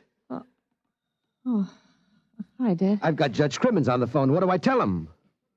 What? Alan, are you all right? You passed out. Sure. I'm all right. Hey, today's my birthday, isn't it? What'd you get for my birthday, huh? Don't you remember? The Third World War? What Third World War? Dad, what's the matter? You're looking at me funny. You don't remember. You're back again, aren't you? Back to 13 years old. Sure, I'm 13 today. For corn's sake, Dad. You must have died up there. It was only a mind transfer. That means I'm on my own. I have to do it myself without your help. Help for what? If it's the grass, I said I'd cut it tomorrow. No, it's not the grass. I've got to save your life, Ellen.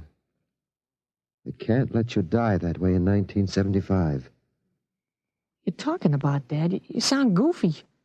I've got to change it all by myself. Change what? Never mind, Ellen. You don't know yet. Come on. Let's have lunch. Sure, Dad, but how about my present now? What'd you get me for my birthday, In a minute, son. Go on in. Okay, well, hurry up, Dad, huh? Sure, all right. Now, where did I put that list of horses?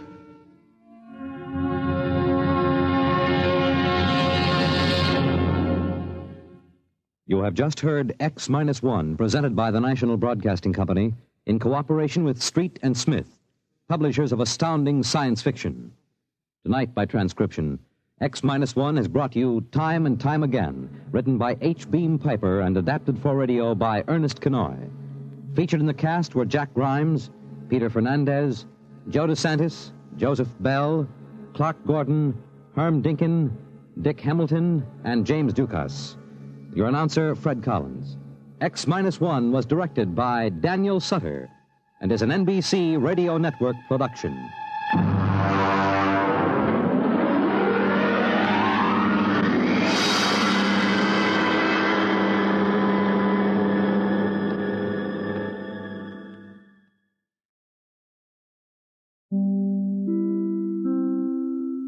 You are listening to Golden Age Radio, rumble.com/C/GAR. Brought to you by G3PL.com.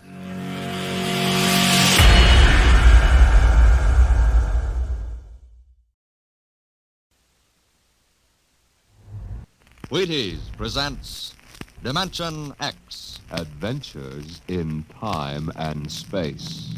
Transcribed in future tense. Dimension X. On stage tonight, Dimension X. Another in the Wheaties big parade of exciting half-hour presentations. Say, tomorrow's Saturday, you know, and maybe you don't have to show up for work. A whole swell summer day for just what you want to do. So start off with a big holiday bowl of Wheaties at breakfast and just see how it sparks up the morning. Wheaties are whole wheat, you know, and I don't have to tell you what good, sturdy nourishment that is. So if you got fish to catch or golf to play or maybe a hike to take, just see how Wheaties can make it all a lot more fun. You know why? Why, lady, mister, it's just because you feel good when you've had your Wheaties.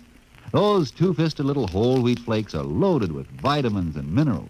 And so are you when you've had your Wheaties. Go on, try them. Just you see how Wheaties at 7 can help at 11.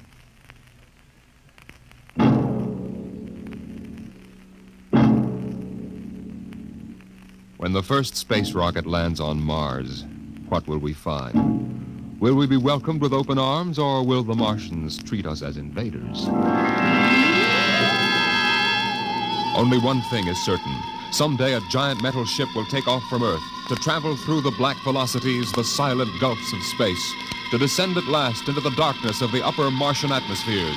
And on that day, man will finally know the answers. The day we first land on Mars.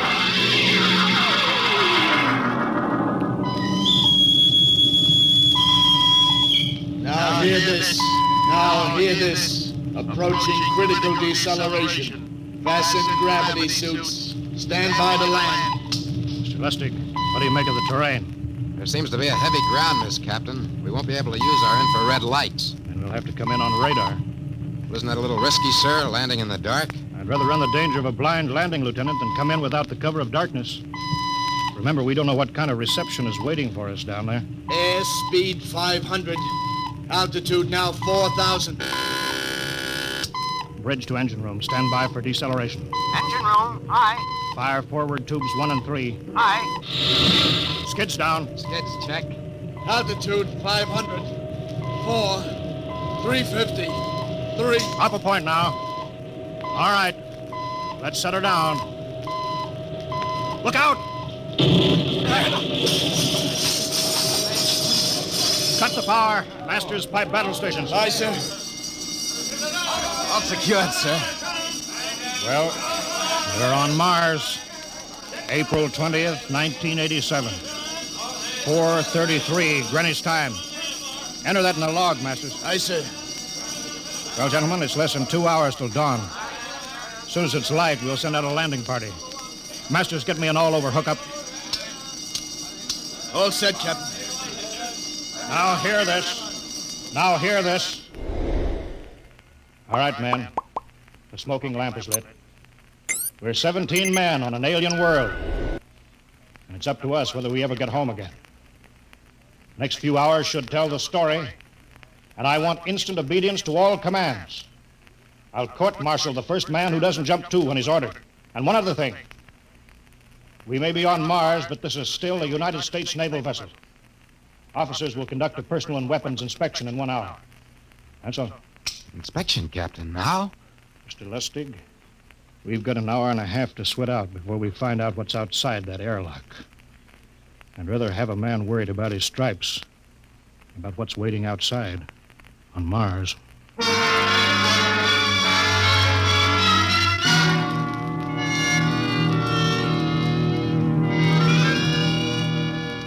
Now hear this. Landing party report to forward airlock. Captain Black, Lieutenant Hingston, Lieutenant Lustig, and Dr. Horst report immediately to forward airlock. It is now landing time -5. Sounds like they're paging us, Hingston. You ready, Dr. Horst? Yes. Ready as I will ever be. Oh, come on. Let's report to the airlock.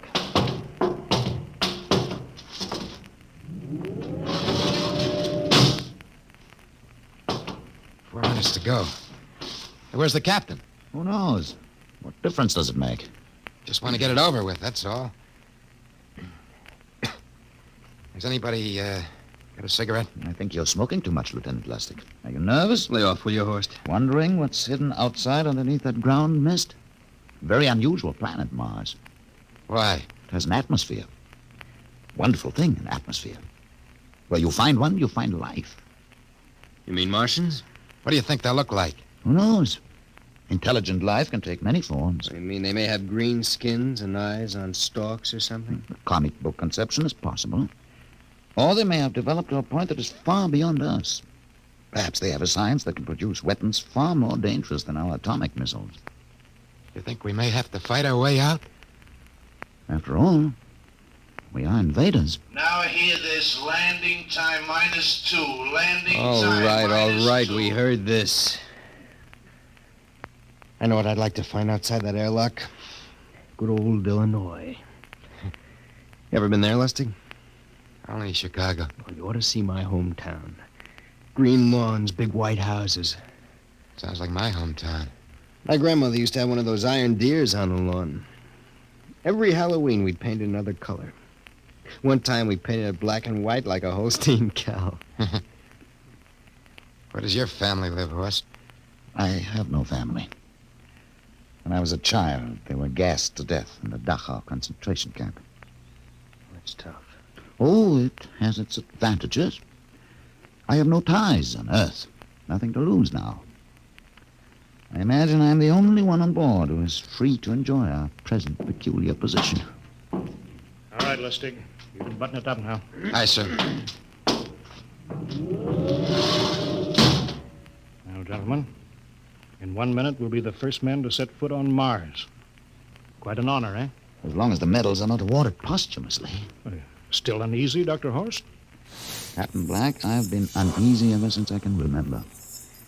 On Earth and on Mars. Now, 30 seconds. Give me the intercom phone, Lustig. Masters? Aye, sir. Battle stations to be manned till we return.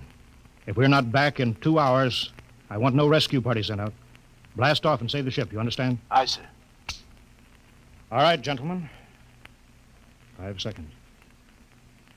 4, 3, 2, 1. Lustig, open the outer airlock.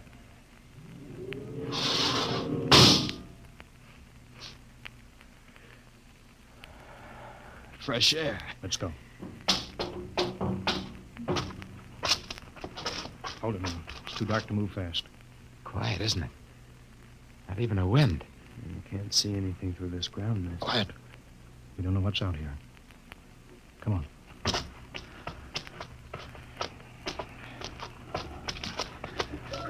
What the? Quiet, Captain. I could swear that sounded like a rooster. I don't hear it anymore. A very unlikely sound. A rooster crowing on Mars? Kingston. Aye, sir. Set that machine gun 25 yards to the flank.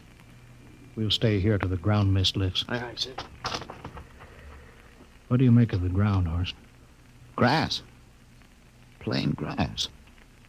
You could see some large foliage there where the mists thinned out. What the heck is that? Kingston! Hold your fire, you fool! I hit it, Captain. What? Some kind of wild animal. I hit it. I could see the tracers, but it's still standing. Come on, Horst. Doctor, where are you? Up ahead. Admiring the wild animal. Careful, Horst. Wait for us. Don't worry, Captain. It's an iron deer. A lawn ornament. That's impossible. It's hollow. Interesting, isn't it?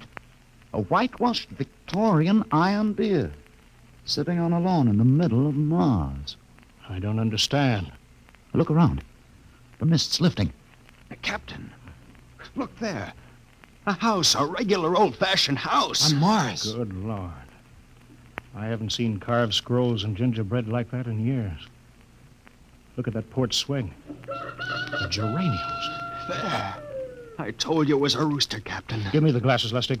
I want to take a look through that front window. What? There's an upright piano. Some sheet music on it. Lustig, it's beautiful Ohio. Beautiful Ohio? That can't be. Look here, Horst. Do you think that civilizations of 2 planets could be identical? I don't know. That specific variety of geraniums is only 50 years old on Earth. Is it logical they should develop in Mars? How about that port swing and that piano and beautiful Ohio? No, it's impossible. Captain Black, this looks like the town I was born in. Well, it looks like my hometown, too. I've thought of something, sir. It's the only solution. Maybe we're not the first ship to reach Mars from Earth. That's the only answer. That's impossible, Lustig. There've been space travel that couldn't be secret. you have any idea what ships cost, what industrial power is needed? There's got to be some logical reason. Captain, I think perhaps we might find out. A light just went on in that house. Kingston, cover that door with the machine gun. Aye, aye, sir. Come on, Horst. You ring that doorbell. There's got to be a scientific answer to all of this.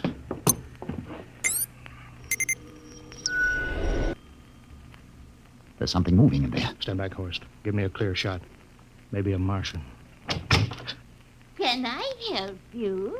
We were looking... Well, if you're selling anything, it's much too early. No, wait a minute. What town is it? What do you mean? Are you census takers? No, we're strangers here. We want to know how this town got here. Is this a game? No, it's not a game. We're from Earth. From where? From Earth. Do you mean out of the ground? Hey, are you sure you're feeling well? Madam, we came in a flying ship across space. We're from the third planet. This is Mars. Now, do you understand? Mars. You go away now, you hear? I'll call my husband from upstairs and he'll chase you. Now go on. This is Mars, isn't it? This is Green Lake, Wisconsin, in the United States of America. Bounded on the east by the Atlantic and on the west by the Pacific. Now, go away. Goodbye. Horst, do you suppose it's really possible? I've got to find out more about this. For the last time now, go away. Pardon me, madam. What year is this? Year? Well, 1928, of course. Oh, for goodness sake. You hear that, Horst? And we know it's 1987. And we know it's Mars. Is it possible that we got fouled up, made some tremendous blunder, and circled around and landed back on Earth? In 1928? Well, maybe some switch in time or dimension. Could we have shifted somehow and gone backward in time? Horst, it won't hold water. It's not logical. We've checked every mile. We went past the moon and out into space. We're on Mars. Find out anything, Captain? No, we're going back to the ship till I figure out some logical explanation for all this. Lustig, out at point. Aye, sir. Hingston in the rear. Keep that gun at half load. Aye, sir. Horst, there's got to be some cold, logical solution. Captain. What? That house down the street. The white one with the green shutters. Lustig, what's the matter? I never thought. Thank God. Thank God. Lustig, come back here. He's running for the house. That crazy fool, after him quick. Lustig, stop. Come down off of that porch. Grandma! Grandpa! Lustig, what the devil do you think you're trying? Grandma and Grandpa, it is you. Lustig, what's going on here? Albert, why, it's been so many years. How you've grown, boy. Oh, it's so good to see you. Lieutenant Lustig. Oh, Captain. Grandma, I want you to meet my friend. This is Captain Black. Captain, I want you to meet my grandfolks. Howdy. Any friends of Albert's is friends of ours. How long you been here, Grandma? Oh, good many years. Ever since we died. Ever since you what? Oh, yes, sir. They've been dead 30 years. What? You mean to tell me that Mars is heaven? Oh, nonsense, no. All we know is here we're alive again. And who are we to question God's infinite ways? Lustig, we're going back to the ship. But, Captain, I want to talk to my Lieutenant grandfolks. Lustig, I don't like any part of this. You come back with us, I have to club you and carry you. Yeah, but, sir, That's they're enough. my... Heaven only knows what they've run up against back of the ship.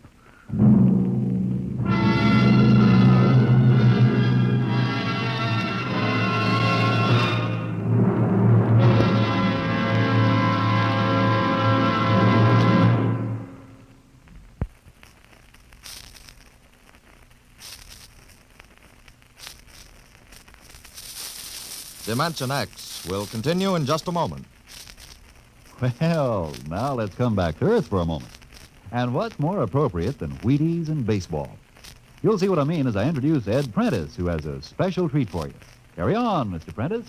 Folks, I'd like to have you meet a good friend of mine and a prominent member of a fine little organization known as the Chicago White Sox, Mr. Lucius Benjamin Affleck. Ooh, Ed, don't say it like that. Whoever heard of a ball player named Lucius? What if I went around calling you Paul Edward Prentice? Let's just make it Ed and Luke, huh? All right, Luke. Say, just how long have you been with the White Sox? Over 20 years, Ed. Golly, I played in darn near 2,500 games. Been at bat almost 9,000 times. Man, I'm from way back. Well, Luke, you don't look it. How do you keep up the pace, anyway? Well, Ed, I sleep good. I eat good. I eat mighty good. Wheaties about 4 mornings a week. Those little old flakes put a lot of snap, even in an old-timer like me. Must be because they're 100% whole wheat. I sure like Wheaties and milk and fruit. You know, Luke, that's exactly what I hear from a lot of ball players and plenty of other people, too. No wonder they call Wheaties the breakfast of champions. Well, thanks, Luke Appling and Ed Prentice. You know, folks, you may not be a champion ball player, but Wheaties can help you feel like one. So try 'em. Wheaties, that is. See how Wheaties at 7 can help at 11.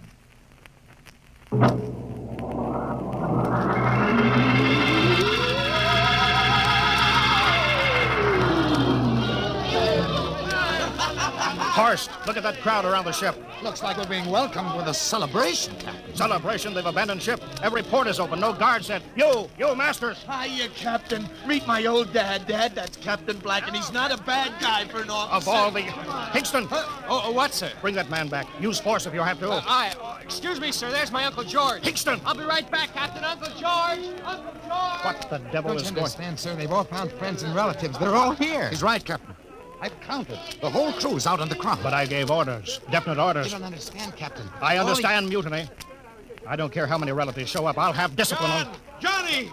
Johnny, you old son of a gun. Edward. It's you. It can't be. Of course it is. Johnny, you old son of a gun. Edward. Dr. Horst, this is my brother, Edward. How do you do? Hello. It's wonderful to see you, Edward. Look, I've got to get back to my ship. Hey, I almost forgot. Mom's waiting at home. Mom? And Dad, too. Mom, Dad are alive? Excuse me, Horst. Then you're real, Ed. Don't I feel real? How's that, huh? Ed, hey, we've got lunch for you, Johnny. Mom's making corn fritters. Dr. Horst, haven't you found anybody? No, Captain. I have nobody. Then you come on home with me, right, Ed? Sure, you bet. Horst, you wouldn't believe it, but it's been 35 years since I had Mom's corn fritters. By George. 35 years.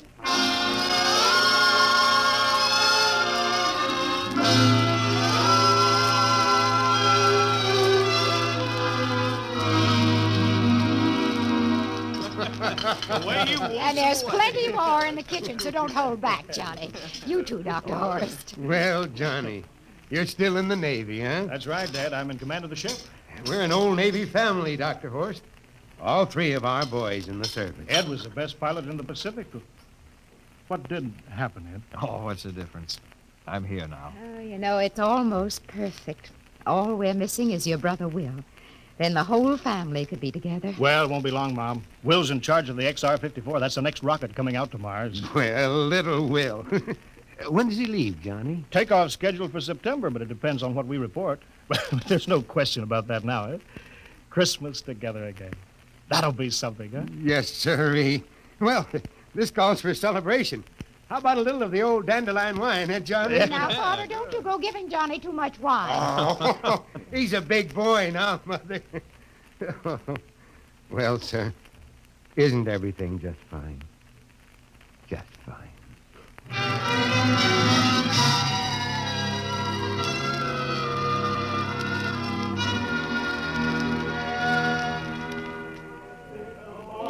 The candlelights are gleaming on the banks of the Wabash, far away. Hey, we have play another song. Sure, Well, Dr. Horst, what do you think of my little family, Very nice. You know, I can't understand why you didn't find any folks here, Dr. Horst. It's just a shame. Everybody else is so happy. I never remembered my family, Mrs. Black. All I know is they were gassed at Dachau during the Second World War. When I was liberated, I was in delirium 3 months. I cannot remember anything before then. A psychiatric phenomenon. That's terrible. Isn't there anything anybody can do? I don't want to remember. Oh. I haven't had a pleasant life. I prefer to be free of emotional entanglements. They interfere with a scientific approach. I'm sorry, Dr. Horst. Oh, I'll get it. Hey, that's our ring, long and 3 shorts. I remember that. Well, maybe we'd better call it a night. You must be getting tired, Johnny. I'd better be going back to the ship. Oh, nonsense. You stay the night. We insist. Oh, I just couldn't rest thinking of you all alone on that ship. Oh, I'll be all right. Well, good night. Oh, wait a minute, Dr. Horst. That phone message was for you. Me? Yes, that's right. A message from Anna. Anna? I don't remember any Anna. She asked if you were better. Perhaps she's someone you knew at Dachau. Anna? She said she's coming over here first thing in the morning. So you'll have to stay over. Yes, Well, that but... settles it then. You stay here, Horst. You can bunk with me in my old room. Oh, but Johnny, we thought you'd like to be with Edward. So you could talk the way you used to. Well, we can't put Dr. Horst on the daybed. I think we better share the room tonight. There'll be plenty of time for talking, Ed. I guess so. Well, I suppose I better drop back to the ship. You know, Ed, security check. Well, why do you have to do that here? Well, I don't know. There's no good reason, I guess. Well, suppose we skip it tonight. Oh, sure. Well, good night, everybody. Oh, it's good to have you home, Johnny. It's good to be home, Mom.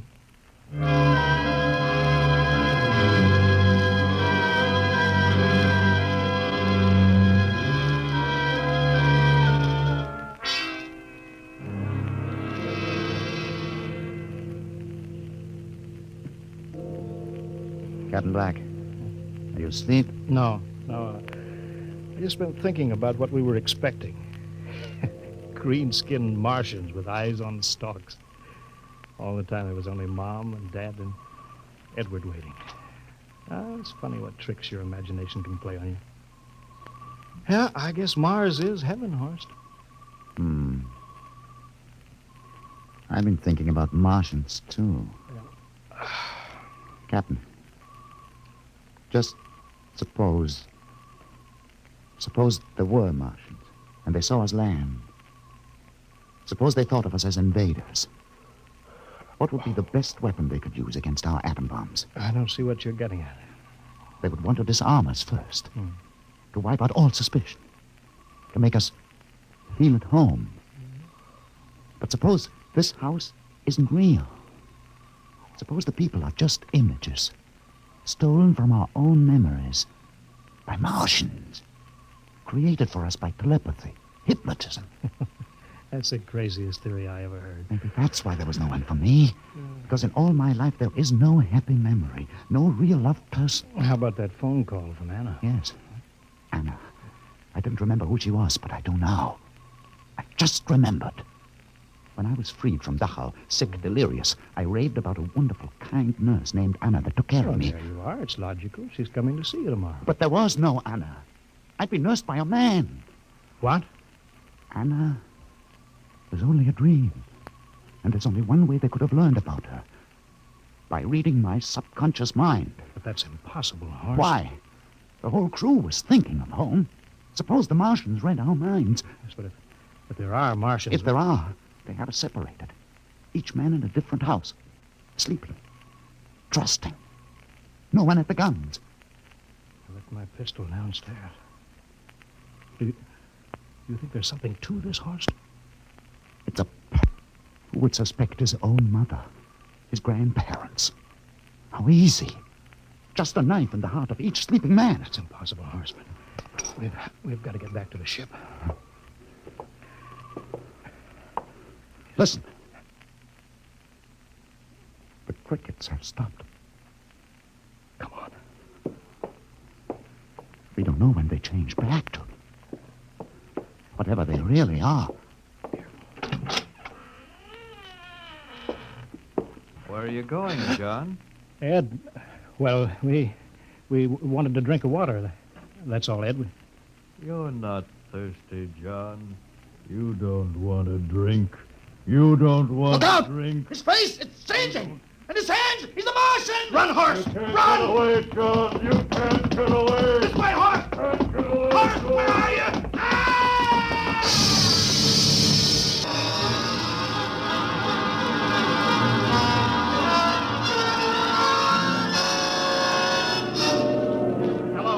Hello, This is Captain John Black, the XR-53, calling from Mars. I've locked myself in the ship, but they've crippled it. I can't take off or fire the guns, and they're coming for me now, the Martians. I'm all alone here. All the rest are dead. Hinkston, Lustig, Dr. Horst. Poor Horst, he didn't even reach the door. Listen, they're trying to break through the hull now. Edward and Mom and Dad and all the folks. But they're changing now. Melting and changing back into... They're Martians. Can you understand me? Martians, not men. They made us think that Mars was heaven, and we fell into the trap. Can you hear me, Earth? You've got to stop the next rocket. Tell my brother Will. Tell my brother Will not to come. They'll trap him, too. They'll kill them all. Hello, can you hear me, Earth? This is John Black on Mars. Hello, Earth. This is John Black on Mars.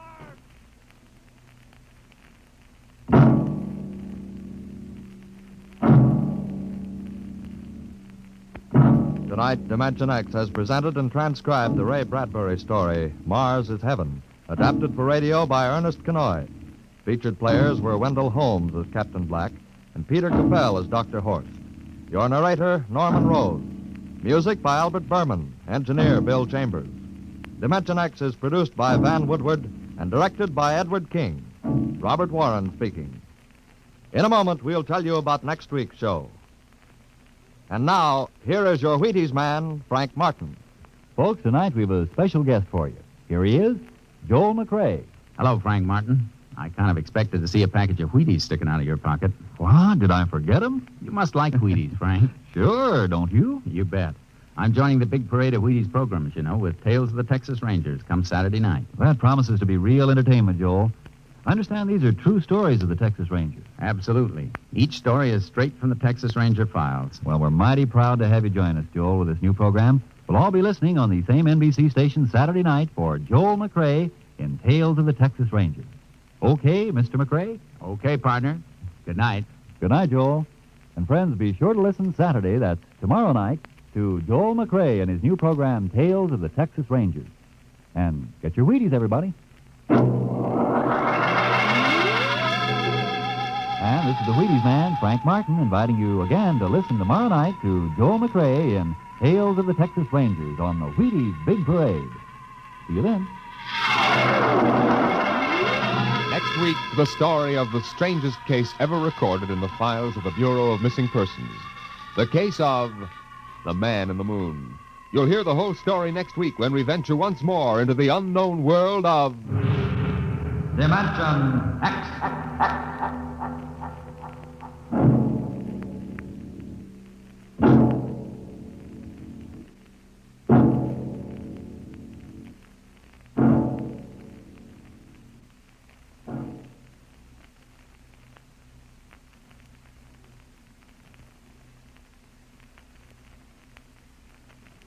This is NBC, the National Broadcasting Company.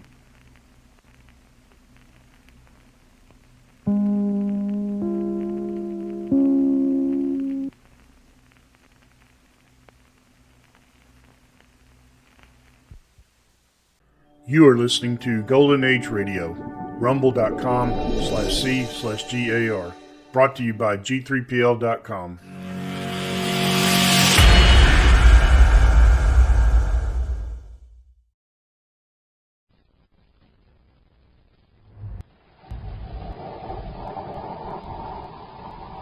Sweet Check, Rice Check, and Good Hot Ralston present Space Patrol! High adventure in the wild, vast reaches of space. Missions of daring in the name of interplanetary justice. Travel into the future with Buzz Corey, Commander-in-Chief of the Space Patrol! In today's transcribed adventure, Buzz and Happy have descended into a canyon on Venus to rescue a wounded space pilot. As they reach the injured man, a flash flood roars down the river, flooding water up behind the dam above them. We gotta get him out of here quickly, Happy. The water's rising fast. Once we get him to the ledge, we shouldn't have any trouble carrying him to the top. It's a landslide. Press close to the dam. Keep your head down.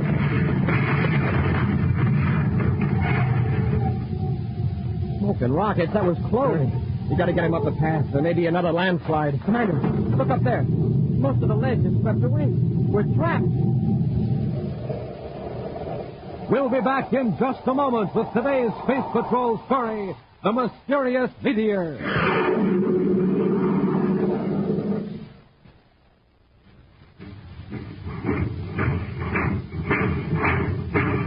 Do you hear that, gang? That's the Terra Express train trying to get up speed on ordinary fuel. Not very speedy, is it? But now listen to that same train with super fuel in its tank.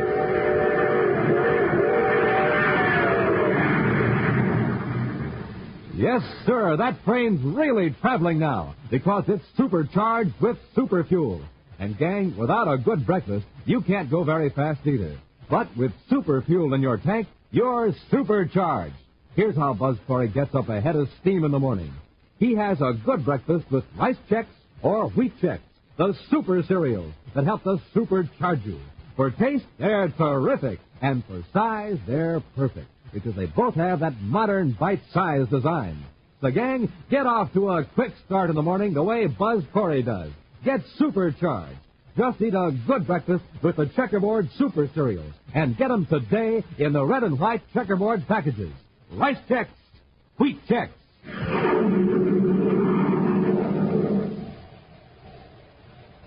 One of the 30th century's greatest achievements has been the transformation of barren desert areas on the planet Earth into rich, fertile farmlands.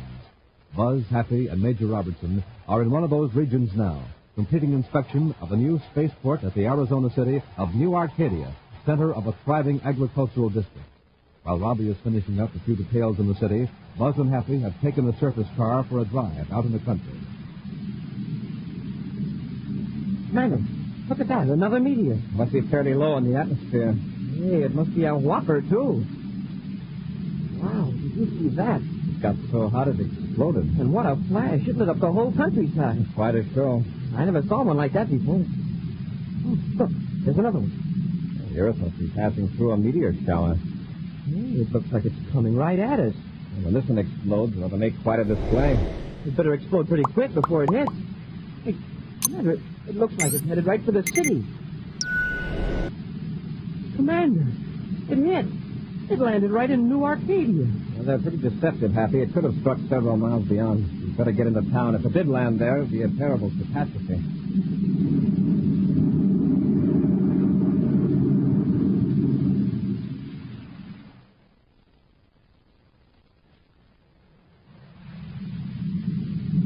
We're getting close, Commander. There's a whole area roped off up there, and the people are jammed around it. And we'll have to stop here and get out, Happy. We can't get through the crowd with this surface car. Hey, look. There's Major Robertson. Commander, I'm glad you're here. What happened, Robbie? A meteor landed right in the middle of the park. Anybody hurt? No, by a lucky chance. A few people got showered with dirt, and a couple of hundred got the scare of their lives. Well, how big is the meteor? That's hard to tell. There's a crater about 20 yards wide. The meteor's way down the bottom of the deeper pit, glowing and red hot. Let's get through this crowd and have a look. Right, Commander. All right, make way, please. Space Patrol coming through. What a crowd. Well, there she is. Hey, it looks like a huge red eye. We don't know how large it really is. Part of it's buried by the dirt that fell back into the pit. Look at the size of the crater, Robbie.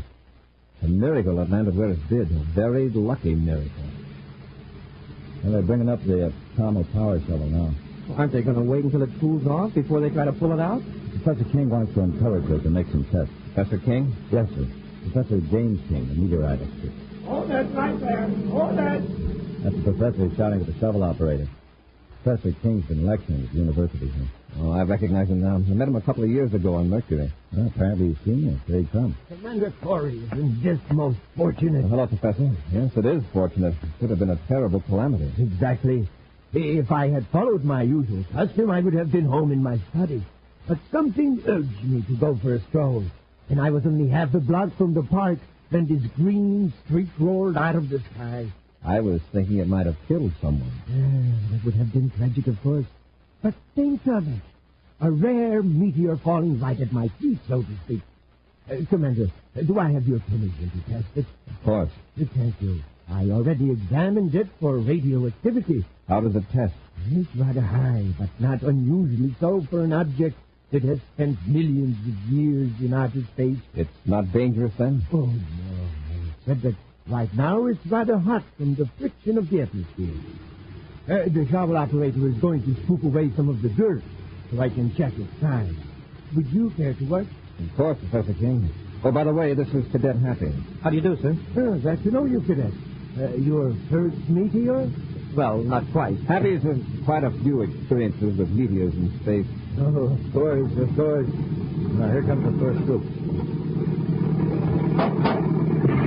Get back! The meteor exploded. No, it didn't. It's still glowing. Yeah, but look at the shovel. I mean, look where it was. That huge scoop is gone. The cables are just hanging there. What could have caused it, Professor? I don't know, Commander. The meteor is hot, but not hot enough to melt a steel shovel.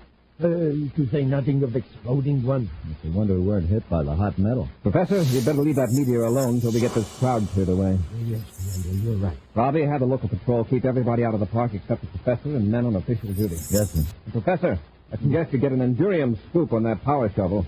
You better wait till that meteor cools off a little more. Good suggestions, Commander. I'll follow them. Robbie, put a guard around the crater. I don't know what we've got here, but this is no ordinary meteor.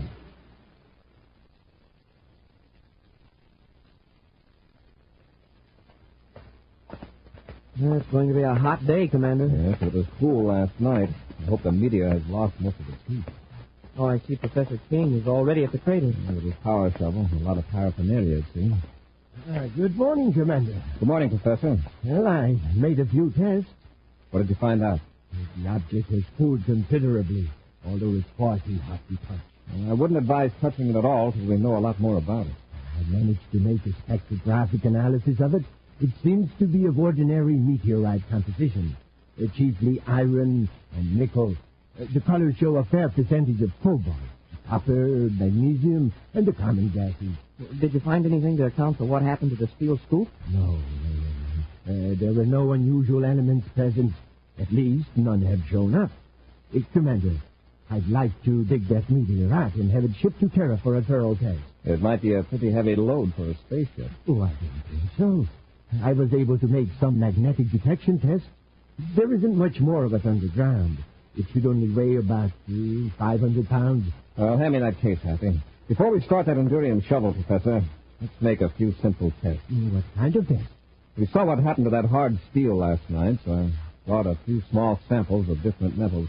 I thought we might toss them down on the meteor and see what would happen. Excellent idea. Let's go down into the crater a little farther. Aye.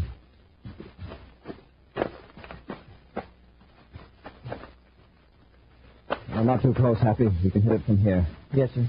Now, here's a piece of steel. Try that first. Right, Commander. I hope my aim is good. It's gone. Vanished. Fragment disintegrated. Yes. From here, it looks like it chipped a piece out of the meteor. What'll we try next? Here's a lump of nickel, Happy. Okay. The rockets, that's gone, too. Well, Commander, if it destroys everything that touches it, well, why doesn't it just sink into the ground? Apparently, it doesn't disintegrate soil.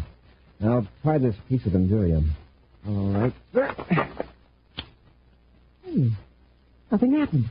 The Endurium is just lying there on top of the meteor. Well, now at least we know we can dig the meteor out with an Endurium shovel. Yes, but don't forget, if you're going to move that object, it'll have to be packed in an Endurium box. That's right.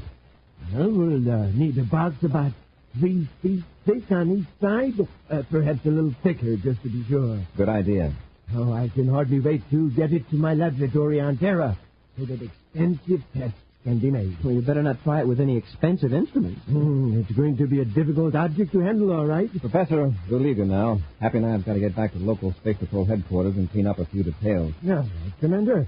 Thank you both for your help. I'll have one of my men get a truck and an Endurium crate. Professor, I'd like to see you at Space Patrol headquarters before you... Commander. Come in, Professor. Well, I'll get you a chair, Professor King. I hope I'm not interrupting anything. No, not at all. Won't you sit down? Have any trouble with your metal-eating monster? No, it's packed in an Endurium crate with another ordinary crate around that.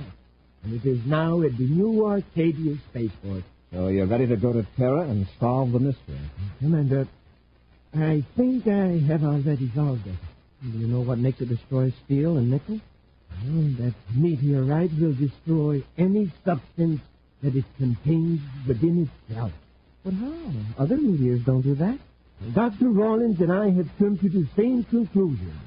We believe this meteor is matter in reverse. Matter in reverse? Yes. Matter entirely foreign to our part of the universe. It may have come originally from a galaxy millions of light years away, where matter is formed in an entirely different way.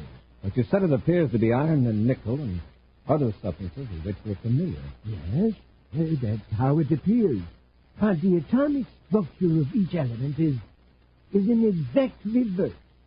Matter in our solar system has atoms with negatively charged electrons whirling around a positive nucleus. And this meteor has a negative nucleus with positive electrons. Exactly. For years, scientists have speculated about the possibility of such matter. Now we know it exists. Perhaps whole galaxies are made of. But I still don't see why it destroys other metals. And that's only half of the story, Cadet.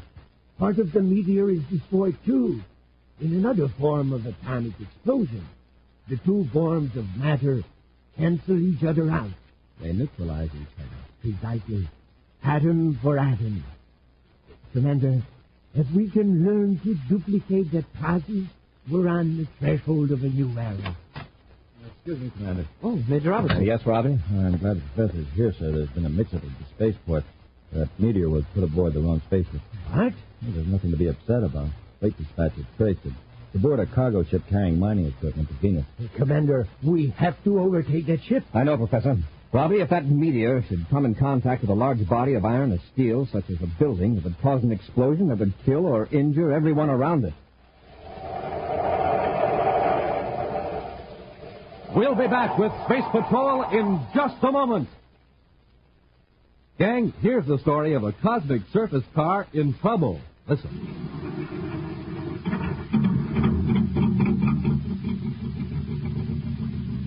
The trouble, it's got nothing to go on but ordinary fuel. But you hear that? The driver's filling up the tank with some super fuel. Something's going to happen now.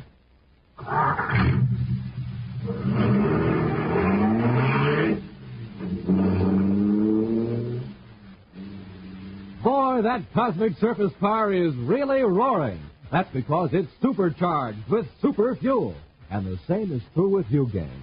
What happens when you don't have a good breakfast? You're just a putt-putt. But when you fill up your tank with super fuel, man, you're supercharged. Here's how Buzz Corey does it. He eats a good breakfast with the Checkerboard Super Cereal, Rice Chex, or Wheat Chex.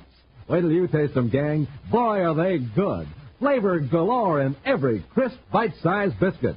So, gang, get going. Eat a good Super Cereal breakfast and get supercharged. Get the Super Cereals today. Rice Chex, Wheat Chex.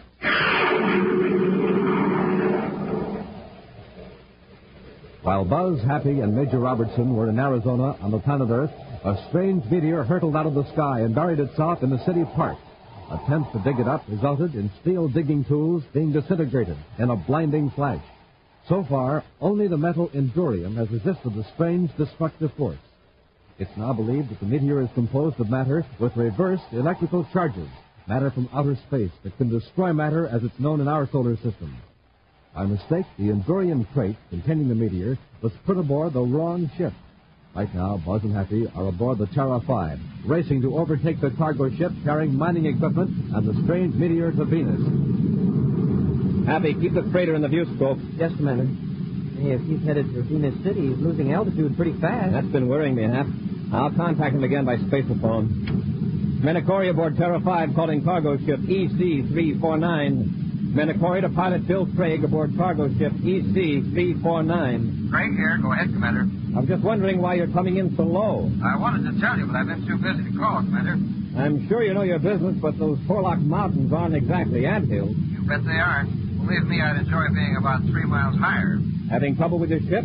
Yes, sir. I came into Venus atmosphere on automatic trajectory control, and the control's out of adjustment. Looks like I'm going to have to set down outside the city somewhere under repellor aid. You don't sound very worried. Should I be? Well, you know your ship.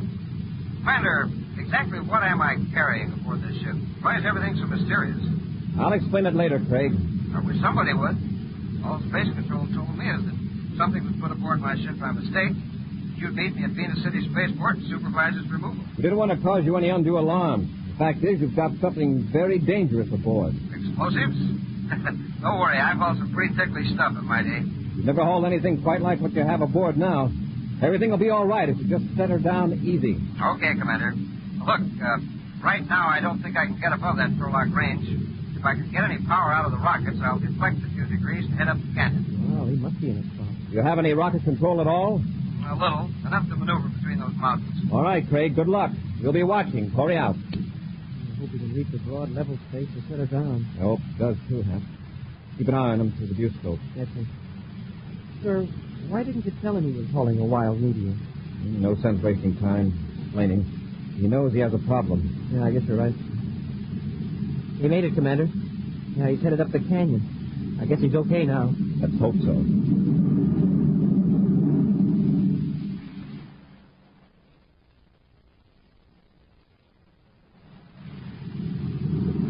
Speed's dropped way down, sir. He's losing altitude. Corey aboard Terra 5, calling Bill Craig.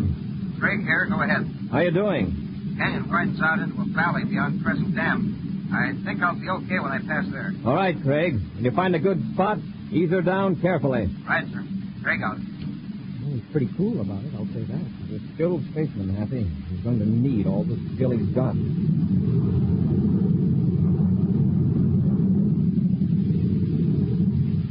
There's the dam up ahead. Getting awfully close to that canyon wall. Yeah. He isn't going to clear the dam by more than a few. He hit the side of the hill. The ship's skimming along that shoulder. It'll only hold together. Oh, rockets, Commander. I can't look. Did he hit the dam? Not quite. It's a bad crack up. It broke the hull open. It's hanging over a rock halfway down the side of the canyon. At least the meteor didn't explode. The steel on the Endurium crate must have held fast. We'll set the ship down on that flat stretch on the other side of the dam and get to Craig as quickly as possible. Looks at that sky, there's an ammonia storm brewing. Hope it holds off until we get Craig.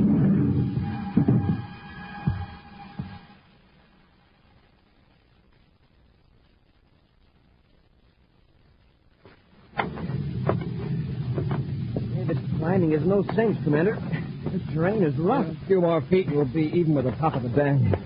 Anything yet, sir? I can see part of the wreckage from here, but no sign of Craig. Come on, Hap, we've got to hurry. That wind. Wow, that storm is roaring down the canyon a mile a minute. Better work fast, Happy. Commander, look. Some of the cargo's spilled out of the ship and rolled down into the water. Yeah. One of the crates have smashed open. Yeah, I hope the meteor didn't roll into the water. That looks bad. The hull is smashed, right near the pilot's compartment. I hope Craig is all right. Let's work our way down into the ship. Commander, look. Isn't that a man down there at the edge of the water? It's Craig. Must have been tossed out of the ship. He sees us. He's waving. He's hurt. Come on, hurry. Watch your step. It's steep through here. Happy, there's a ledge that slopes right down to the dam. A couple of crates stopped there. Sure. It leads right up to that ladder on the dam near the gate. Now, let's head for it.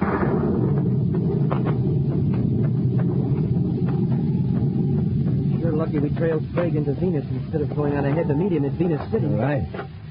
Hey, look at that water level. There must be a flash flood up the canyon. Smoking rockets. Nearly up to where Craig's lying. Rising fast. Got to get him out of there. Now, take it easy climbing over that Endurium crate, Happy. That's the meteor. Hey, the seal's broken. The meteor's partway out of the crate. We're in luck. Fortunately, none of those pieces of machinery came in contact with it. All right, let's climb down the face of the dam. Watch that ladder. It's going to be slippery.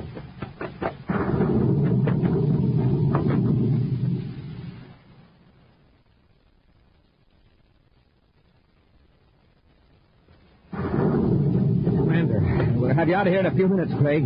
Here, Happy, help me lift onto a seat. That's my right leg. I didn't mind the ship crashing, but bouncing down the mountain like a rubber ball was pretty rough. Can you put any weight on that leg, Craig? I'll try. I think I can make it. I took your arms over our shoulders. There's most of your weight on it. How do we get him up over the dam, sir? The tough part will be the ladder. From there on, we can work back up the ledge and zigzag to the top. Yeah. I figure I can make it with a boost now and then. All right. Start up the ladder. Okay.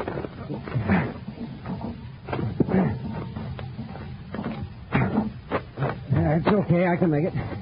Look at that water. It's rising fast. A landslide. Press close to the dam. Keep your heads down.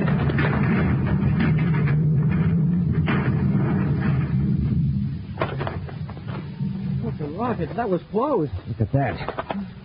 If you men hadn't come for me, I'd be buried under several tons of dirt right now. Let's get out of here. There could be another landslide.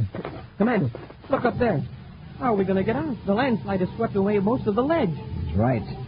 We can get as high as a sluice gate, but from then on, it's sheer wall. Let's get up to what's left of the ledge. We'll be out of the water at least.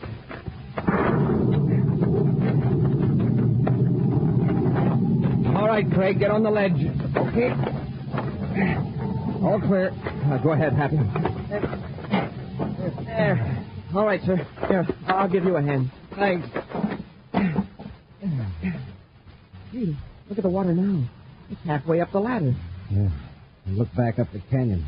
It's streaming down at big waves. Commander, you think it'll come as high as the ledge? Look at the watermark of the previous flood. Comes this high because of the sluice gate. Wow. Even if the water doesn't come over the ledge, we're stuck here. If that sluice gate will only open, we go through the spillway to the other side of the dam.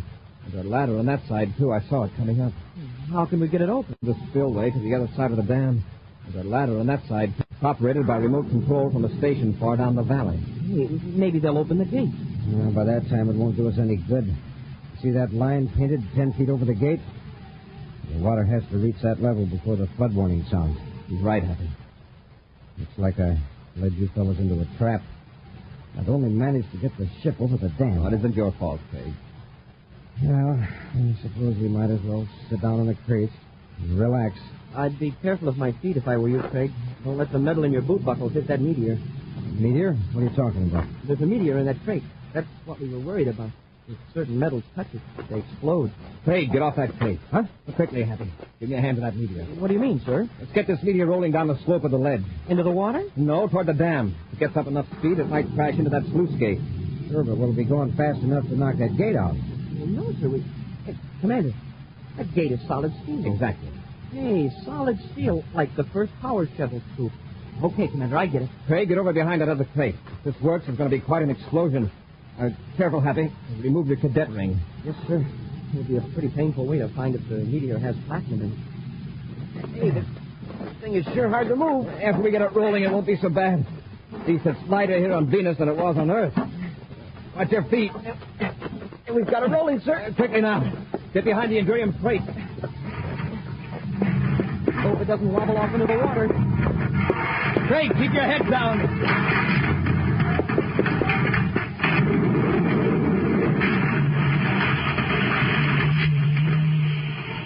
Commander, it worked. There's a great big hole in the sluice gate. Come on, let's get off this ledge into the spillway. Yeah, let's get through before the water does. Look, Commander, can you see through the dam to the valley? There's our ship. Now, that's a beautiful sight. Well, Commander, what about Professor King? What's he going to say? I'm afraid the professor will have to be content with telling another story about the big one that got away. An exciting preview of next week's thrilling Space Patrol adventure in just a moment. But first, gang, here's something that's more fun than anything you ever owned. Something that rates as the biggest value we have ever offered. Something new, different, exciting. I'm speaking of that wonderful new thrill, Space Patrol Space Binoculars. I call it a wonderful new thrill because this amazing piece of Space Patrol equipment makes it possible for you to see houses, buildings, cars, and people way off in the distance. Yes, sir, when you look through your Space Patrol Space Binoculars, you can see what's going on blocks and blocks away. And when you look through your Space Binoculars, you don't even have to hold them. No, sir, they have a strong elastic band that holds them snugly to your eyes. Makes you look like somebody from outer space, because when you wear your binoculars, they stand out from your eyes a full 3.5 inches. Well, that's right. I'm not talking about flimsy little goggles or a mask. I'm talking about real, honest-to-goodness 4-power binoculars with 4 pure lucite lenses. The real McCoy, in other words. Real binoculars. They're made of solid black plastic, and they have a bright red leather-like trimming that makes them look terrific. Overall, space binoculars are 5 inches wide, 5 inches long. And boy, oh boy, the fun you can have with them. You can see who's coming up the street. You can read signs way off in the distance. You can spot planes in the sky, and you can name the kinds of cars you see blocks and blocks away. And hey, when you look through the other end of your space binoculars, they smallify. Yes, sir, they do the opposite. Instead of making far-off things look close, they work the other way around. They make close things look far away. Lots of fun. Now, gang, to get a pair of these space binoculars, a pair exactly like Buzz Corey wears, do this. And boy, you better do it quick because this offer soon ends. Just buy a box of Instant Ralston. Then, with your name and address, send 25 cents in coin and an Instant Ralston box top to Space Patrol, Box 686, St. Louis, Missouri. This offer good only in the USA and may be withdrawn at any time. Gang, if you don't think your space binoculars are tops, send them back and we'll return your money. The address again, Space Patrol, Box 686, St. Louis, Missouri. And now, a preview of next week's exciting Space Patrol adventure. Buzz and Happy are on the third moon of Jupiter in their spacesuits, attempting to pull Major Robertson out of a crevice into which he's fallen. Buzz has lowered Happy into the crevice where thousands of beetle-like insects are swarming, impervious to the cold and lack of atmosphere. Lower me a couple more feet, sir. Got these buds? That's it, sir. Loop the rope under the Major's arms, Happy. Just a minute, sir. Like, brush off some of these insects. Some of them just won't brush off. They're awful. They're on my suit, too. Yes, and all over the Major's. Commander, they're eating through our spacesuits. We gotta get the Major out of there and get back to the ship. If these insects puncture our suits, we're finished. Be sure to be with us next Saturday for the exciting story, The Moon Beetles, when wheat checks, rice checks, and good hot Ralston again bring you Space Patrol! High adventure in the wild, vast reaches of space. Missions of daring in the name of interplanetary justice. Travel into the future with Buzz Corey, Commander-in-Chief of the Space Patrol! Space Patrol, an original Mike Moser production starring Ed Kemmer as Commander Corey and Lynn Osborne as Cadet Happy, was written by Lou Houston and directed by Larry Robertson. Other players were Norman Jolly, Ken Mayer, and Bela Kovac. Dick Tufeld speaking. Now, don't forget to tune in next Saturday and every Saturday when wheat checks, rice checks, and good hot Ralston again present the new exciting Space Patrol!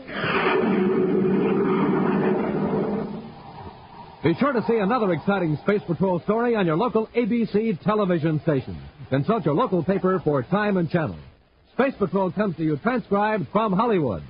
This is ABC Radio Network.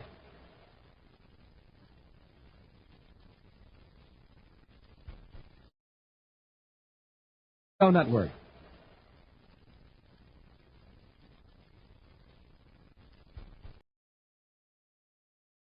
Exciting seekers, join us on a thrilling journey through the vibrant landscapes and diverse culture of Brazil. Lost in Brazil brings you to captivating videos showcasing heart-pounding adventures, mouth-watering cuisine, and hidden gems of this incredible country. From bustling cities to tranquil beaches, our videos capture the essence of Brazil's beauty. Experience the warmth of its people, the rhythm of its music, and the thrill of exploration. Click on the link in the description to find out more. I would like to extend my sincere gratitude to Old Time Radio Research Group for their remarkable efforts in preserving and archiving the captivating world of old-time radio programs. Their invaluable contribution allows us to step back in time and experience the magic of radio history firsthand. Their link is in the description below.